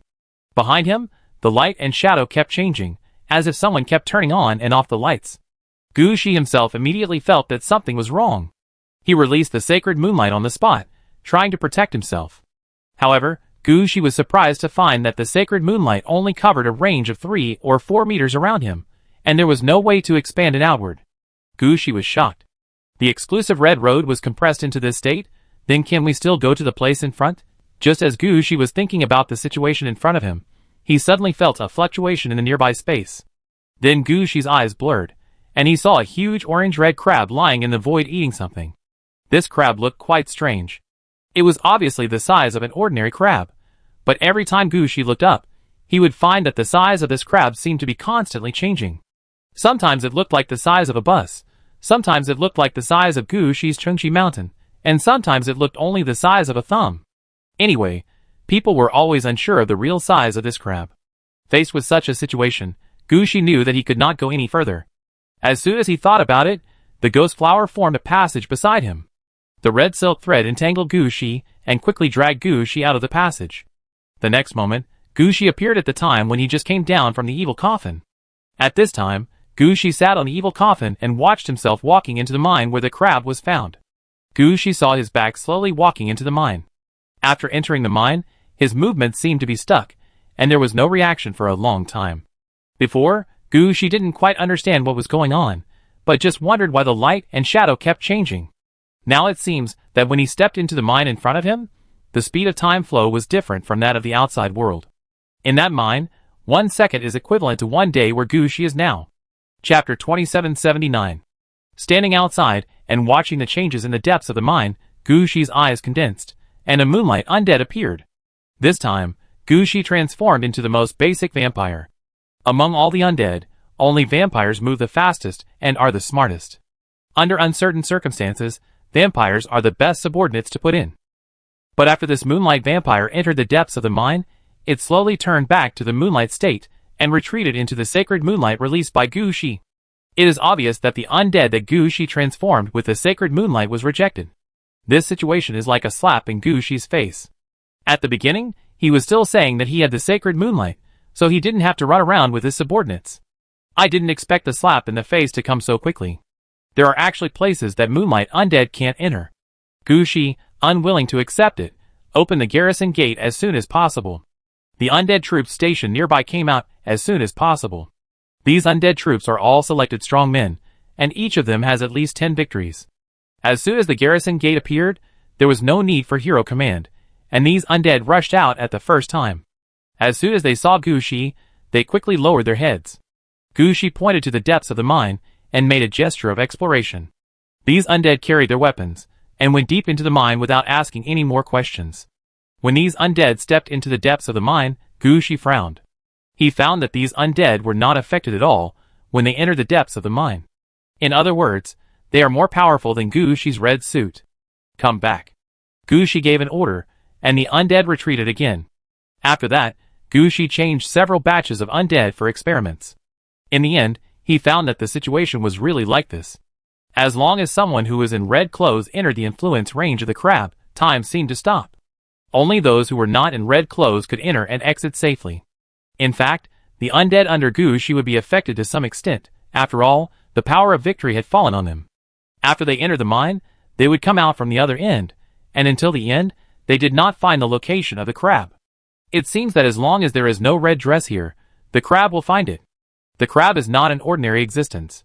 Gu Shi's abnormal behavior soon attracted the attention of his men.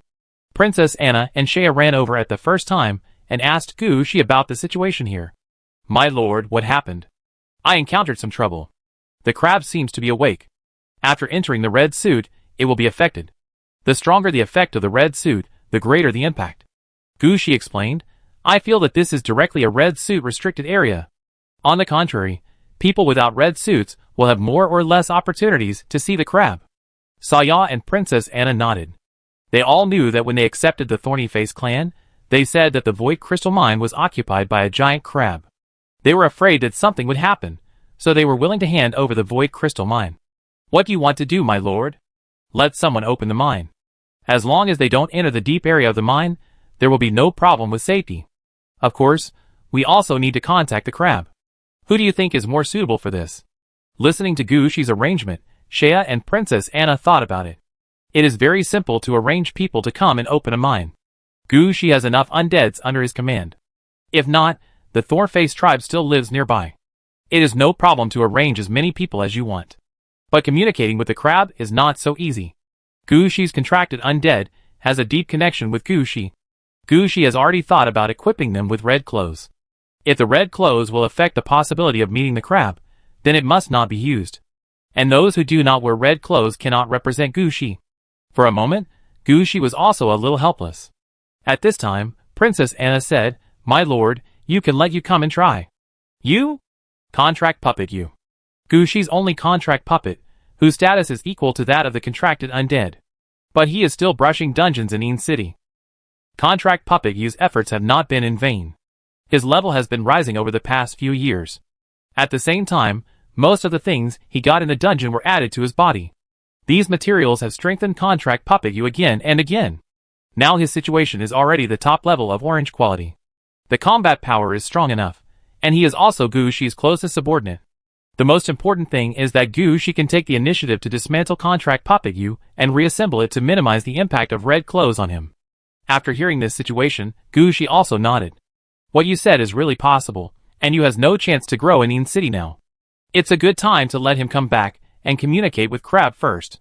If possible, after things here are settled, arrange for you to participate in other games. He is more suitable to grow in the game. Gushi also needs a contracted subordinate who can grow up. The contracted undead have their own things to arrange, and the contracted puppet can help Gushi find some important things. In this way, when there are some games that are not convenient for Gushi, there will be someone in the game to handle it. Let Ling. Forget it, I will contact you myself and let him come through the fastest channel. Gushi suddenly thought that Lingxi didn't seem to return to the Een City, but was accompanying Xinqing to help Gushi buy some materials and look at basic living supplies. Now in the Een City, only Yin Ryu and the contract puppet Jade were still there. Yin Ryu still stayed to study because of Gushi's status as a student of the Underworld University. It would be better to let the contract puppet Jade come by herself than to let her go to find the contract puppet Jade. After hearing what Gushi said, Shea and Princess Anna did not persuade him. In their opinion, they were all contracted subordinates, and finding their own way back was the most basic ability. The contract puppet Jade was not a top-notch treasure, so there was no need to worry about him on the way back. Was killed. So Gushi called back the contract puppet Yu, who was fighting in the dungeon with one move. The speed of the contract puppet Yu rushing back was also fast. As soon as the dungeon was over, he went directly back to Aladovi City through the Hearthstone, and then rushed to Gushi through the garrison gate. Excluding the time of the dungeon, after receiving Gushi's message, the contract puppet Yu didn't spend much time on the road. About 4 hours later, the contract puppet Yu appeared in front of Gushi. Looking at the contract puppet Yu, who was completely different from before, Gushi smiled. "You, this time I called you here because I have an important task for you." Chapter 2780. Standing in front of Gushi, the contract puppet Jade listened to all the situations that Gushi said and kept nodding. After so many years of strengthening, the contract puppet Jade has changed greatly from the original. Whether it is in terms of itself, weapons, or intelligence, there has been great progress. When seeing the contract puppet Jade, Gushi suddenly had an idea in his mind. In fact, the bandage at the beginning was more suitable for the contract puppet Jade. Gushi had such an idea not because of the ability of the contract puppet to add various purple materials and purple equipment to itself, but because the current contract puppet Jade looks full of Egyptian style, like a diamond-like Egyptian pharaoh. Although Gushi didn't know what the contract puppet Jade had added to himself, based on his appearance, he was definitely worthy of the mummy bandage. You know the situation, right? Gushi also knew that now was not the time to regret. If the red dress is gone once, then at worst, you can change it next time. Gushi is not the kind of person who can't get a red dress. He is more concerned about the crab in front of him now. I already know. The contract puppet Yu knew about this mission when he came. The contract puppet Yu actually attaches great importance to Gushi's orders. However, he usually doesn't follow Gushi, so he doesn't have a good grasp of Gushi's ideas. For a moment, he didn't know how to attack the mine in front of him. Don't be so nervous. Just deal with the mine in front of you the same way you dealt with the copy before. I don't care about the process, I just want the result. Contract puppet Jade thought about it, and Gushi was really like this. Over the years, Gushi only asked about the combat level of contract puppet Jade. As for the combat process, Gushi really didn't care. It felt like Gushi had forgotten him. Now that Gushi said this, he didn't say anything more. Anyway, the mission was already there, so he took a step forward and quickly walked into the depths of the mine.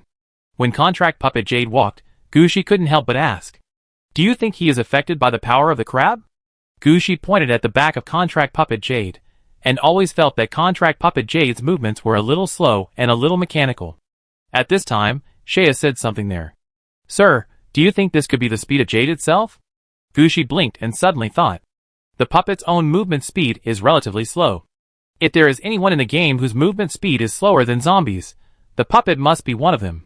Especially the Gold Man and Diamond Man behind the Iron Man, their speed is slower than each other.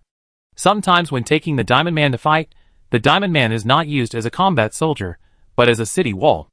Although the contract puppet Yu is obviously much stronger, his essence is still a Diamond Man. Even if various attributes have been strengthened, his movement speed is still not comparable to some fast soldiers. In addition, Gushi's own movement speed has increased too much, and with the movement speed of the contract puppet Yu, Gushi will naturally feel slow. After knowing that the contract puppet Yu was not affected by the crab, Gushi finally breathed a sigh of relief. Fortunately, I thought he couldn't stand the pressure of the crab. That would be embarrassing. "Sir, the latest information." While Gushi was talking, Shaya also came back with the information. While Gushi was waiting for the contract puppet Jade, Shaya went to find a place to inquire about the situation of this crab. In the end, Shaya even went to Lu Yongcheng to ask if he had any relevant information. Because Shaya's information would be more complete, and Lu Yongcheng remembered most of the information recorded by humans. After comparing the two sides, they really found some scraps of information. However, this information is not complete. Some of them have only been seen on murals, and some have encountered fossils left by giant crabs, or saw giant crabs from a distance. But there is no more detailed information, but Li Yongcheng proposed an idea to Gushi. In the real world, there is a player race called Hard Top Wind. This race is a race that combines politics and religion. It is far away from the top 3 races. I rarely come into contact with them, and they are a self-sufficient player race. The reason why Li Yongcheng mentioned this race is, on the one hand, because the deity worshipped by this race is a giant crab. On the other hand, it is because the red suit of this race is in the hands of this crab. Lu Yongcheng believes that the crab that Gushi mentioned is very similar to the crab worshipped by the Hardtop Wind clan. If Gushi can find out about the situation of the Hardtop Wind clan, maybe he can ask. There is nothing more to say. Gushi nodded. "I know about this matter. Wait a while, and see what is happening with you." Is he now deep in the mine? As soon as Gushi looked up, he found that the contract puppet Jade had entered a deeper part of the mine. It can be seen that his movements were obviously slower. But it was much better than the situation where Gushi had been moving 1 second at a time before. Although the contract puppet Jade moved slowly, he was still moving forward. It was completely different from the situation Gushi encountered when he entered by himself before. Before, Gushi had no way to move forward, but the contract puppet Jade was obviously different here. In this situation, Gushi's heart moved, thinking that the contract puppet Jade might have touched the crab. Seeing Gushi like this, Shaya also calmed down. She asked her men to inquire about the situation of the Hardtop Wind clan, while paying attention to the forward route of the contract puppet Jade. Just when everyone thought that the contract puppet Jade could succeed, the contract puppet Jade entered a turn in front. Looking back again, Gushi found that the contract puppet Jade appeared in a passage behind him. It seems that it still doesn't work. Gushi sighed. He waved to the contract puppet Jade. "What did you see inside?" "I saw the crab." Gushi's eyes widened. What was going on? At this time, the contract puppet Jade reached out and pressed his chest, and a crystal was taken out. This crystal was a monitoring device made of the soul crystal. It recorded the situation of the contract puppet Jade for a period of time, mainly for the contract puppet Jade to self-analyze and reflect when resting. Of course, now is the right time for Gushi to see what the contract puppet Jade saw. For Gushi, this is actually feasible. As long as he touches it, he can know what this crab is. But when he took the soul crystal, Gushi only felt a heat in his hand. The soul crystal actually melted in Gushi's hand and turned directly into a pool of liquid. Chapter 2781. Looking at the situation in front of him, Gushi and his contracted undead and contracted puppets didn't know what to say. Is this to keep people from knowing what's going on with the crab? Forget it. Just dig it directly. Don't contact the guy. Just send someone to watch it here. If he comes out, or has any requests, you can contact me directly. If you can't contact me, contact Li Yufang. She will make arrangements. After waiting for a while, Gushi felt that the awkward atmosphere had dissipated a little, so he made arrangements directly. The situation in front of him was already quite clear, and the crab didn't want to see Gushi. Gushi didn't have the idea of killing him directly. The two sides were deadlocked. If Gushi didn't care about what he was doing, He could just drag it here. Wait until the crab came out. But Gushi knew that there was no point in doing this. He didn't need such a crab. He came here for the Void Spirit Crystal. Now with a stable income from the Void Spirit Crystal, it was enough.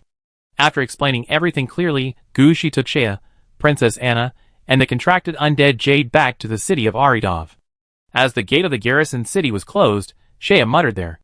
That crab is a little ungrateful, sir. Don't worry. I will find out what's going on with it, and then I get rid of it. No need, it likes to stay under the mine, so let it stay there. As long as it doesn't come out to destroy our arrangement, let it stay there. Gushi's words determined the future of this crab. Gushi's subordinates also dealt with the crab according to Gushi's request. Anyway, Gushi didn't need this situation much at this time. It happened that the contract puppet you returned because of this matter, so Gushi simply made other arrangements for him. You came back just in time. There are several games of good levels over there at the Titanium Lion. You can go over and deal with them. When the contract puppet you heard it, he immediately nodded and said, "Don't worry, sir, I will go over and deal with it now." Gushi wanted to say not to be so anxious, but thinking about it, the contract puppets and the contracted undead do not need to rest, so he did not stop. Instead, he said to the contract puppet you, "Go to Eve's territory and take a look. There are some puppets and stone men made there. If you can use them, you can take them directly." The contract puppet you was about to refuse, but thinking about it, other contracted undead have their own teams or subordinates. Even Catherine, who is doing business, has her own caravan, and Yen Ryu has people to help copy books. It was reasonable for him to want some manpower. And what Eve really valued were the magic systems, and the others were all her experimental materials, even the Death Titan. She didn't care where her soldiers went. "Okay, sir, don't worry, I will arrange for them."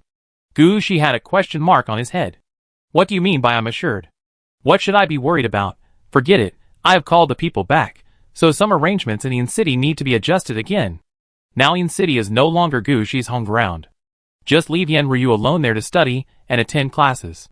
Gushi will not go to Yin City every time in the future. Instead, the Moonlight City arranged by Gushi in the real world will become Gushi's temporary home. Gushi will go there first if he has anything to do in the future. This way, he can slowly cut off from Yin City. In this way, the contract puppet Jade will no longer need to stay near Yin City. Several copies per week are no longer of much growth for the contract puppet Jade. Now the contract puppet Jade can help Gushi do some things. For example, conquer some high-level game worlds. After the contract puppet Jade left, Gushi also resigned himself to completing the work at hand. This was agreed by Gushi at the beginning. Gushi completes a period of work, rests for a period of time, participates in the game for a period of time, and then comes back to complete a period of work. This forms a cycle, which will not make Gushi too tired, nor will it cause Gushi's work to pile up. The most important thing is that Gushi can also improve his level. As for studying, that is something that can be arranged in time, and is not included here. Gushi spent a lot of time on the crab this time, and the work on hand was piled up again. This is a good opportunity to deal with things, so he can find a place to have fun. Last time he went to the capital of mankind to play around, Gushi found that it was heaven. Now that Gushi knows the way, he naturally wants to run there more often. In order to have fun, Gushi doesn't want to have some backlogs of work. So after letting the contracted puppet you leave, Gushi immediately went to the office in the main city of Yaladowai City to prepare for the work of this period. This office was built after defeating the octopus head. Usually, this place is called the Secretariat, and all kinds of work will be handed over here. It is mainly responsible for Liu Feng. The Headless Corpse Wizard also works here, and there are also a group of undead heroes and leaders who act as first secretaries, second secretaries, etc. When Gushi is not there, all kinds of things can be handled smoothly. And when Gushi came over, Liu Feng immediately reported all kinds of data to Gushi, as well as some backlogs. Gushi has gradually gotten used to this progress during this period of time. As soon as he sat down, he took the document and looked at it first, and at the same time, he could listen to the report below through the head of the goddesses. In addition, Gushi's other hands can also quickly make some records or instructions. It can be said that at this time, Gushi can already use one person as several people. There will not even be any major problems. At the same time, Gushi was not the kind of person who handled these things without thinking. As the head of all goddesses, everything Gushi did would be recorded. That brain was much more useful than before. Sometimes, just by looking at one or two pieces of information, Gushi could think of the corresponding situation before and quickly make the right judgment. This time was the same. When Li Yufang and other secretaries kept reporting data, information, and work content, Gushi could always make judgments and arrangements quickly. And Li Yufang and others would also convey the various tasks that had been approved as soon as possible. Let these instructions become various tasks in Chongxi Mountain or other death cities. And at this time, Gushi suddenly asked, "When was this thing delivered?" Chapter 2782. When he said this, Gushi raised his head. The one who just spoke was the head of the goddesses, and the one who pointed at this thing was the wind-breaking shattering hand. It can be seen that Gushi himself was confused by this sentence. But when Gushi raised his head, he already knew what was going on. After thinking about it carefully, Gushi realized that he had a flash of inspiration and discovered something. During this period, Gushi was concerned about the mastery of several skills in the underworld battlefield. After all, Gushi's focus during this period was not on the red suit, but on his level. If he wanted to improve his level, Gushi had to improve the levels of several of his skills first. After all, Gushi had suffered the loss of skills not matching his own level. So during this period, Gushi's goal has always been on the underworld battlefield. There is the underworld battlefield in Chongxi Mountain, the underworld battlefield in the secret space, the underworld battlefield in the underworld of the Two Kings, and the underworld battlefield that is about to be placed in Moonlight City. It can be said that during this period, all the game worlds opened by Titanium Lion have undergone this kind of evaluation to assess whether they are suitable to become the underworld battlefield. The abnormal situation in front of us is also related to the underworld battlefield. However, the underworld battlefield that has problems this time is not the game world of Titanium Lion, but some game worlds given by humans. After Gushi reached an agreement with humans, humans will also transfer some game worlds to Gushi.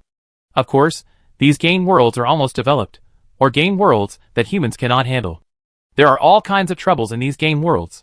For example, black players and various cultists. Just as Gushi needed the underworld battlefield, humans gave these game worlds out and exchanged them for clean game worlds from Gushi. In the eyes of humans, these game worlds will not lose money in exchange for some benefits from Gushi. And this time, the problem is also a game world on the human side. According to Gushi's plan, after getting the human world, he needs to send people into this game world, select a suitable location, and prepare for Gushi to set up the underworld battlefield.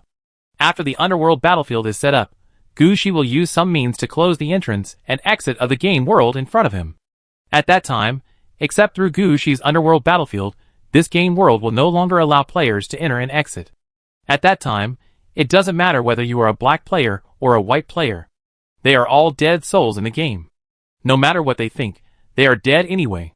In the game, they will be beaten by Gushi as enemies in the underworld battlefield, and they will die. Outside the game, outside the underworld battlefield is Gushi's Chongxi Mountain. There are no other players here except Gushi. All the players who appear here are enemies, and have no way out. No matter what, these black players or cultists will die. But this time, the situation in this game world is a little wrong. The passage in the game world can't be completely closed, and there is always an open game passage. Black players and cultists can enter and exit the game world through this game passage. Gushi noticed this game world from so many materials, because there is a situation recorded in this part of the information. This passage to and from the game world needs to kill a dragon blood sacrifice to open it. If the dragon blood sacrifice is not killed, then this passage will be affected by time. People who enter the passage may not feel anything, but people outside will feel that the players in the passage are stuck and motionless. It is this information that makes Gushi pay attention to this game world. After all, Gushi was just treated by a crab in this way. Unexpectedly, he saw a similar situation here again, so Gushi would naturally pay more attention. But after paying attention, Gushi found something wrong here. Finally, it attracted the attention of Li Yufang and others. Now looking at the game world in front of him again, Gushi feels that the game world in front of him is full of problems. First of all, there's a problem with the structure of this world. Before Gushi didn't look closely, he didn't find much. But after a closer look, Gushi found that the world in front of him was historical at first, and then turned to martial arts and romance. In the middle and late stages of martial arts, a cultivator came. The most speechless thing is that the two cultivators did not dare to fight a martial artist, who could not even get the first place. Then the plot changed again. When the two cultivators appeared, the situation did not collapse, but was connected. Now it has begun to change to the mythological aspect. But the problem is that its foundation is still historical. This makes people feel speechless. It is also for this reason that the level inside is also up and down. In history, the level was between 15 and 20. After becoming a martial artist, the level dropped directly below 15. After becoming a fairy, the level exceeded 25 again. Now the upper limit of the level of this game world has become 40. Between 25 and 40, there seems to be an obvious upgrade period, but the upgrade period is relatively short, and normal people don't pay much attention to it. This document only records it, but there is no detailed information. Now, these black players don't know what they are doing. Anyway, according to the thinking of black players, they integrate themselves into the game and turn themselves into NPCs. Maybe now they are all preparing to hit level 40, wanting to get powerful power and change everything in the game. But this is not very friendly to Gushi. What Gushi needs is a world that can be transformed into a battlefield in the underworld, rather than a bridgehead occupied by black players. Gushi doesn't want to deal with these black players. Their brains are not normal. After all, many races in the game want to become players in the game, but they want to become NPCs in the game. I really don't understand how they can come up with such ideas. Don't they know how much luck and effort are needed to become a player from the game? Wait. Gushi blinked. Luck?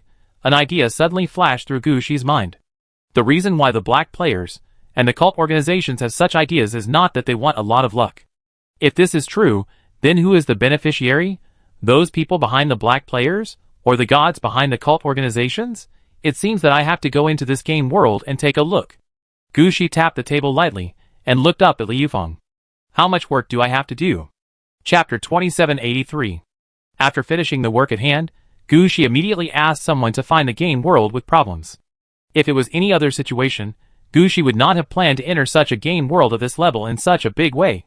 At most, he would go in for a while, choose a suitable place to set up the underworld battlefield, and then come out. The whole process does not need to take a day. Usually, Gushi would go in to relax when he was tired of the work at hand and had free time. There was no need to be so formal. But this time was different. This time, Gushi felt that the situation in this game world was very complicated. Just going there once, he could not find anything at all. Only by entering this game and understanding the situation of this world in depth can we know what is playing tricks there. As for Gushi's whereabouts, Liu Feng would definitely not stop him. When Gushi was looking for the game world, Liu Feng was already arranging the secretary's work.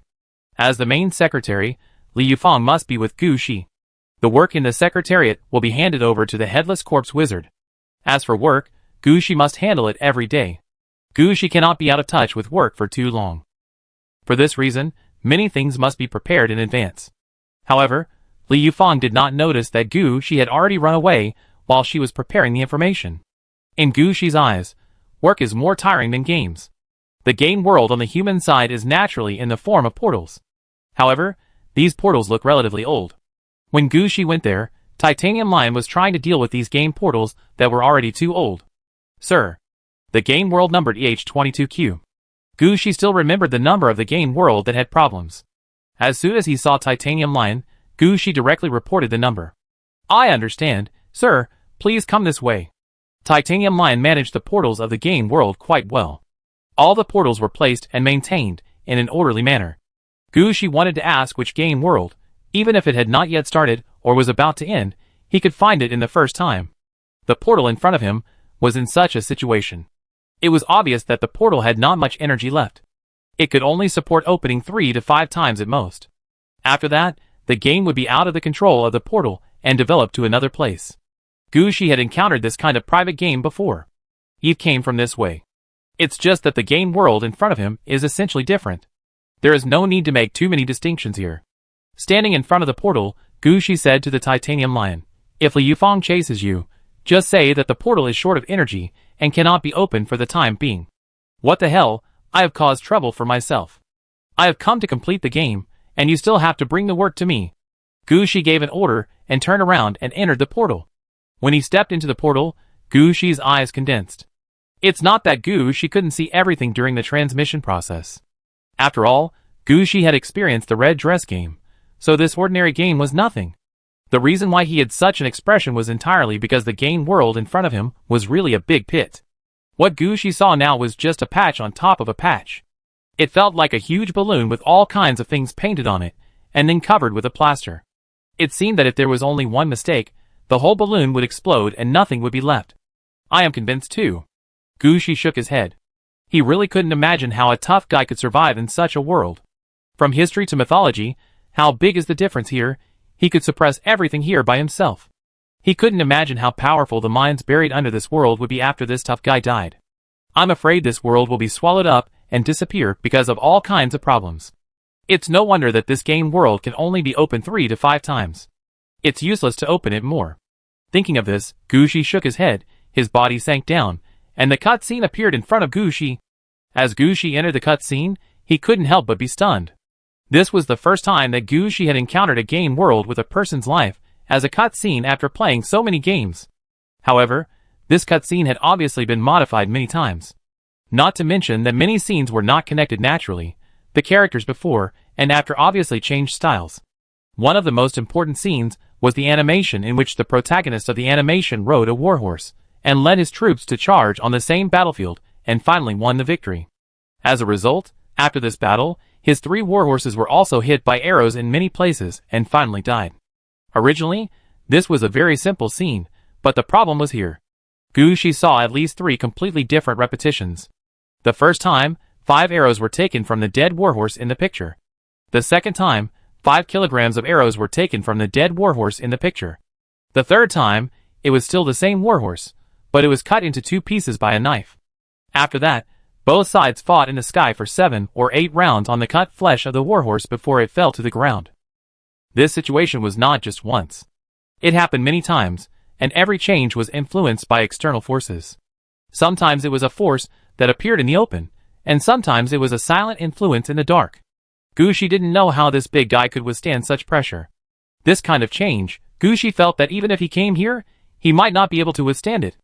As the picture kept changing, repeating, restarting, merging, and mutating, Gushi also slowly understood the first half of this big guy's life. After all, the many times of Zuamaman fighting with different styles and different ideas made Gushi feel a little frightened about the character of this big man. Even in this game, Gushi had never heard of his name, his country name, and his emperor title. But Gushi understood that this person must have a different status in the game world, or in history, and it is very likely that he is similar to the Zulong who took the Kaikion axe that Gushi had met before. Maybe going directly to this big man and talking to him directly will be the most critical means to break the game world in front of him. Just as Gushi was thinking this, the scene in front of him turned. It turned to the big man who was seriously ill in bed, and he was supposed to be guarded by a little girl with an emperor's aura. But for some reason, when she turned her head, this little girl with an emperor's fate turned into a bald monk, and the monk seemed to be saying something. Then the scene turned again, and it became the moment when the big man fell seriously ill. Chapter 2784. Game ID confirmed. Player 629SH welcomes you. Since this is your first time entering the EH22Q world, you will appear in the novice birth point in this world, Chang'an City. Note, the EH22Q world is a collapsed world, and there is no mainline mission in this world. As a prompt sounded in Gushi's ears, Gushi appeared near the ancient oriental city. Looking at the city wall that was obviously raised to 100 meters in the later period, Gushi's eyes twitched. This is called the novice birth point? Is there no safe place here? Standing in front of the city gate, Gushi did not go in. Instead, he stood in place and confirmed the location of the city gate in front of him through some methods. This is located in the north of Chang'an City. According to the arrangement of the oriental layout, there is an 80% chance that this city gate will be named Xuanwu Gate. This is the Xuanwu Gate that appears again and again in the picture, and it doesn't look like it. At least the 3-door city gate in front of him gives people a feeling that it is not right. A strong smell of blood was surging on the vermilion gate. And this smell of blood was actually hot. Gushi felt a heat all over his body just standing in front of the gate. This might be what the martial arts style calls chi and blood. Under the gate, Gushi could see many shadows who were shot to death and had their heads chopped off struggling there. It was obvious that they were the people who died in the Xuanwu Gate. But Gushi didn't know why there were so many of them. Could it be that every change in the scene was real? What are you standing there for? Do you want to go in? If not, get out of the way. Don't block the door. Gushi was noticed by the soldiers guarding the Xuanwu Gate because he observed the Xuanwu Gate for a while. These soldiers were wearing thick fish scale armor and holding fine iron spears. When he spoke, the spear head was pressed down a little, and the look at Gushi changed, as if Gushi was a walking warrior. After looking at them, Gushi's eyes condensed. He saw something different in these soldiers. Their levels were quite strange, with a mark of 9 plus 7 plus 11. Although Gu Shi could calculate at a glance that their levels were about 27, this marking method was quite unreasonable. Gu Shi had a feeling that the level of 9 was the level these soldiers should have in history. The level of 7 was the level of these soldiers after history turned into martial arts. As for the level of 11, it was either immortal cultivation or myth. However, Gu Shi didn't take this kind of thing that looked like a stitched monster seriously at all. Level 27, right? Gu Shi's blood disaster is also at this level. Do you want to test its combat power? Gu Shi's eyes condensed, and he was about to release a blood disaster. At this moment, a woman's voice came from a distance. Please wait a moment. Gu Shi looked up in the direction of the voice, and found a woman in a white robe, carrying a long sword on her back, and with black hair rushing from nearby. Before the woman walked forward, she clearly felt like she was stepping on a lotus. At the same time, Gu Shi could also see a pale white mixed with golden light surging from the woman's body. After seeing the woman appear, the soldiers guarding the city gates seemed to remember something. They put away their spears, and no longer looked at Gu Shi, as if Gu Shi was a piece of trash. But the woman came to Gu Shi, saluted him first, and then said seriously, "I'm sorry, Your Majesty, this time we are wrong." Your Majesty? Gu Shi was stunned for a moment, then realized that it was his emperor's title that worked.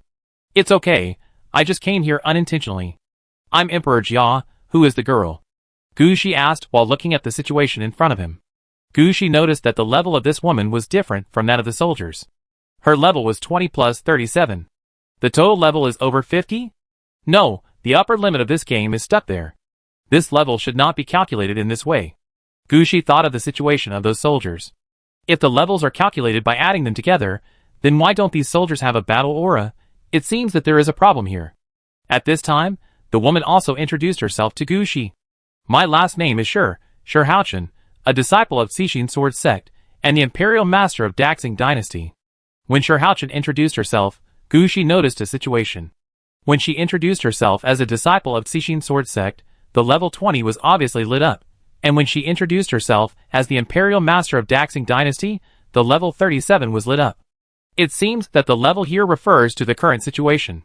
Gu Shi thought for a while, smiled at Shi Haochen and said, "So it's Imperial Master Shi, hello, I just came here, and I don't know the rules in Daxing. I have offended you before, and I hope you will forgive me. No, I just saw the Imperial aura rising to the sky in Daxing City, and I thought something happened, so I came to take a look. I didn't expect to meet His Majesty Emperor Jia. I wonder where His Majesty came from, and which country he belongs to. Does this need to be checked clearly?" Gu Shi glanced at Shi Haochen, but did not mean to answer. Although he has not figured out the level of the world in front of him, Gu Shi is not afraid of anything. At worst, he can directly flatten the game world in front of him.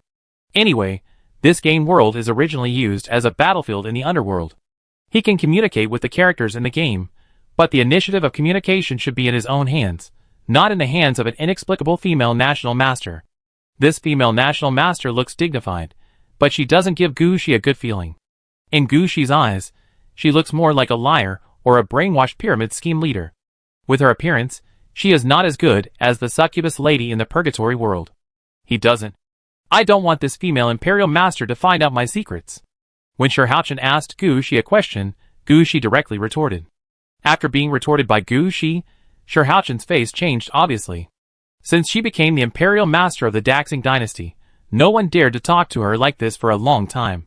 Even the 4 old guys in the Buddhist sect all bowed to her honestly. If it weren't for the fact that the emperor had problems again during this period, and the area of Chang'an City had doubled inexplicably again, she would not have come out to inquire about Gu Shi's news. I didn't expect Gu Shi to not give her face. This made Shi Haochen quite unhappy, but she couldn't do anything to Gu Shi. Because just as she said, she came here because she saw the heavy imperial aura on Gu Shi. Such a strong imperial aura is of great significance to her. She can't waste this imperial aura. Chapter 2785. Of course, your presence will cause the people to be displaced. I cannot let some uncertain things happen on the land of Daxing. Seeing that Gu Shi dared to refuse him, Shi Haoyen's face condensed, and he said seriously. Looking at her appearance, she seemed to have some compassion for the world. But Gu Shi was not moved by her words at all. Are you the emperor? What? When Gu Shi asked this question, Shi Haoyen was obviously stunned. I am asking, are you the emperor? Is this Daxing dynasty yours? Don't think of yourself as the master of the Daxing dynasty. If you don't know, you might think you are the empress. You are really stupid. Bah! Gu Shi didn't even look at Shirhuin. He hated this kind of guy who didn't know anything the most. Gu Shi came in after watching the cut scene. When the big guy was fighting with Xuanwu, he killed him, and didn't show any mercy. And still compassionate? Bullshit? How come Gu Shi can't see any compassion at all? What he sees is the dark idea of wanting to influence the emperor, and use the emperor's power to deceive the world. As an emperor, this is what Gu Shi can't stand the most. Which emperor would be willing to have his territory controlled by others? In Gu Shi's opinion, the big boss behind the Daxing dynasty also has the same idea in his mind. He must have made corresponding arrangements. It's just that Gu Shi has just arrived and doesn't know any information. He doesn't want to act casually and break the big boss's game. After glaring at Shirhuin, Gu Shi snorted heavily. Get lost. Shirhuin was originally trained like a dog by Gu Shi.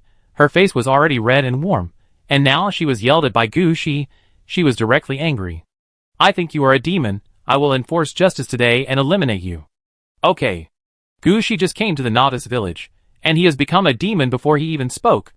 If he really took action like before, I am afraid that in 2 days, he would become a big demon who would bring chaos to the world. Such a mouth cannon type of enemy is the most speechless. They will first let themselves occupy the highest point of morality, and then prove from their own perspective that the enemy is the big demon. Finally, they will lead the world's forces to attack. But the problem is that their methods. For the real big demon, what is the meaning? As a king of the underworld, Gu Shi originally wanted to turn the world in front of him into a battlefield of the underworld. How could he care about the thoughts of these people? How could he care about what is good and evil? If you point to a corpse and say it is the corpse of a great demon, will he wake up and die again?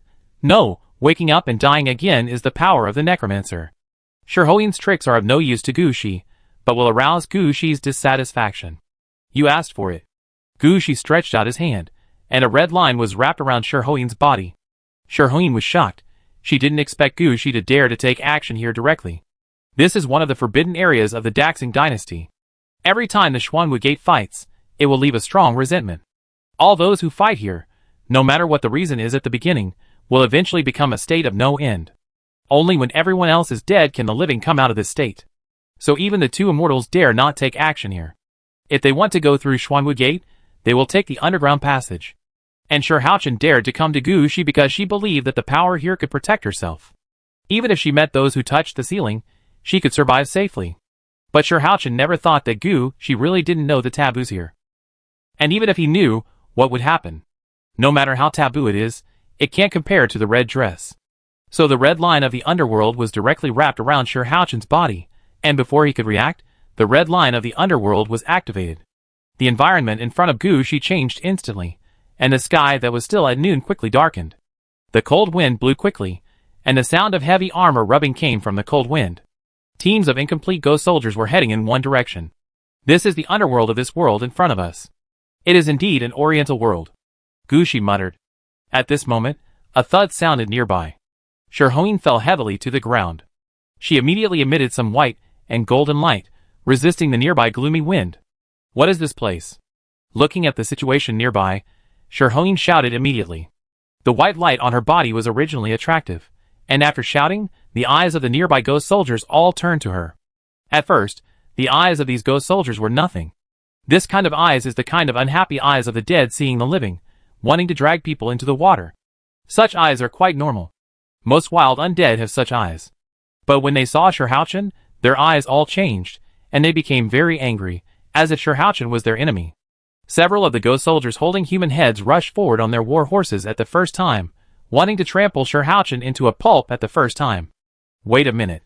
Seeing that Shirhuin was about to be surrounded by ghost soldiers, Gu Shi said at this time, I caught her. Hearing this, all the ghost soldiers stopped. After all, Gu Shi's Death Lord skills are still very useful.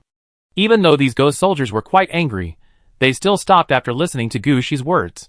At this time, Gu Shi also raised the red silk thread in his hand. Look, she was really caught by me. The ghost soldiers nodded with satisfaction when they saw it. Shirhuin wanted to say something, but Gu Shi just shook his hand, and the red silk thread pierced into her nostrils and mouth, blocking Shirhuin and making her roll her eyes. In this state, Shirhuin no longer had the compassion she had before. Now she was just like a reptile rolling in the mud, without any of her previous elegance. Then several silk threads fell from the sky, hanging Shirhouchen up like a pig. Gu Shi's actions made the ghost soldier's breath much more stable. Some green light began to appear above their heads. This shows that these ghost soldiers are willing to communicate with Gu Shi and recognize Gu Shi's kindness. Thank you, you are a good person. One of the ghost soldiers holding a human head came to Gu Shi. What good man. Didn't you notice the imperial aura on him? He is a ghost emperor. Your Majesty, I wonder if I can fight with you. My request is not high, just kill the wild twin phoenixes. Another ghost soldier holding a human head pushed his companions aside, came directly to Gu Shi, and put forward his own request. Chapter 2786. Yi Xuanfeng? What kind of a name is that? Shirhouchen, who was tied up by Gu Shi, kept struggling, as if he wanted to stop the ghost soldiers from talking. Who is Yi Xuanfeng? Gu Shi asked curiously. The current emperor of the Daxing dynasty. The ghost soldier who spoke quickly explained to Gu Shi. He didn't have this name originally, but later a Taoist priest passed by my house, and said that he saw Xuanfeng fall into the body of Yi Xuanfeng, and his future would be limitless. So he changed his name to Yi Xuanfeng. But I have to admit that his luck was really different after he changed his name. Many people were thrown into his service, as if they were given to him for free. Even on the battlefield, enemies lined up to give their heads. Even the extremely powerful enemies couldn't do any harm to him. Every time he encountered danger, someone would come to save him. Since he started his army, he has never encountered any difficulties. His military exploits went up like a roll, and finally there was nothing left to be awarded. The ghost soldier felt more and more unhappy as he spoke, and even raised his head. Gu Shi noticed that when he did this, several other ghost soldiers nearby also made the same move. Gu Shi only took a glance and understood that these ghost soldiers were of the same origin as the one in front of him.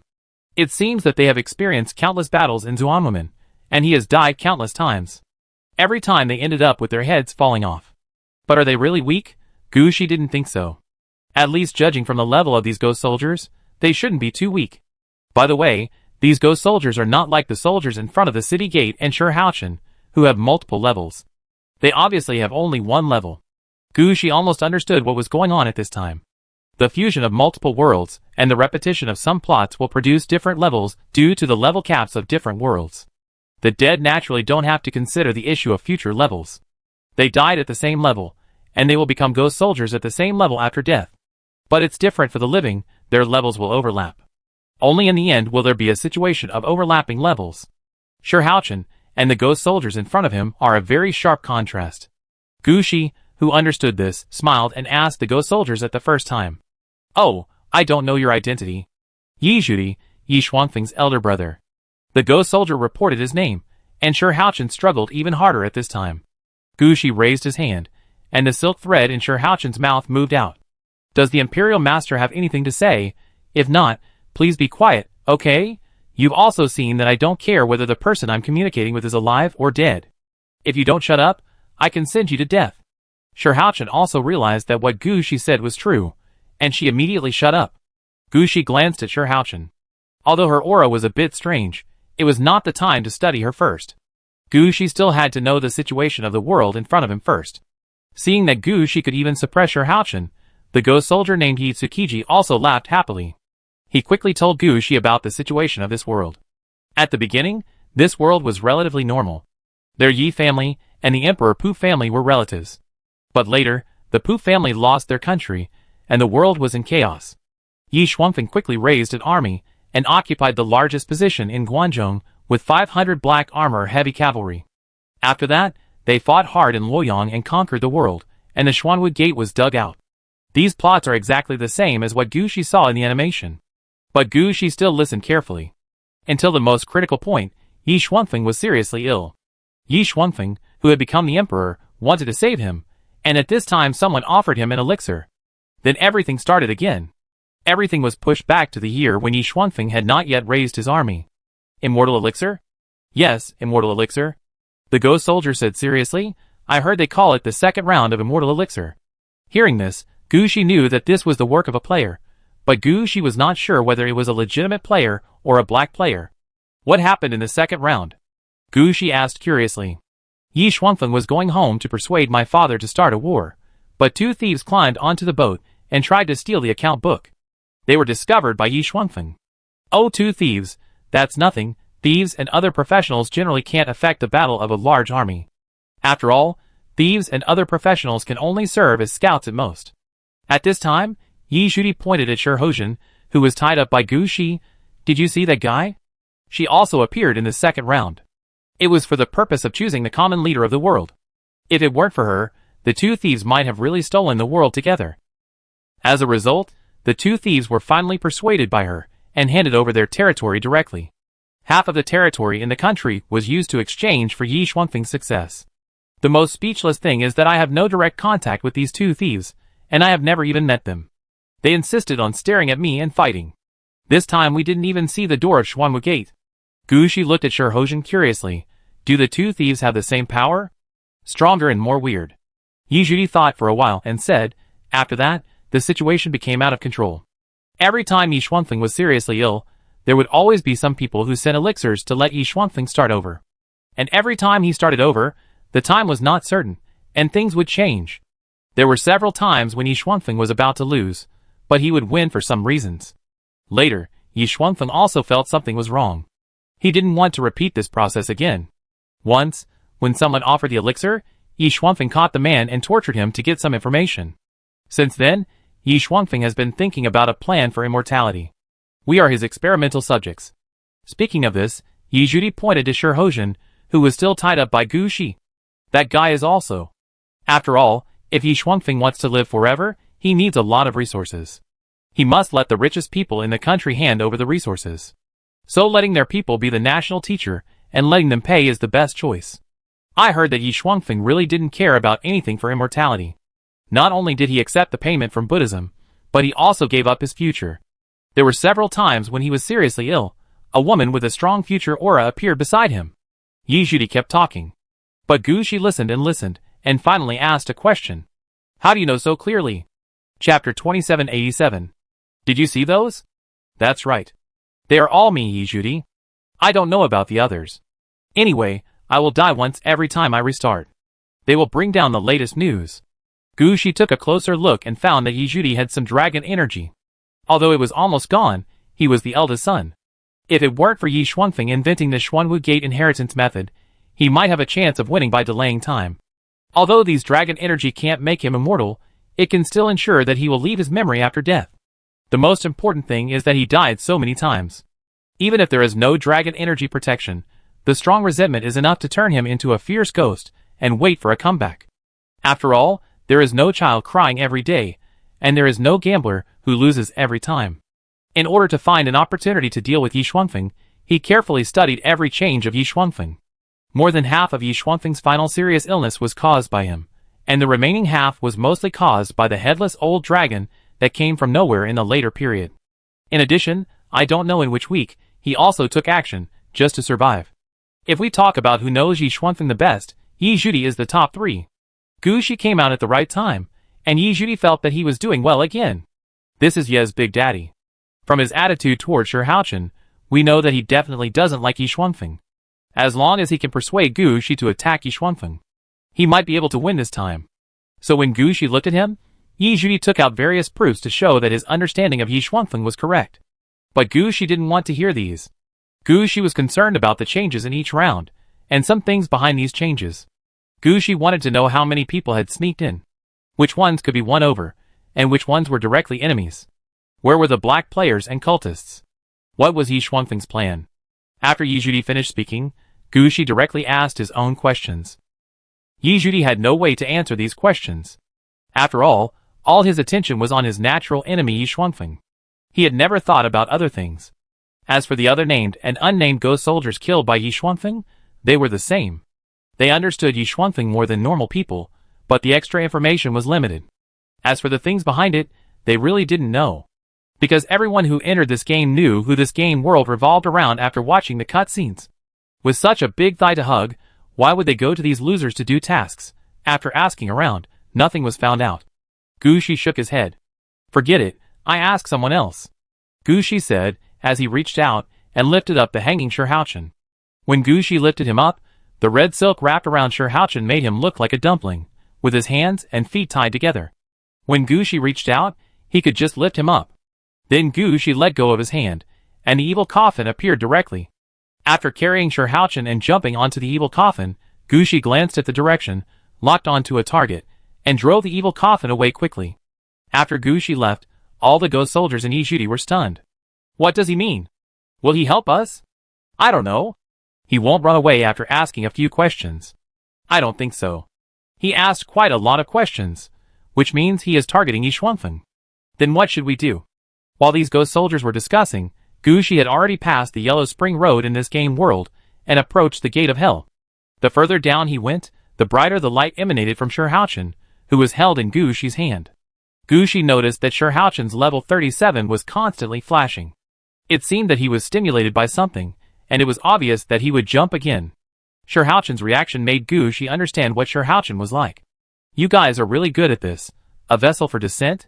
I thought only the West would play with these, and the East would just play with reincarnation. I didn't expect you guys to play with this too. Gushi saw at a glance that Shirhouchen was the reincarnation vessel for the god she believed in. Usually, she could borrow the power of the god behind her. She could even use the power of the god to improve her level. But when the god needed it, she had to hand over her body to the god. And in order to ensure that Shenling could descend smoothly. From the beginning of her practice, she had to practice according to the requirements of the god behind her, whether it was mind, body, or skills. All words and deeds had to be in accordance with the standards, and even thoughts were fixed. When she saw the direction Gushi was going, Shirhouchen had an idea in her mind. I want to feed the devil for the people of the world. Pull Gushi onto the right path. It's not like Shirhouchen hasn't done this before. Why didn't the two immortal cultivators dare to fight a martial arts version of Yixuanfeng? Wasn't it because one of the immortal cultivators was dealt with by Shirhouchen? Yizhuti died so many times, but Shirhouchen only had 2 different levels. Part of the reason is that Shirhouchen was not spawned in a certain round, and part of the reason is that he was spawned and fed to the devil. Now for Shirhouchen, it's her chance to come forward and feed the devil. The place where Gushi is going must be the underworld. If Gushi is not killed, or influenced by love, what if Gushi releases all the ghosts in the underworld? The ghost soldiers on the way before made Shirhouchen understand how much hatred these ghost soldiers have for Yixuanfeng. If they go out, Yixuanfeng will have no way out. So the effect of feeding the devil with one's body is activated. Shirhouchen blinked and said something. Your Majesty Dijia, you can't go any further. Now the world is at peace, the people are resting and recuperating, the people are living and working in peace, and the world is in great order. Why do you have to run out and destroy all this? I don't know what hatred you have with your Majesty Yixuanfeng. But everything your Majesty Yixuanfeng does is for the people of the world. You can't do better. I think it's better to do this. As long as you are willing to give up, I can take you to Sichuan and find a place with beautiful mountains and rivers in Shuzhong to spend your life there. This is the first time Gushi has heard such words. If it weren't for the way Shirhouchen was stuck in a zonzi, she would still be somewhat convincing. But she is like this now. Gushi wants to laugh.